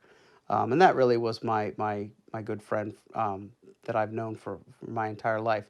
Fast forward, now he's a big computer geek, and he is still the scientist in my life. So when there's technical questions and stuff, him and I kind of started this whole RentDeLorean thing, and he does all the technical side of things, and I'm kind of the face of it, and he's not as obsessed as I am when it comes to Back to the Future and DeLoreans and Time Machine, and he's not in the community or anything like that. He's kind of the behind-the-scenes guy. But I think we work well together when it comes to, he sees the passion that I have, not just for the movie, but for the car, and I really enjoy taking the car out and sharing that passion with other people, with the public, with my friends.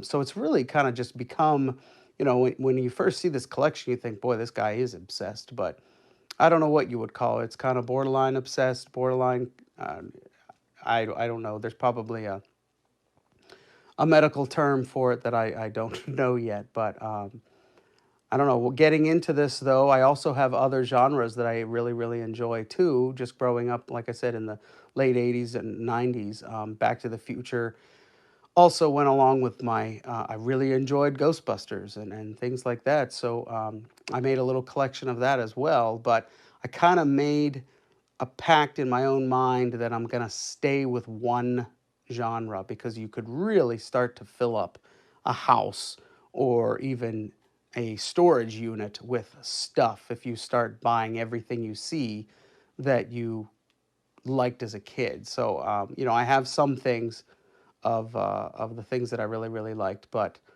I'm sticking with Back to the Future for now until something drastic happens. I don't really know. So there's an iconic scene in the first movie, and if you're a fan of Back to the Future, the first time you see the car pull out of Doc's truck, if you're a true fan, every time you see that scene, you get goosebumps, and that's exactly how it is for me. To see that car roll out with the music in the background and Marty watching this thing just come out of a truck, and then all of a sudden he sees his best friend, Marty, you made it. And it's such a cool scene. So every time I see that scene, that's one of my favorite scenes of the whole movie. So Back to the Future really affected me growing up in the sense that there's this time machine that he could go to the future and see how we all turn out. And as a kid, I was always, especially as a creative person, I was always thinking of neat things that would be really cool to have, and you watch the movie, you see flying cars and all these, hoverboards and all that kind of stuff. And as a kid, I was always thinking of what things we have now could be better, in the future. So I'm always thinking about, and now it seems like we are living in the future. I mean, everything is technology this and technology that and all that kind of stuff. And I think back of when I was a kid and what I didn't have, but we have today.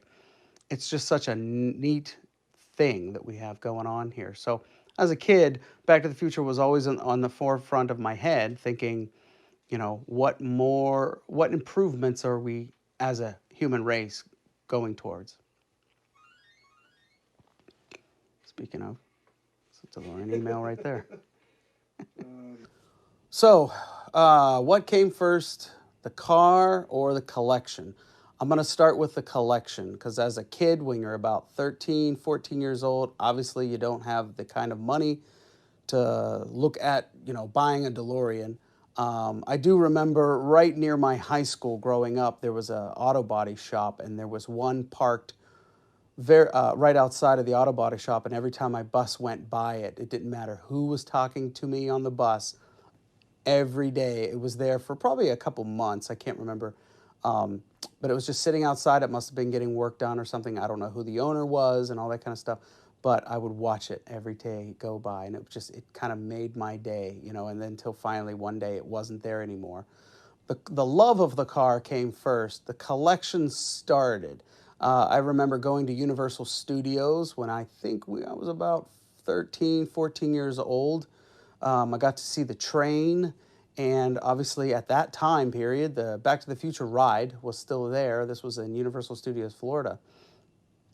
And that is where I first bought a 2015 Marty hat, and I believe I still have that hat somewhere. And I also bought my first DeLorean model, so I got to take home a model and build that model, and I still have that model today.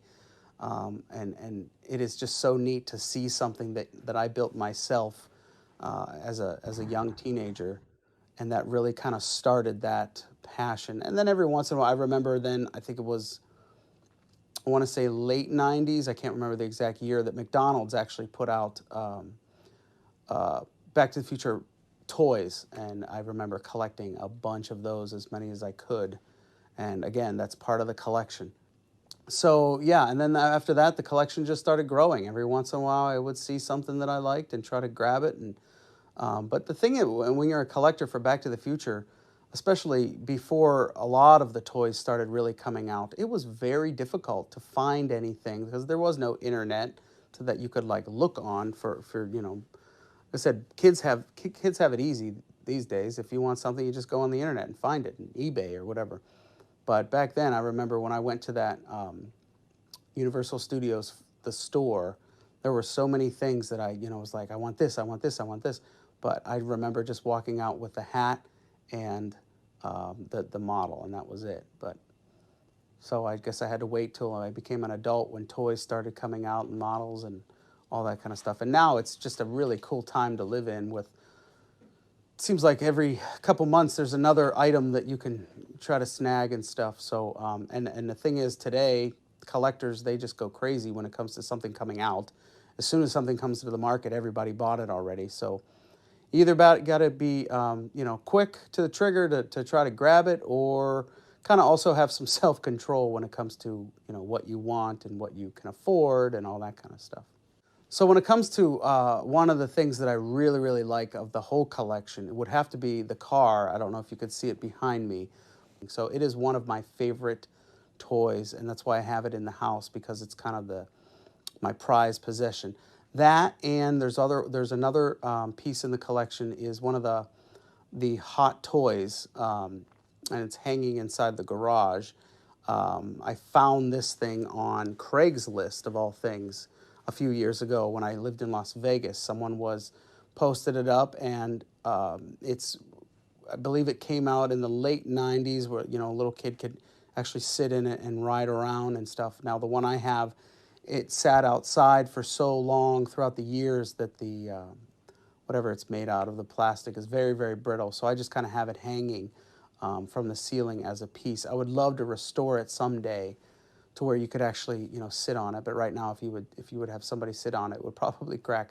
But those things are hard to come by as well. So those two pieces are probably my favorite two in the entire collection. So when it comes to other genres that I really, really like, again, I love Ghostbusters, that and Star Trek. The Star Trek The Next Generation is what I started watching. And then from then, I would go to the Star Trek conventions all the time in Pittsburgh. My mom would drop my friend and I off at the hotel at this Star Trek convention, and we would spend the whole day just geeking out. And again, Star Trek is another TV show with lots of cool gadgets and toys and future things and all that kind of stuff. So I kind of latched on to the world of Star Trek, so I am totally a Trekkie as well. A few years ago when I was still living in Las Vegas and I was teaching high school, one of my students who knew that I was a huge Back to the Future fan, knew that I loved time travel things, mentioned to me that I should look into this thing called Doctor Who. And I said, oh, I don't really know anything about it, blah, blah, blah.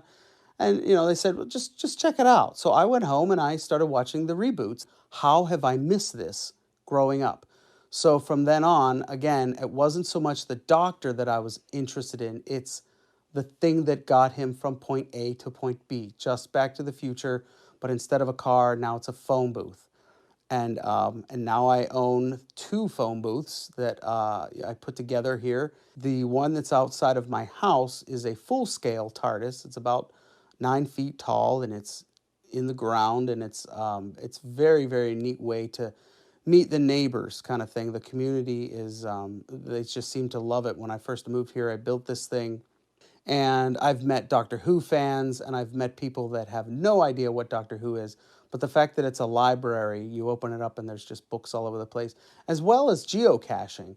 Once I erected the TARDIS and put lots of books in it, I came across another fanatic out there that is a geocacher. And he approached me one day, found me through my website and said, hey, what do you think about us putting a geocache inside the TARDIS in front of your house? And I said, sure.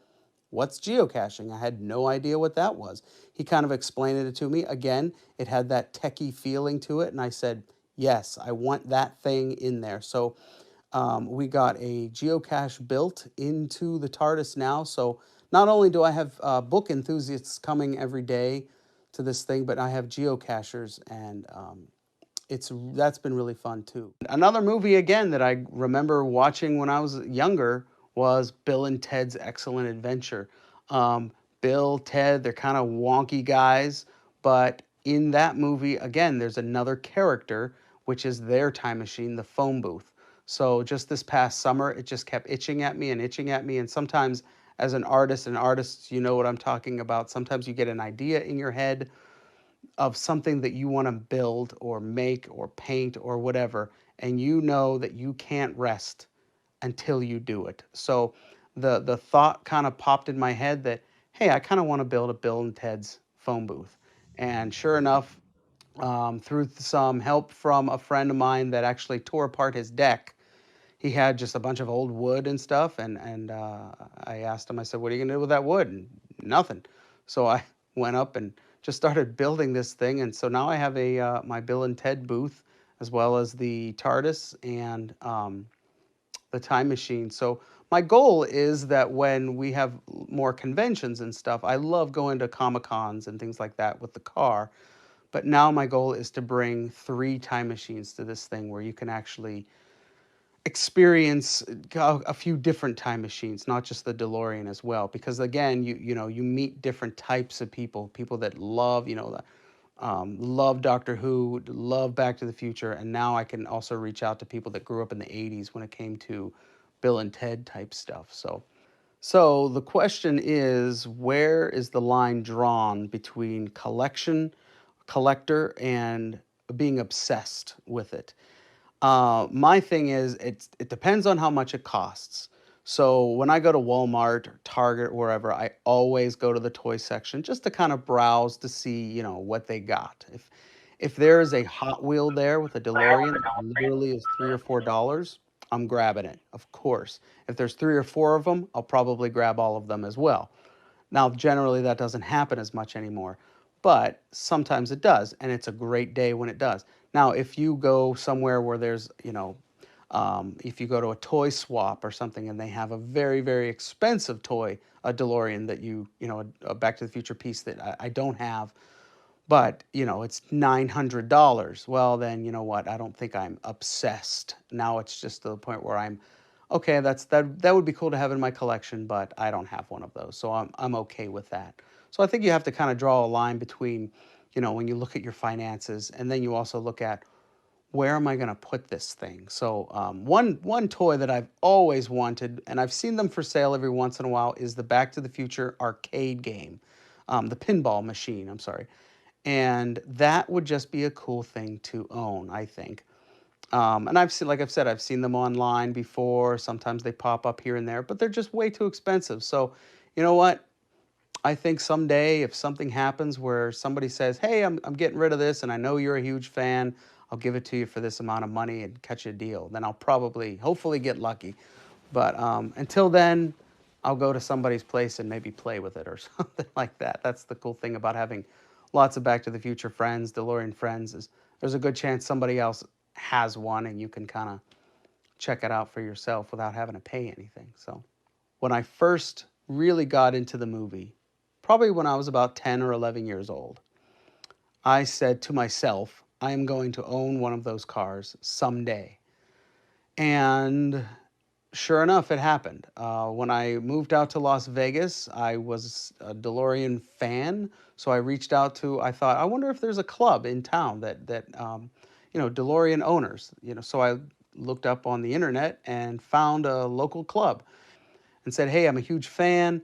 I'm thinking about buying a car someday, but can I just hang out with you guys? And they were very, very cool. And I started hanging out with them on the weekends and kind of see it because I was not a car guy. I'm still really not a car guy. I'm still kind of learning when it comes to this car, all the technicalities and all that kind of stuff. But they were very open when it came to just showing me what it would be like to own this thing. And about a year or two, I think it was about a year later, after having a conversation with these guys, like I really want one, but I don't know what I'm looking for and all that kind of stuff, one pops up for sale. And that was a neat experience because when I called the owner up and said, hey, I want to come look at the car, my posse came with me. And they showed up with their DeLoreans and they kind of showed the owner like, okay, this isn't just some Back to the Future fan. This guy wants a car and we want to make sure that he's getting a good one. So that was kind of a neat thing. So that was the first DeLorean that I actually owned. The one I own now is actually my second DeLorean. The first one I owned, I wasn't in the financial position that I a little bit am now, a little older now and all that kind of stuff. So when I bought that car, it really kind of put me into some debt because I didn't know what I was doing. And I wasn't married yet. I had my teaching job, but I was still struggling. So that car, to the owners, to the potential owners out there, make sure you're in a financially good position before you do an investment like this, because with every DeLorean purchase comes a risk.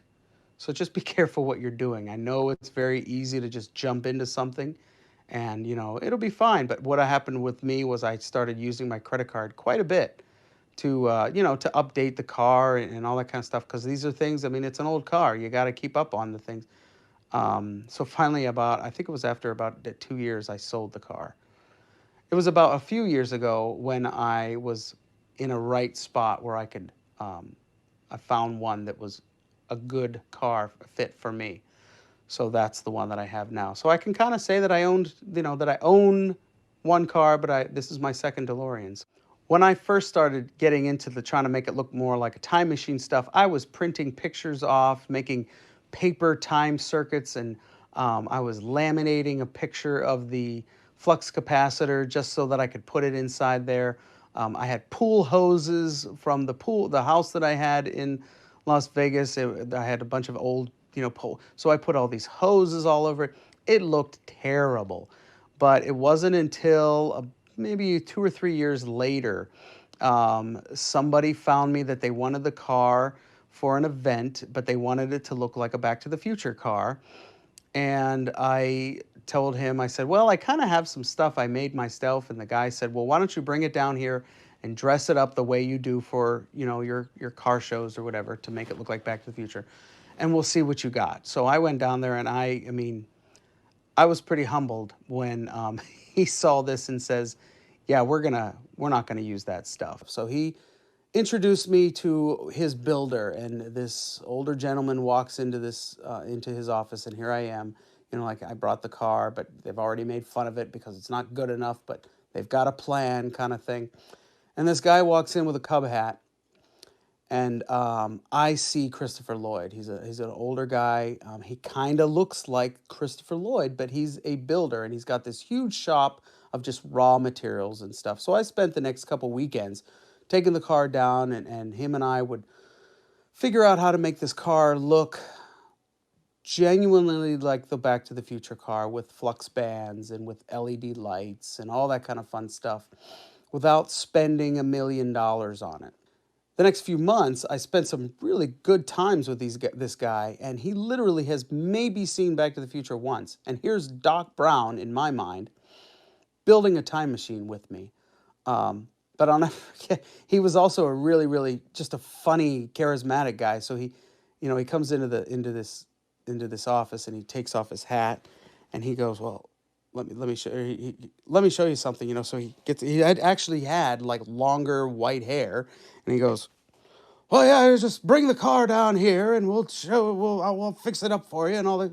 And it was like transformation of Doc Brown, and I thought, him and I are going to become best friends. He's really kind of taught me on how to take things that were headed to the trash and create things out of it, either for fun or for actual paying customers. So he's a builder, and I owe him a lot. I was in the right place at the right time. The car looks amazing for the cost, and it just blew my mind, the talent that this guy has when it comes to being able to see some pictures from a movie that he hardly even saw. He didn't even care too much about the fact, here I am, a crazy lunatic when it comes to Back to the Future stuff. And when we got it all done and lit up and stuff, he looks at me and says, "You're like a kid in a candy store. Like what?" And I'm like, "Dude, you don't understand. I've been waiting for this day since I was 10 years old." So one of the most recent updates that I've done to the time machine is the programmable time circuits. For as long as I've had the car, my time circuits were just LED lights behind the box. And yeah, that looked super awesome in pictures and all that kind of stuff. But just recently, a guy that has become another great DeLorean friend over the years gifted me one of these sets and totally blew me away with this gift. And now I have where you can actually type in the buttons. And it's really neat to do for birthday parties. You could type in the birth date of whoever it is, or their wedding anniversary, or things like that. And that has been such a fun thing to have in the car. And after I put that in there, I thought that, there was a fraction of a second of me thinking, the car is finished. This is it. But then after that, I started thinking, well, I still need to do this, and I still want to do that, and I want to do this. So when it comes to the car being done, it's never going to be done. And once you think it is done, something breaks and you got to refix it anyway. But in any case, that has been my most fun thing of the most recent item that I've put into the car. So if you are a fan of Back to the Future, or if you're thinking about getting a DeLorean to show up to your kid's birthday party or a huge corporate event, please reach out to us through RentDeLorean.com. Here for all your future needs. Well, don't forget about those social media platforms. Oh, yeah. How could I forget? Also reach out. We also have a Facebook page, an Instagram page, Twitter, and I believe that is it. Well, don't forget about that tube of yours. I don't remember what it's called, but I think you own it, don't you? Oh, yeah. I forgot about our YouTube channel as well. I've been trying to put some videos up there and things like that. So lots of ways to find us.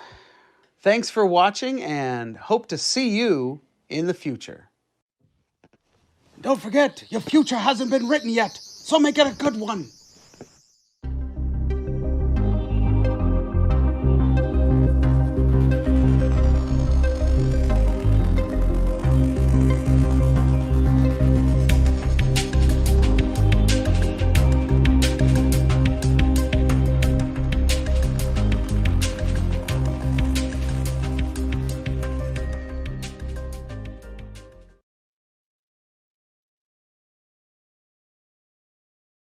All right, everybody, we are back. That was an incredible collection. I had no idea Andy's collection was so vast. So, Andy, are you here and are you ready? Sorry, Andy's not available, but I was told that I could try to answer any questions that you might have. He must have taken the time machine, so sorry about that. I'm trying to fix things around here, but go ahead, ask your questions. Okay, anyone who has questions for Doc here, go ahead and raise your hand, and we can do that. Otherwise, I will read questions that were typed in the chat. Please raise your hand for Andy. All right, let's see what we've got here. All right, Dave and Elizabeth Foster, go ahead. Oops. Hi there. I think they're muted.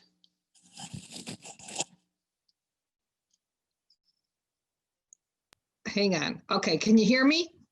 Oh, great Scott. Yes. We were just curious, how much have you sat down and figure out how much you have in your collection, dollars worth? Like how much have you put into that collection? Well, let me think about this now. Andy told me something about this. If I was to actually sit down and come up with a number for this collection of his, he probably wouldn't have a wife to go home to. So let's just not figure that out. So way too much obsession, I would say. The guy's obsessed. I guess. The only reason she asks you that is I have about the same collection in old Volkswagen toys. Mm-hmm. Ah, well, there you go. Well, someday he told me that he would like to, make $1 million off of eBay here, but not anytime soon. Okay, thank you. Thank you for the question. Our next question is Roland. Roland, you raised your hand. Go ahead. Oh, very good. Well, Doc, I definitely have a question. Were you the consultant for Wade Watts / Parsival when he won the race? Actually, I did appear in the movie. There is a little section of me walking down the aisleway. But when it came to what Parsival, these teenagers these days, they pick up on a movie and they like it and can't help it. But the kid had good taste. Sounds good. Okay, it looks like our next question from the chat is Todd Bustillo. How long did it take to nail that Doc Brown impersonation? It is fantastic. Great Scott. Well, every time you fill up a gas station, you go to a gas station to fill this baby up. If you're not in character, well, people just look at you like you're even weirder. So why not just embrace it, But after you see the movie about 300 to 400 times, you just start playing around with voices. Plus, as a school teacher, as what Andy does for a living, he does lots of voices in class. Keep those kids attentive. Okay, from Brody Nyrud, what's the longest trip you've ever taken with the car dressed up as the time machine? So it's the longest distance you've driven the time machine.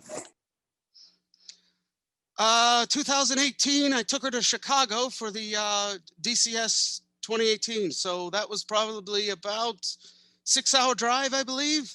That was a fun one. Lots of pictures. Well, you guys know what we're talking about. Lots of pictures and trucks honking at you and all that kind of stuff. So, put a white wig on and you get even more pictures as well. Well, what's next for you, Doc, and your collection? What are you working on now? You're always working on something. Well, yeah, good question, Ryan. Well, if the world ever starts to become a little bit more healthier and we start doing these conventions again, I would like to bring the other two time machines along with the Bill and Ted, which was a huge hit back in the 80s, and then the TARDIS that I could take to convention. So what I'd really like to see is a time machine alley at, say, a very large convention or something. I think people would really get a kick out of that, with Doc Brown running around and saying, "Great Scott, let's get a photograph." Awesome. Oh, we have another question from Ken Johnson here. He says, Doc, have you ever shown up to Andy's class in character dressed up? Great Scott, I have. So every year we do something called Sci-Fi Day. It's a little day that I created, Andy created. I'm sorry. So I sometimes I've shown up as Doc Brown, and the kids they get a kick out of it. he works with kindergarten through 5th grade. So, you know, about 6-year-old to 10-year-olds. And they just think I'm crazy. You know, that's just the Doc Brown for you. Sure, sure. All right, we have a question from Santi. Santi, go ahead, ask your question, Mr. Sir. Mr. Sir. My time machine set up something that you can remove, or is it always on? So this stuff is always on the car. There's no holes in the car or anything like that. The fabricator that I got to know when I used to live in Las Vegas, you know, when him and I have this conversation, I said, I want to make it look like a time machine. It's not going to be screen accurate, but I cannot drill any holes into this car. So let's just see what we could do. And I can drive it, you know, on the highway and all that kind of stuff. And so far, if anything's fallen off, well, I haven't noticed. What took you the most time to build on the car? I'd say the flux bands. Boy, those things. Oh, yeah. Talk to any DeLorean time machine owner out there that's tried to figure out how to build a flux band and then also get it attached to your car. That'll cause a man to drink. Awesome. Okay, well, we have about 1 minute left here. Are there any more questions for Andy or for Got a Doc? question. Is my tie on straight? Okay, all right. We have one from Ryan Foster. He says, what's your favorite Doctor Who sonic screwdriver? You know, the ones that I really like are the ones that make sound. That's what this one does. I don't know if you guys can hear that or not, but Yep. you know, I believe this is you know, I honestly don't know. I have a couple of them lying around the shop somewhere. Great Scott. Awesome. All right. Well, Andy, Doc, I think this has been great. And we have to get ready for the costume contest. You appear to already be in But there's costume. a costume contest. Well, I better go get changed. All right. Sounds great. All right. Thanks so much, everybody. We're going to go to a Thank very you, short guys. intermission. Thank you, Andy. You can reach Andy in the chat. I'll be sure to post his email address here. And he has been a wonderful resource in terms of if you want to rent your DeLorean out, if you want to have gigs forwarded your way, go ahead and send an email to RentDeLorean.com. He has quite a network. He handles, you know, incoming requests for DeLorean rentals from around the country, and he routes them to people in those local zip codes. And it's a great service. So thanks again. And I will go to intermission here briefly while we get ready for the costume contest hosted by the one and only Upside Down, the Upside Down Jeffrey Weissman. So let me go ahead and get that ready here. Talk amongst yourselves. Thank you. Stand by.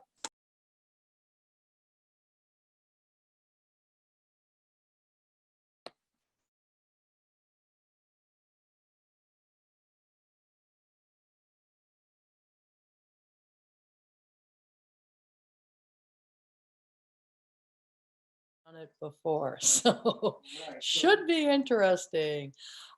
If you are interested in entering the costume contest, if you would put your hand up, then we'll get an idea of how much we are going to freak out. No. Right. So we don't know how many people have dressed up. If you have a costume that you're ready to show, that's good. I see Mason has raised his hand. Everybody else, please put your costume on, raise your hand. And then I will let Gail and Alice and Jeffrey run that activity. Now, if you guys can look at the upcoming schedule here, there's not much left in the evening. We have our costume contest. We may or may not do the game review. And then we have Kathie Richardson with her custom DeLorean embroidery. And then we have some closing remarks, including the DeLorean weekend store where we have mugs, shirts, and other collectibles available. And then we should be out of here by 4:30, 4:45. Chicago time. Chicago time. So we're almost done here. We're on the home stretch. Thank you, everybody. And we'll get ready to start the costume contest shortly. Well, the anticipation's killing me.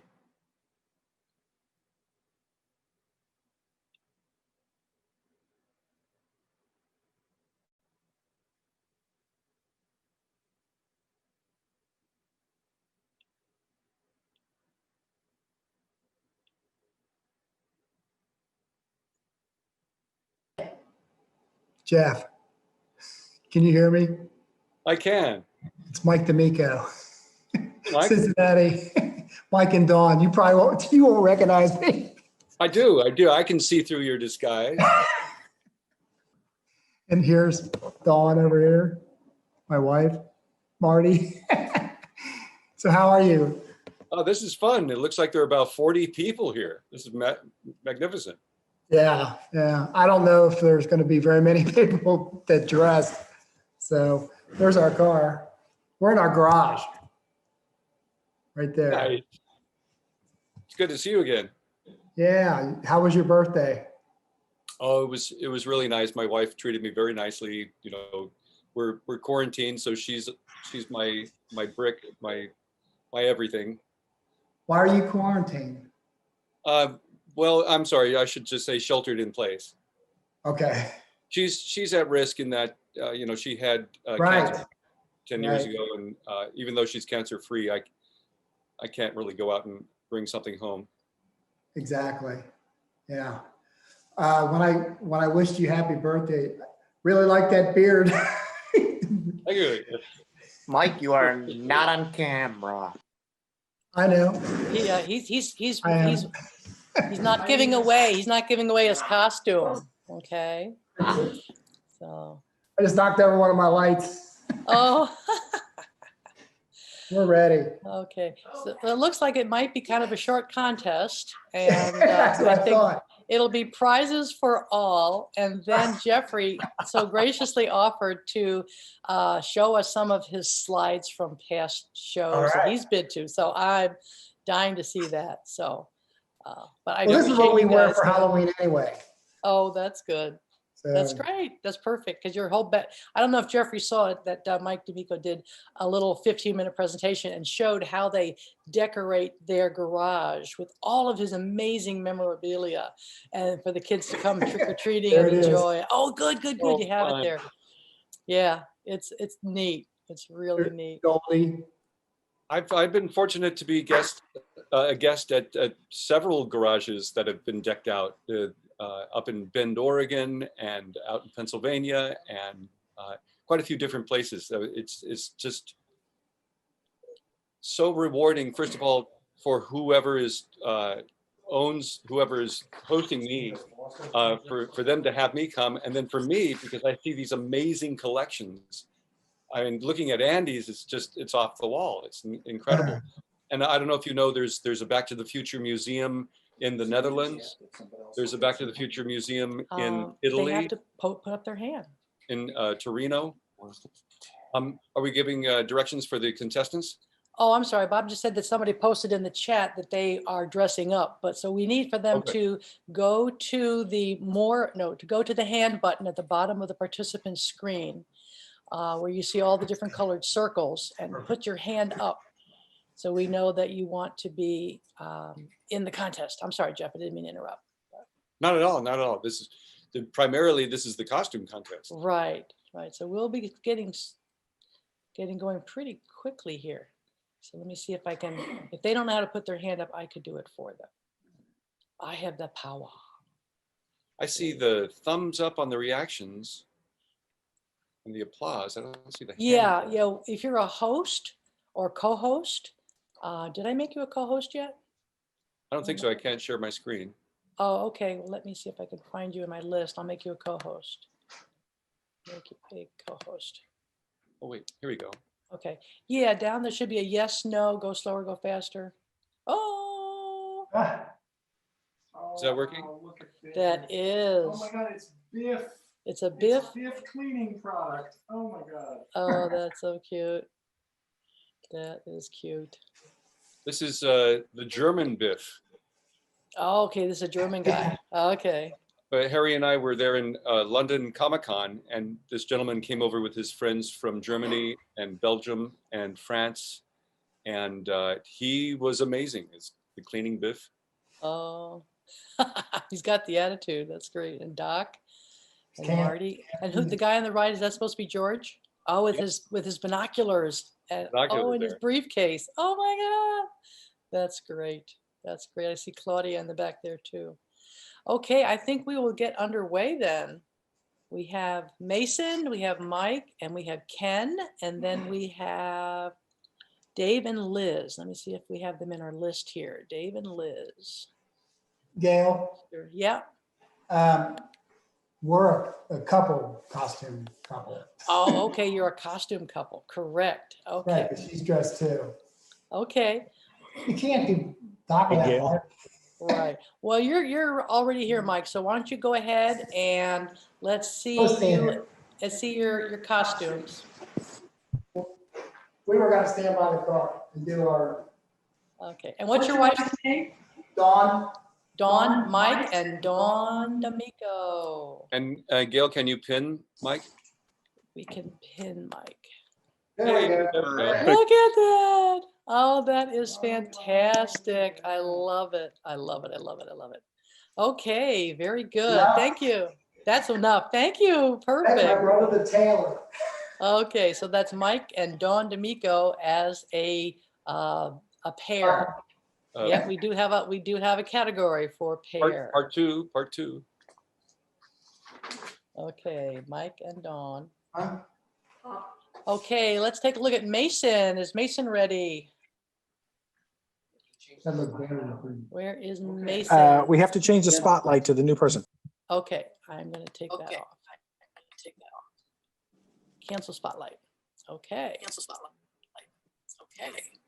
And we're ready for. Is Mason in the virtual building? Yeah. Oh yeah, I'm here.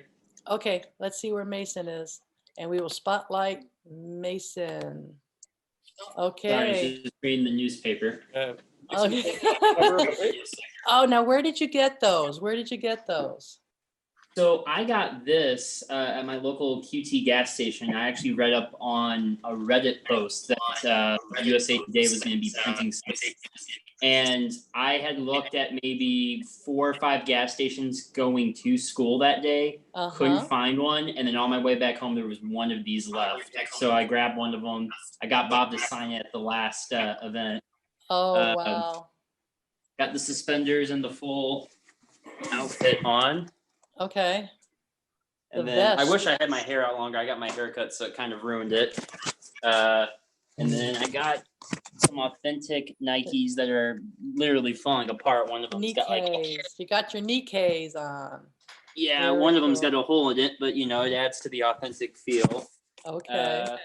After was all, the he vest- was the pinhead. Was the vest hard to come by? Oh no, the Land's End vest off of the internet. It wasn't too difficult to get one off there.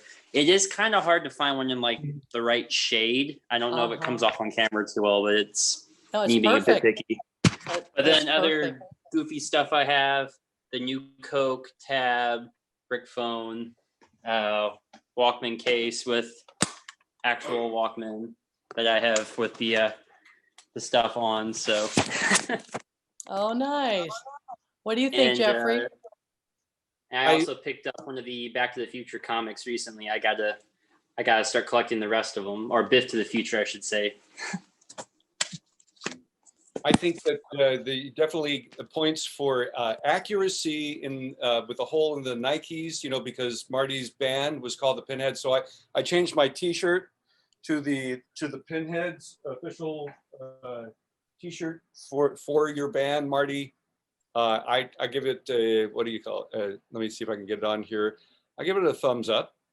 Yeah, for sure. That's great. Well, thank you, Mason. That was a No, great. not a problem. I wish I should have been down. I should have been down at the car. I was just down there earlier before I got on the Zoom call, and I should have stayed down there and done all of this. So.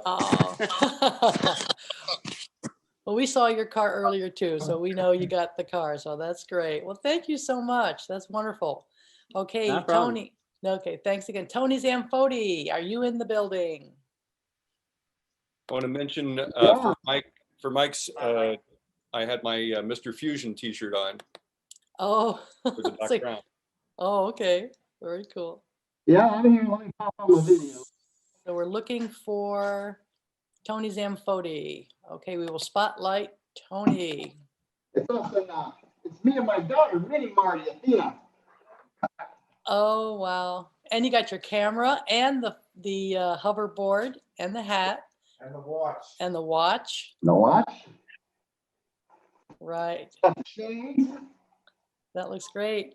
Oh, Does she like Back to the Future too? Yeah, I love it. Oh, that's great. That's great. You like going for a ride in your dad's car? Yeah. Yeah. How soon before you can drive it?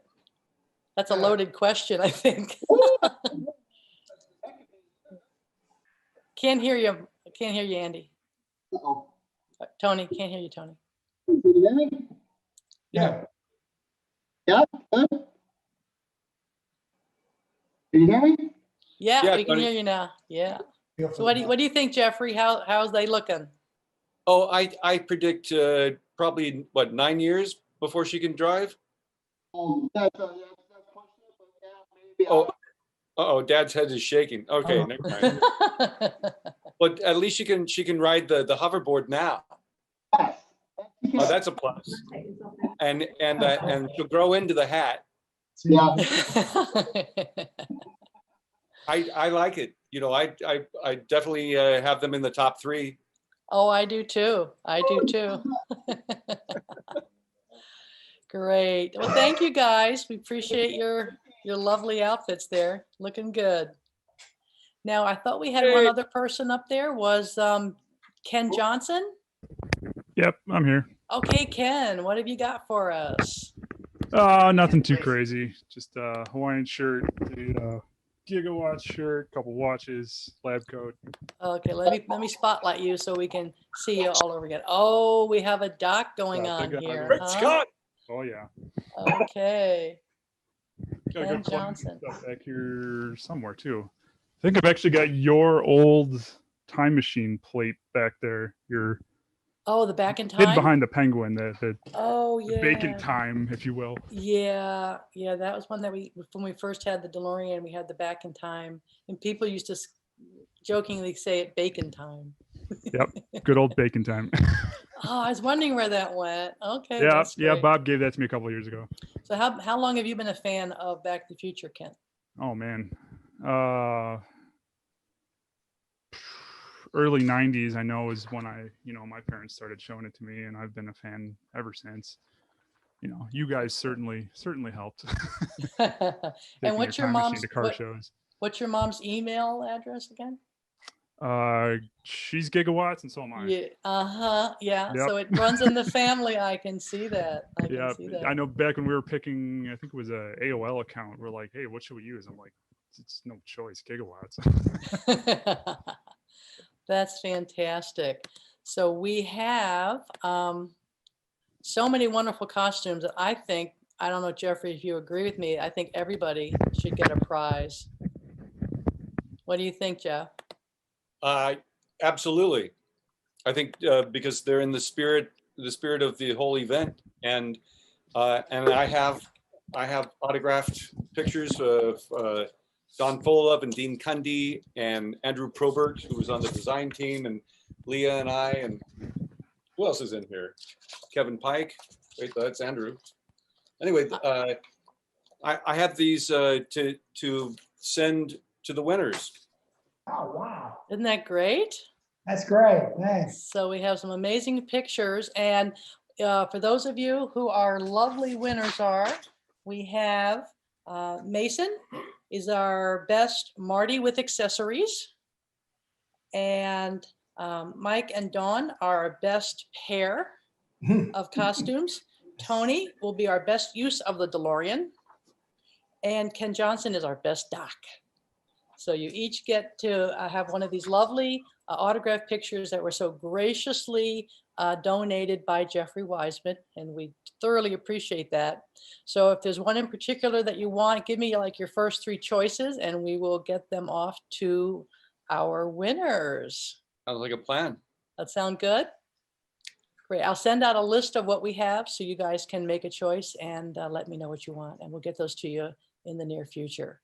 And thank you guys for taking the time to share your passion of the movies with us. Yeah. Yeah. Oh, Jeffrey, do we have time for some pictures of Jeffrey, of Jeffrey's, Ryan? Yeah. Go ahead. Yeah. Let me, That sounds great. I will stop sharing and I will let Jeffrey go And ahead I'll share. and Jeffrey will share. Thanks So, again to all our winners. Congratulations. Yay. So in a way, there were two of us doing the early Back to the Future cosplay. So if you see here, Elizabeth Shue and I were actually kind of doing cosplay because I was taking over for Crispin and she was taking over for Claudia. Mm. And I know that's a far-fetched thing, but you know, it wasn't only us doing the cosplay, it was these guys. As you can see, here's Griff's gang with their stunt doubles. So here we got. Yeah, we got first couple. Can you guys see this? Yeah. So here with Ricky Dean Logan is Gary Morgan, his stunt double. Darlene with her stunt double. Unfortunately, this gal just recently died. Tom with his stunt double and Jason with his. And stunt doubles do cosplay, basically, and then get paid big money to take the falls for them. Because of all the shows that I have been privileged to go to, I've met a lot of cosplayers from around the world. And here at the more recent We're Going Back event, a couple folk from Japan, some from Germany. There's a lot of folk from Belgium and elsewhere. As you can see here from the second We're Going Back event, I think it was, is a cosplay of Griff's gang. Anissa Dame Fatale, who was in Jordan Livingston's film last night, she's there as Spike. You got Brad Fife here as Griff. Brad kind of knocked me out with a gift a little while back that I want to share. Let's see if I can find it. That's an amazing picture. He made my only that I know of action figure. Let's see if I can find it real quick. Give me a second here. I'll do my finder thing. It's just amazing the detail on those costumes, Jeffrey, when people are dressing up, even like as minor characters, they have so many incredible details in their costumes. It's just fantastic. Yeah, people like Denise and Brad, they're considered, I think, professional lookalikes, or not lookalikes, but cosplayers. And action figure. What a job to have. That would be fun to just be a professional cosplay. Yeah, there's a gal, in fact, or wonderful cosplayer up in the Pacific Northwest named Shannon, who she developed a Marty cosplay and she's taken it now to events as Marty for raising money for Team Fox. Nice. That's great. Yeah, come on, action figure, come back. Let's see if I can get this. If there are any questions for Jeffrey, if you want to raise your hand, if we have time, we could maybe punt a few questions his way. So if you have any questions for Jeffrey, feel free to raise your hand.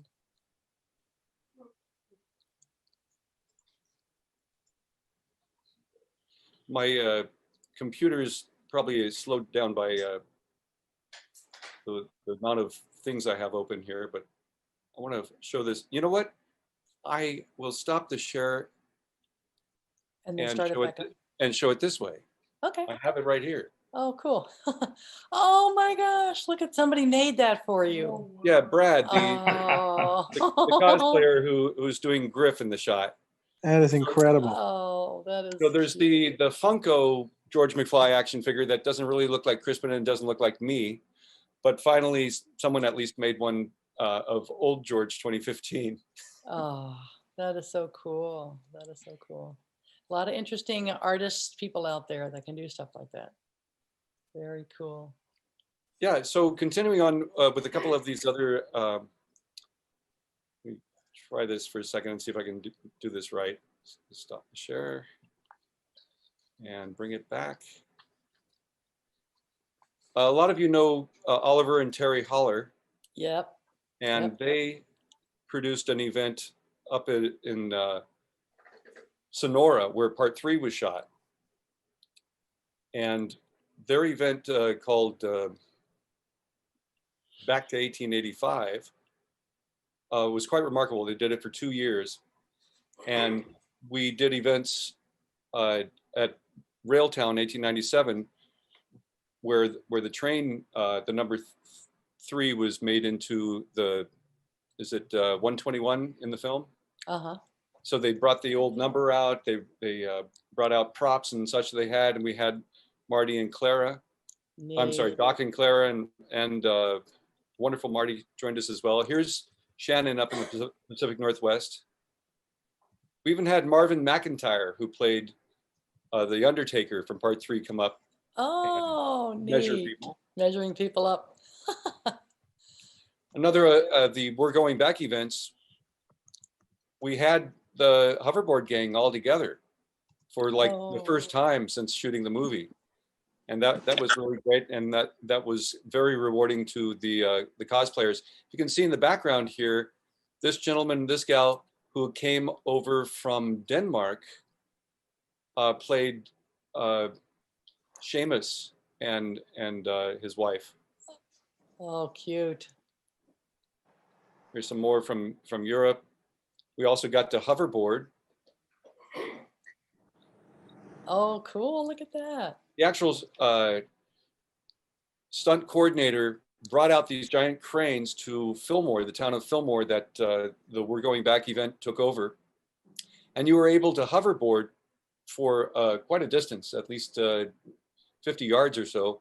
And if you knew anyone who has Photoshop abilities, you could erase the wires and really look like you're hoverboarding. Oh, that is amazing. The Japanese cosplayers, I wish I had dug up. I've got a wonderful shot of the fans in Japan. They'll dress up and post on their fan pages, which is really quite wonderful. Nice. And I think that's about. Oh, here we go. This was my first George 2015 cosplay. It's being done by a 1-year-old child. Oh, that's hilarious. This gentleman in Denmark who's playing, he was from Denmark, not Germany, who's playing Seamus in a previous picture. He is obviously the Ortholev holding George upside down. People say, oh, how could you do that to that child? It's so terrible and all. And he swears the child was upside down for all of 10 seconds to get the snapshot. Right. And I used to hang my children upside down when they're that age. They didn't mind at all. But nonetheless, there was no harm to any children in the making of the photo. Oh, that's good. So yeah, if we have time and anyone has any questions or anything, bring them on. Any questions for Jeffrey? Or any answers? Yeah. Hello, Jeffrey. It's Wolfgang speaking. Hey, Wolfgang. Hey, maybe you remember the DeLorean World Tour guy. Yeah, in case those of you here don't know what he's referring to, were there 5 of you? There were 3. Three. Yeah. Three of you. I think there were 4 or 5 that showed up at my farm, but the 3 DeLorean owners from Germany, from Deutschland, traversed the entire planet in their DeLorean. Yes, and I'm one of them.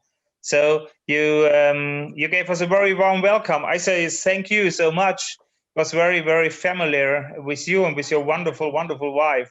I only want to say thank you. I have no other questions. I only want to say thank you for this very warm welcome in your home in the close to the red barn.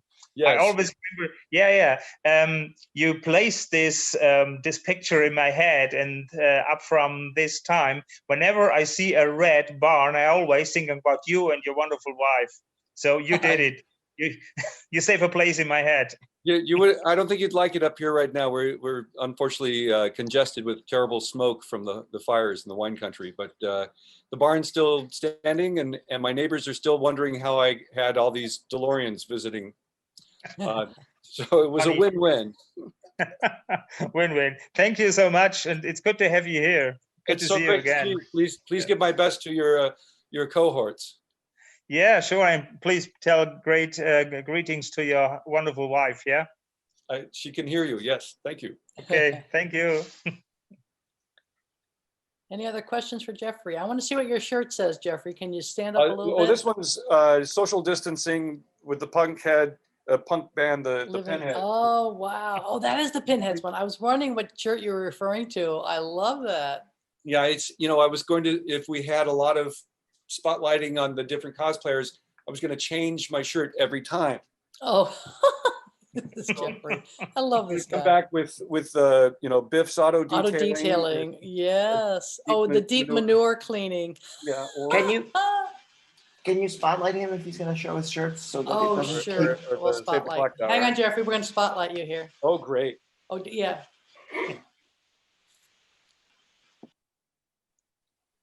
All right. So there's this one.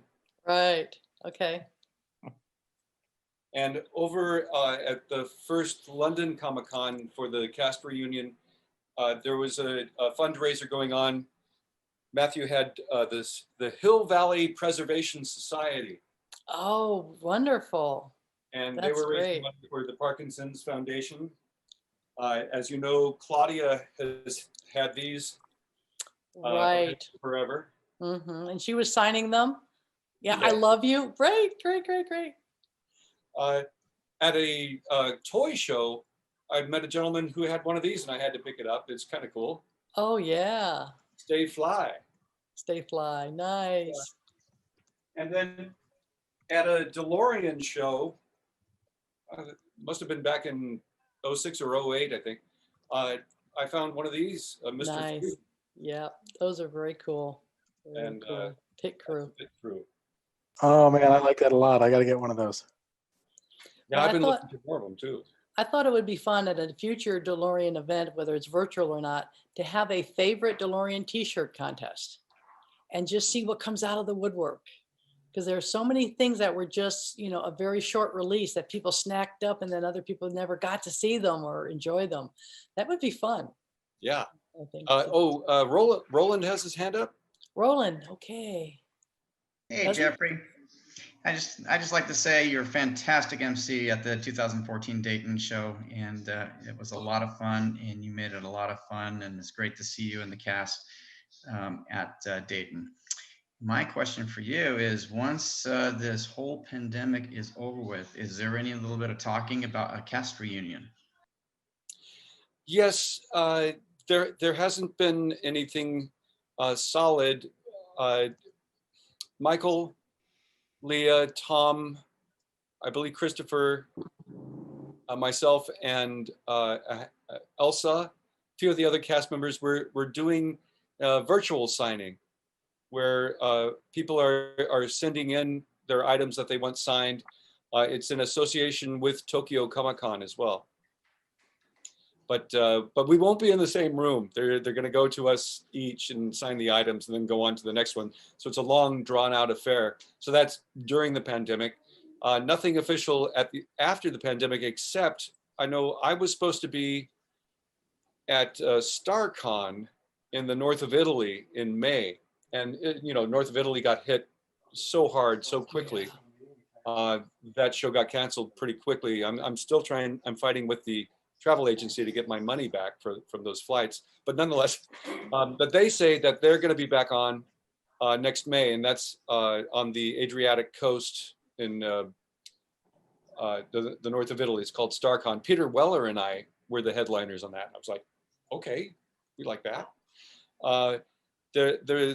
Jason, the owner of London Film and Comic Con, is always, because he's such a huge fan and such a great guy, and Michael's very first ever Comic-Con official appearance, which I helped coach Jason on how to get Michael there. I know will want to do it again. So I'm trying to keep that door open and keep everyone in the loop on that. But there's, really nothing going to be set in stone until there's probably a vaccine, and a proven one at that. Excellent. Well, I'm glad you guys are still keeping in touch and keeping the dream alive for a lot of us fans, both DeLorean owners as well as the Back to the Future fans out there. So it's great to see you guys just being so active. Fantastic. I saw what you did there. You used the title of Jordan's film in there, to keep the dream alive. I hope you got to see that film. That was really quite remarkable. I did. It's a remarkable film, and a lot of history with this community, a dynamic community. I'm been blessed to be involved with it since 83 in its infancy, and just seeing what kind of a change it went from back in the 80s to now. And it's just, I love this. So yeah, there used to be, when I started being found by first the DeLorean owners and then the fans internationally, I think there were maybe 15 time machines in the world. Now there's over 100. That's amazing. That's amazing. Jeffrey, thank you so much. Sure. And don't forget, I narrate the film. I was blessed by. Yes, exactly. And a great job you did of that. That's wonderful. You're a man of Does have many. that radio voice. Yes. Man of many talents. I remember one of the first times I interacted with Jeffrey was at one of Ken Koncelik's shows at the banquet, when you walked around dressed up like Charlie Chaplin and interacted with all of us in the Charlie Chaplin character. And that is something I will never forget. I had so much fun. And you were just amazing doing that. Yeah, I understood that later on that I was almost, they almost called the cops because they didn't know who I was. Did you ever hear that? No, I didn't. Yeah, some people didn't know who this guy was. And I was doing my comedy, and I was actually underneath, I would go underneath tables after losing my hat and touch people's feet and make them scream. And it created a bit of a row. But yeah, if you want to see photos of me as Charlie Chaplin, or in fact, I have up on YouTube, if you put Jeffrey Weissman tribute to Chaplin, you'll see me as Charlie Chaplin working at Universal Studios on a 110-degree day in front of 3,000 people. Oh my gosh. So you'll see my Charlie. That's great. Thank you so much. Any other questions? Just unmute yourself if you want to chat with Jeffrey. We have a few minutes. Look in the chat room. Okay. Actually, I think we're just about done with our time. We don't want to step on Kathie Richardson's time. Is she in the building? Yes, she is. Okay. Well, once again, Jeffrey, thank you so much for your time. And I'm happy to be a part of this. It's you know, the DeLorean owners, first of all, kind of scooped me out of obscurity because, you know, production tried to keep me a secret. They didn't want Crispin suing, and so they kind of put a lid on me, which was very unfortunate. And it was Daniel Deutsch, a DeLorean owner out of Florida, who brought me to my first show. I want to say it was in 04 or 06. Let's see, we did Pigeon Forge and Gettysburg and Chicago and Orlando and you know, all these fantastic shows. And over the years, the owners have opened their hearts. When my wife got ill in 2010, various sections of the DeLorean owners actually pooled money together to help with her health fund. And so I'm eternally indebted. And so it was really great for me to be a part of this today. great. Well, thanks for helping with the costume contest. Thanks for the wonderful donation of those autographed pictures for our prize winners. And hopefully we'll see you again soon. Yes, thank you, everyone. Stay well, stay healthy, stay safe and compassionate. You too. Thank love you. you, Jeffrey. We love you. Thank you. Yay! Yay. Okay, so we are at Kathie Richardson's segment. Is she in the building? She is. Okay, so we have a short video to play for her. I'm going to go ahead and paste that in here. I guess it is on YouTube. Okay, well, it's a very short video, so you may not need to go to the YouTube version, but I will go ahead and play that here, and then Kathie will show her amazing creations. Share screen. Okay, share screen.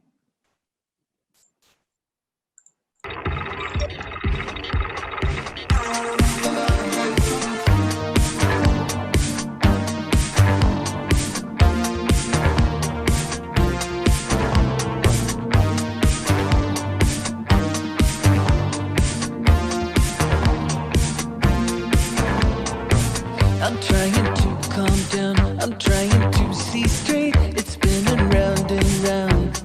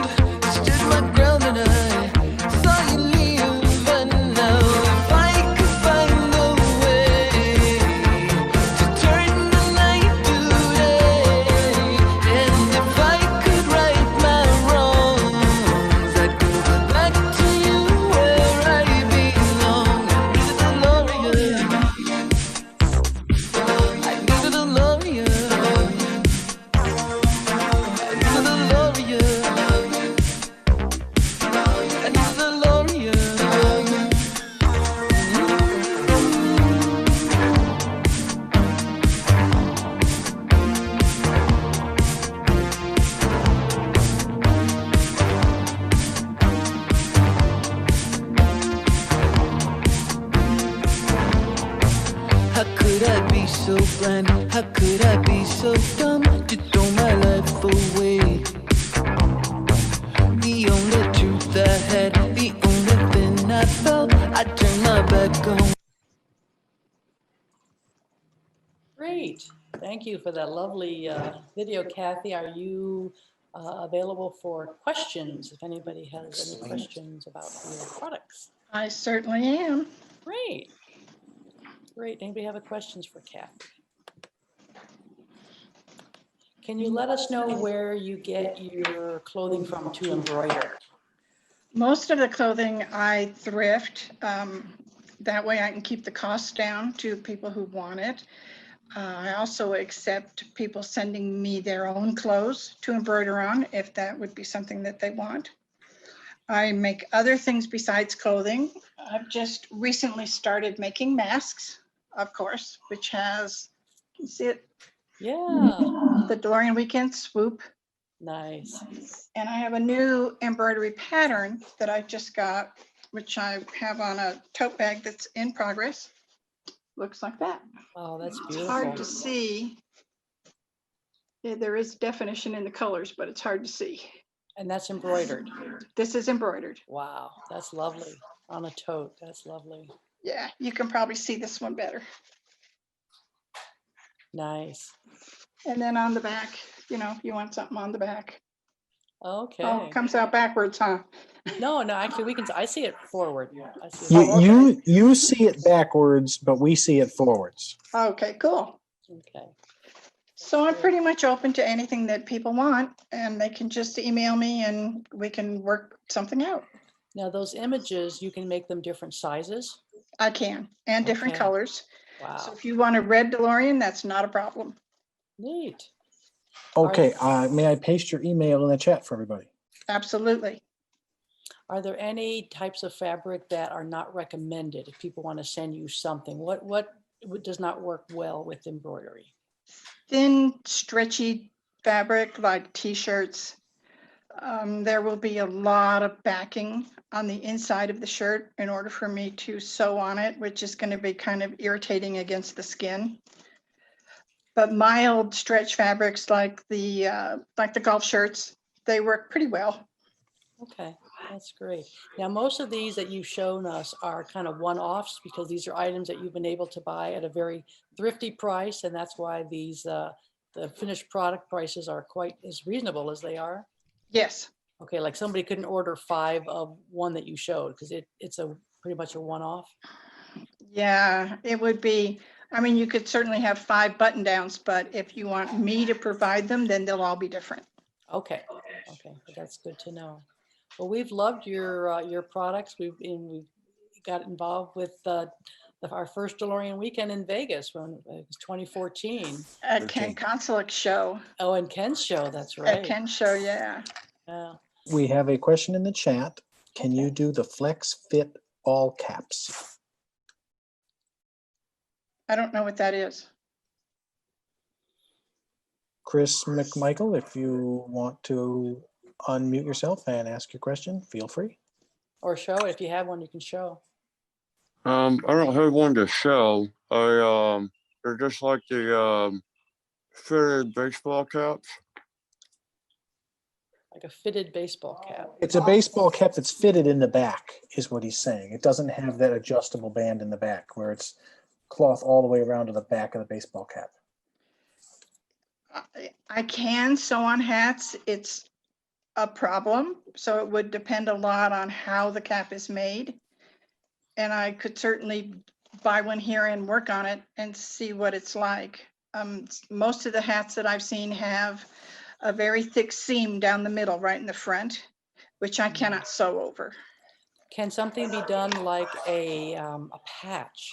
That I can make patches. And then that could be either sewn on or ironed on kind of a thing? Yes. Okay, that might work then for a hat that's got that big seam down the front. Or maybe on the side. Sure. Our next question is from Santi Ortega. Go ahead, sir. Hi, Santi. Hi, Santi. Hello, Kathie. How are you? I'm good. How you doing? Good. What's the like turnaround time for Depends something? on what it is and how many. But I mean, I could do it in, say, a week, including mail. Okay. Okay, cool. Just wanted to let people know what stuff like that was. Thank you. I believe I You have bet. example of one of those Oh, hats. Ken has So an let's- example. All right. You want to I spotlight will me? spotlight if I can find Ken. I Where believe is- this is an example. Hang Or if on, Ken Ken. can just talk loudly and I- over everyone, I then found the him. camera I should found take him. over and show him. There we I found go. him. So it's got no hole in the back, something like that. I believe this is actually embroidered in the back. It probably is. And you see how it's in between the seams? Yeah. Yeah. And then right in the front where the bill is, it's very hard for me to get it into the hoop. I believe this is actually printed, not embroidered. Okay. But you're right. Anyway, oh yeah. So You're right, Kathy. There's a seam right down the middle of the baseball cap, and Yeah. how And are you then see, there's expected all to- that white stiffening in there to make it stand up. That's very hard to sew through because my machine is not industrial. It's a home sewing machine. Yeah.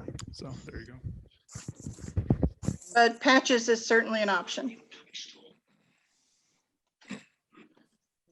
Now, do you make a patch that people could buy? Do you have any of those made up?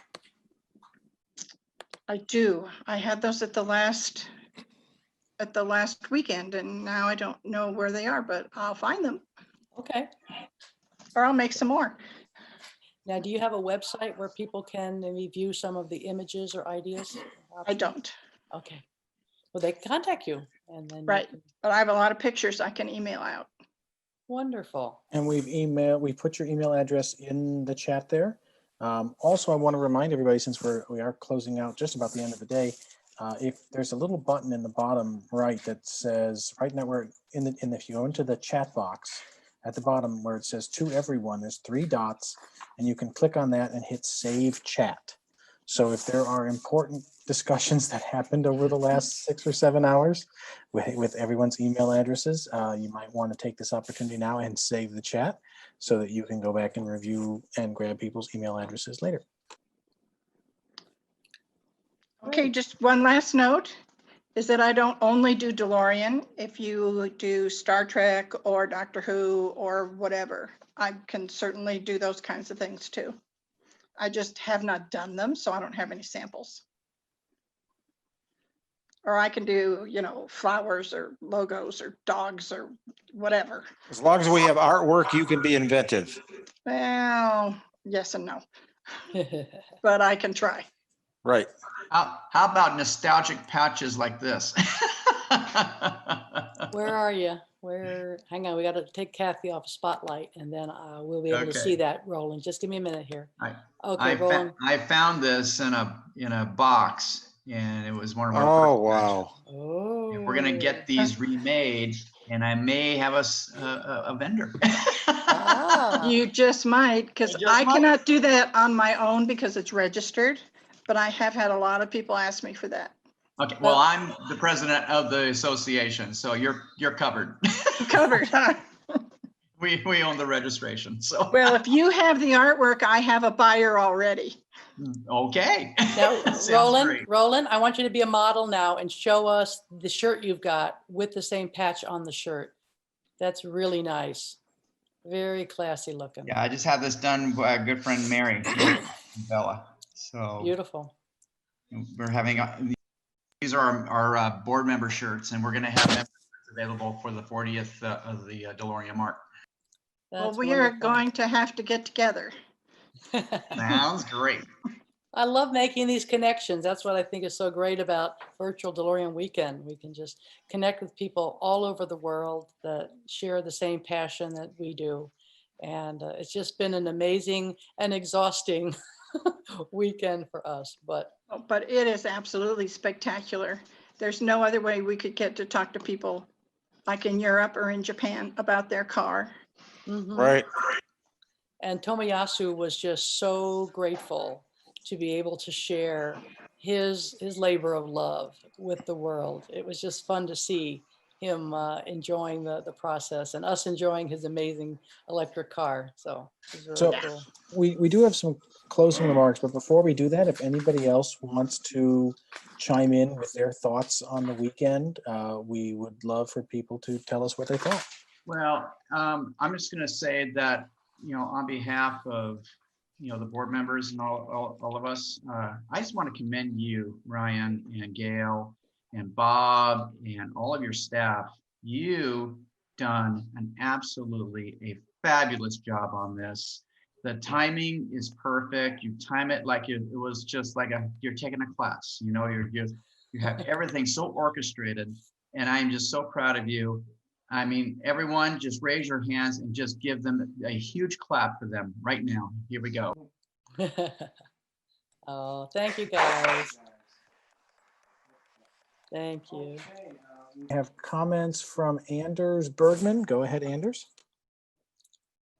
No, sorry, I was just raising my hand for you guys. Oh, that's a silent clap, and we Okay. appreciate that. Okay. Great. Okay. All right. You guys Rick, do you have have done a such a great question, or is job. that a clap also? I heard somebody else say something. No, I just kind of wanted to piggyback off what Roland said. This has just been an outstanding weekend. I'm a relatively new owner. I bought my DeLorean back in July of 2019, and this is really my first experience with how about that? Everybody. Wow. So everybody's been very nice. I enjoyed all the videos, and I hope we can do something like this next year along with the in-person get-together. So thanks again. Great. Appreciate it. Sure thing. Thanks, Roland. Yes, and so I want to say goodbye from Germany, from Europe. So I think here in this little group, I represent the German and the European and the Bavarian DeLorean owners a little bit. So yeah, thank you so much to the family Brandys. It's amazing what you did here for us. And it's a little a German system. You're so exactly. This is this German efficiency. There must be anything German in your blood, I think. Yes, yes, yes. Yes, there is. Wow. Yes, there is. Yes, If there we is. Yeah. That's We the call this highest. German. That's the highest compliment we could get. I remember Chris Nicholson, because Chris and me, we are working together every year, and so he always laugh about this German efficiency. But today and yesterday, I saw this efficiency in your work, and very, very well done. Thank you so much for making all this possible. And for me, it was great to see all these wonderful people I met in the past, Roland and Bob, of course, Gail, Ashley, and so on, Rick, all the guys I met in 2018 or in 2015 in course of the DeLorean World Tour. So thank you so much for this. Yes, Well, wonderful. thank you. Auf Wiedersehen. Thank you. Auf Wiedersehen. I see, I tell me, I know a little bit of German, just a little bit. Yeah, So, good. yeah. Anybody else have any final thoughts? Feel free to unmute yourself. You guys did a great job. I go to a lot of these online conventions, and you guys are great at educating people about how to use Zoom and how to run everything. And you guys are running it like clockwork. There are companies out there who are running online conventions who, have a whole staff of, 50 people, and they don't run it as well as you guys do. And I've learned a lot this weekend, from all your very educational sessions. So you guys should be proud of yourself. This was great. Well, thank you, Alice. Thank you, Alice. so much. Appreciate that. Yeah. I'd just like to say it would, I don't know how to do this, but it would be neat if there was a way, like if this was an in-person convention, I would have tried to corner all the people who were interested in 3D printing and had like a little mini session about that or something, compare notes. And, Yeah, I don't know. That's what we were kind of hoping that, but the problem is it was so packed with so many talks and we kind of ran over into the breaks. But what we can do, hopefully in the future, it seems that people definitely got a little bit more savvy with Zoom as we went along this weekend, that we could say in the chat, if anybody wants to go talk about 3D printing, put up the coffee cup, and we would throw you in that room. And then somebody will say, hey, I want to talk about Eurofest. Put up the clock, and then we throw them in a different breakout room. So I'm hoping in the future, as we all become a little bit more well-versed with Zoom, that we could definitely take advantage of that, because I think that would be a great idea, Mike. Thanks. Okay. Well, I have one last thought, especially to Bob Brandys and to all the other people. When you ever come to Germany, to Bavaria, to Europe, please feel free to send an email and to visit our workshop. You are always welcome, all the people from all over the world, because all you gave us a very, very warm welcome when we make the Durham World Las Tour. Vegas. And so, Rob, Bob, you told me you want to come to Europe in upcoming years. So please come on and visit me in the workshop and enjoy the show live. Yeah. We are planning on it with the next Eurofest. Thank you so much for your gracious invitation. We will definitely take you up on that. Okay, Todd, DeLorean Tech, go ahead, sir.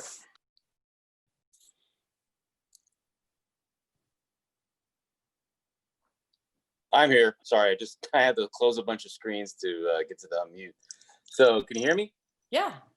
Okay, let me share my video too. So you can see me too. There we go. Hey, Todd. Yeah. So, hey guys, thanks again. This really went well. I actually felt like I went to DeLorean weekend this year. I mean, I felt like it did, and I think a lot of it has to do with the Brandys and what you guys bring to the table. And it's just got that unique feel to it. I don't know what it is. I've only been to a couple of DeLorean weekends in the past couple of years, but I feel like it's been fulfilled. So hats off to you all. Great family. The technical stuff, I thought the transitions between videos and presentations were smooth, seamless. I could tell you guys put a lot of work and into the coordination. I can tell you guys really planned this out. It was a professional job. You guys didn't just throw it together and see what happens. I mean, everything went off without a hitch. I remember working with Brian on getting some backup videos. We never had to use any of those backup videos, and that was awesome. So, but it was good that you guys had a backup plan in case something went south. Great idea. So one thing I do want to mention is that my PC that I use is my work PC, and my company has banned Zoom.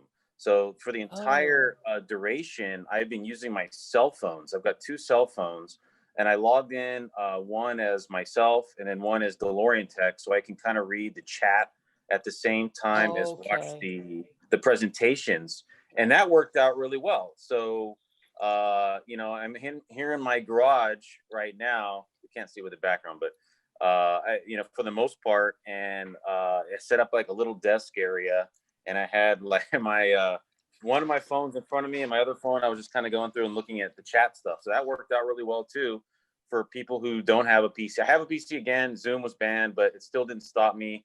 My phones worked out great. Let's see what else. I thought the Living the Dream Q&A session was totally awesome. That was such a great bonus. So thank you so much for that. It was also awesome to be able to see the movie in high def on my big screen TV in my man cave with my son last night. That was totally awesome. So thank you for that. I wanted to give a shout out to Radic on the documentary that you guys are pulling together. Great documentary. Really looking forward to the next episode. Not sure when that's going to come out, but I'm waiting for it. And thank you. Yeah, great job overall. And here's to an in-person 2021 DeLorean weekend. Thanks, you guys. Thank you for all your help. Thanks for all of your contributions. You're welcome. Anytime. Yeah, Ryan gets the credit for the coordination. He's a FileMaker genius, and he literally wrote a custom program to allow us to manage this. And it's better than some of the off-the-shelf programs you can buy for a certain amount of money. And it's really his FileMaker genius that makes this happen, as well as for his clients. And our staff. We have a wonderful staff of volunteers here that will do whatever we ask them. And Kevin and Ellie and Radic and Gail and myself, we've been busting our butts, but without our friends to help us out, this would not have been possible. Yeah. And it's all volunteer time. And we've been volunteering time for many, many years for DeLorean weekend. And this year's no different. And next year won't be any different. But it's the volunteerism that you don't see a lot of anymore. We still do it. And we're hoping that next year we'll get some more volunteers to help support what we're doing. It seemed to be contagious. It really wasn't that bad. I mean, it just took 6 of us with 7 computers and 9 screens to run the command center. And Tony only did about 200 to 300 hours of video editing on his end, so that really wasn't too bad. And I think Bob and Gail and I were only about 150, 200 hours in each on planning all this. So really, that's not a big deal. And what else are you going to do during a pandemic? So we figured this was therapeutic for a lot of people, kind of to take their mind off of, all the drudgery they're going through on a daily basis and just, again, immerse ourselves back into our dream world. So just remember the meme by Doc to Marty. Marty, don't ever go to 2020. Okay, Mason's had his hand up for a while. Mason, yay, Mason. Yeah. Oh, hey guys. No, I just wanted to say that, I think this turned out surprisingly well. Probably one of the best Zoom calls in general that I've had that haven't had problems or anything with. Usually with work, it's terrible when you're trying to do it with 7 people. We did it with 40, 50 plus people at the time, which is amazing. But for sure, even just hopefully we get to meet up in person next year.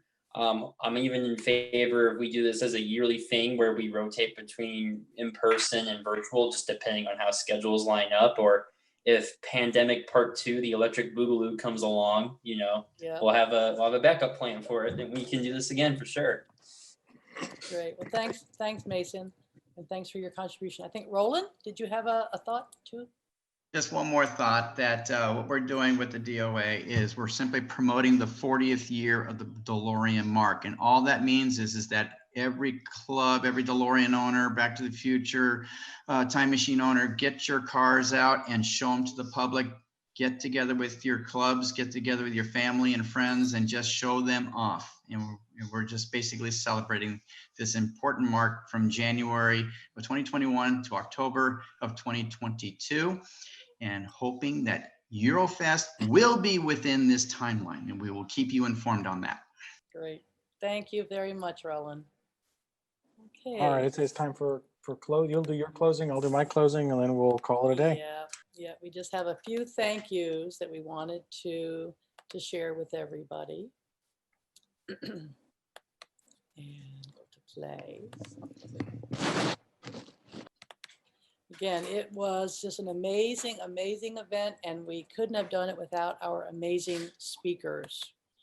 Over the last 3 days, we've had over 40 volunteers to take their time and their expertise and to share that with the rest of us freely. And we just thoroughly appreciate all of your contributions to the event.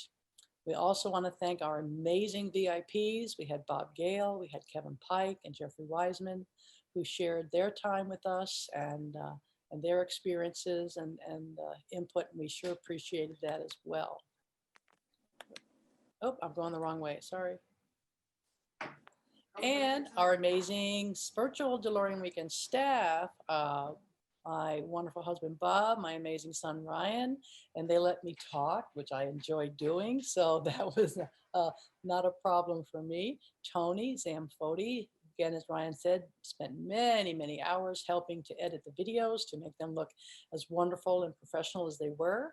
I want to thank Radek Skalski for all of his expertise and working with Bob on the John DeLorean documentary program, and Kevin for all of his indispensable help in putting us up on YouTube, keeping us in the 21st century, and also Ellie, who was our gatekeeper. She has a very sweet face, but she was a tough cookie, making sure people were on the meeting that should be on the meeting, so we had no problems with uninvited guests. And also Mark Woodsma, who was very helpful with Ryan with so this kind of work is his stock in trade, and he very nicely volunteered a lot of his time to help Ryan in getting a lot of these concepts worked out. Also, during the meeting, we had a lot of wonderful participation. Brandon Fayette was wonderful on the breakout rooms, talking and showing a lot of his very cool, innovative stuff. We want to thank Gordon Carpenter for his wonderful questions to help keeping the meeting going, and very inventive and fun questions that he had. And also we saw a lot of good advice in the chat room. Chris Miles, Also, Mark Woodsmo again, Ryan Foster, Brandon again, and Ken Johnson had some wonderful input. And Ken also took photos of us so we could document what was going on. Okay, and Bob's going to want a few seconds here for closing remarks.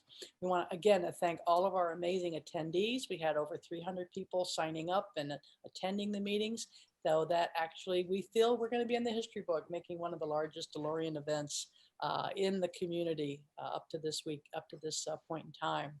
And if you would like to contribute to any future virtual DeLorean weekend events, please do email us at info@DeLoreanweekend.com.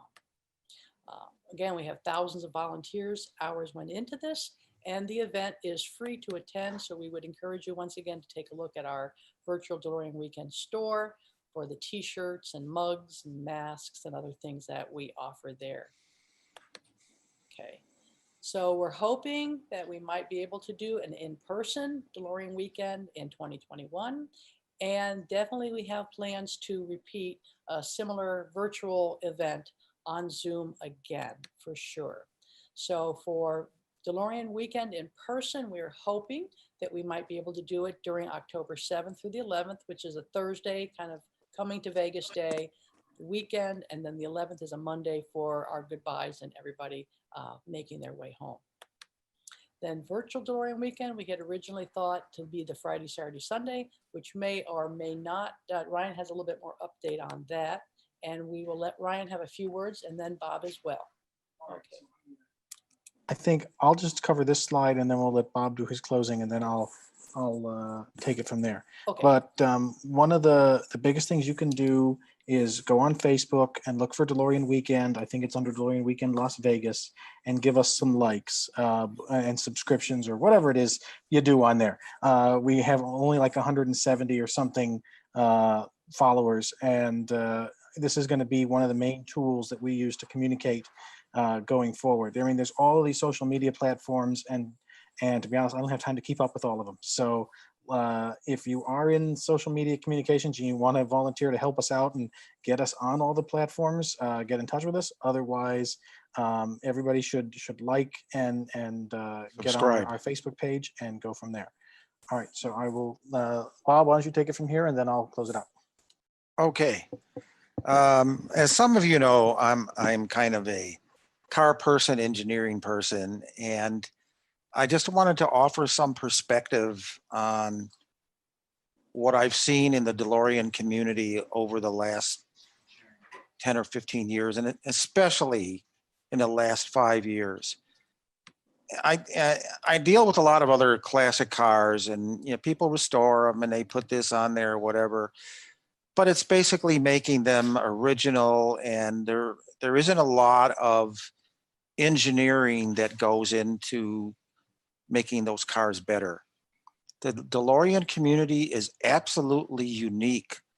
The stuff that I have seen people do over the last 3 days is phenomenal engineering. You all deserve a huge pat on the back, and if I was your boss, I'd give you a huge raise, but I'm not in the position to do that. But believe me, what you are doing is unique. It's rare. It doesn't happen anymore in the car community. Car builders are a dying breed, and it's what I like about hanging out with DeLorean people. They are still car builders, though that now we have 3D printers and a lot and very modern electronics and all that. And you guys are doing that. So you really should be very, very proud of what you do. And you should be very proud of the uniqueness of the DeLorean community. So that's kind of my comment. And you'll see some of that engineering uniqueness of John DeLorean in the upcoming series on him. It'll be amazing. That's all I can tell you. What? We got this poll thing. So I'll put this over here now. Does everybody see this? Share. No, you have to relaunch.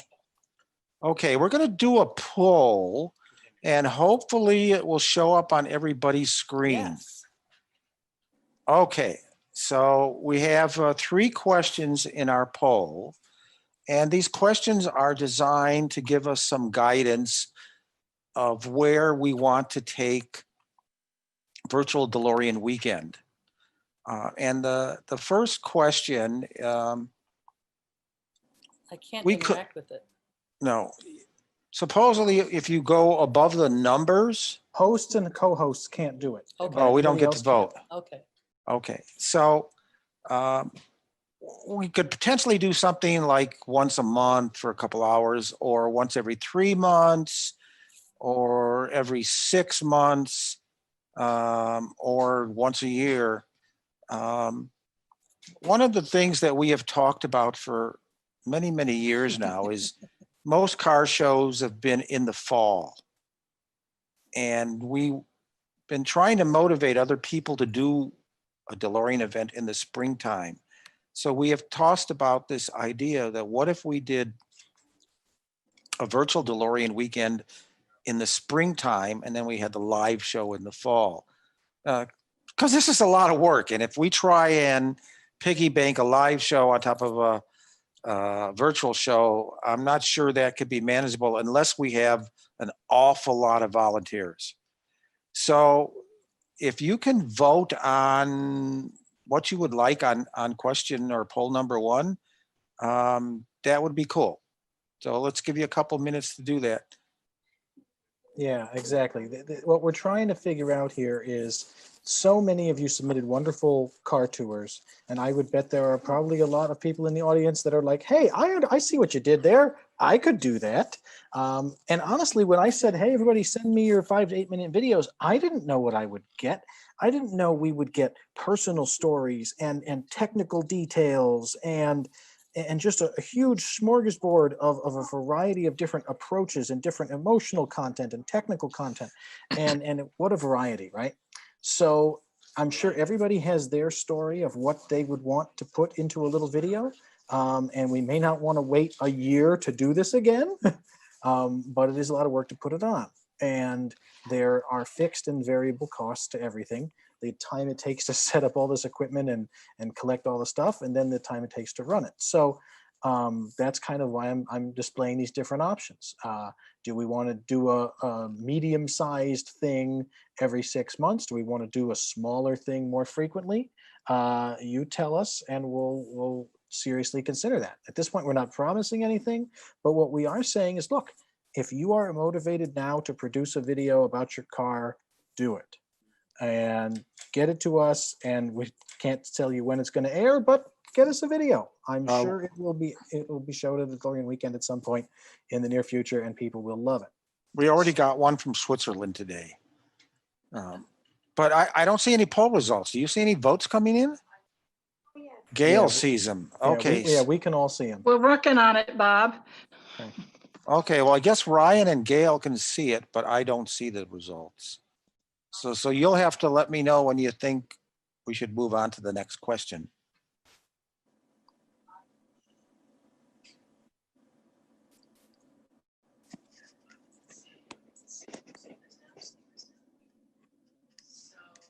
Oh, no, there's a button to share the results. I will go click that button, stand by.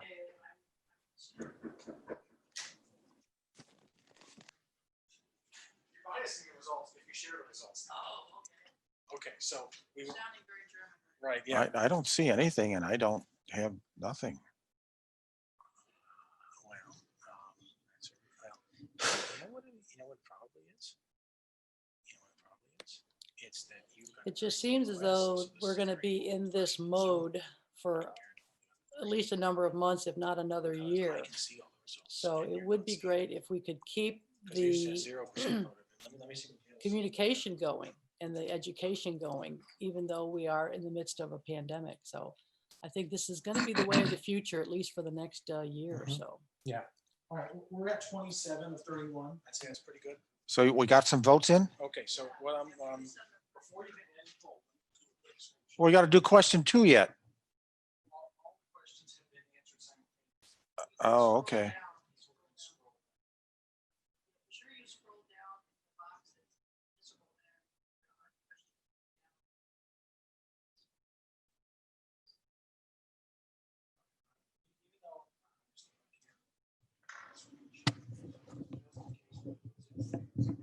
Yeah, there's actually 3 questions. If you only see one of them, scroll down with the bar on the right and you can get to the other questions.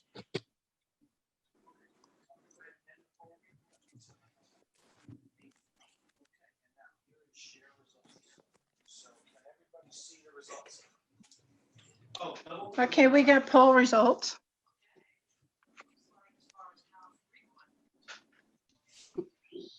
Well, Yeah, we see it. sort of.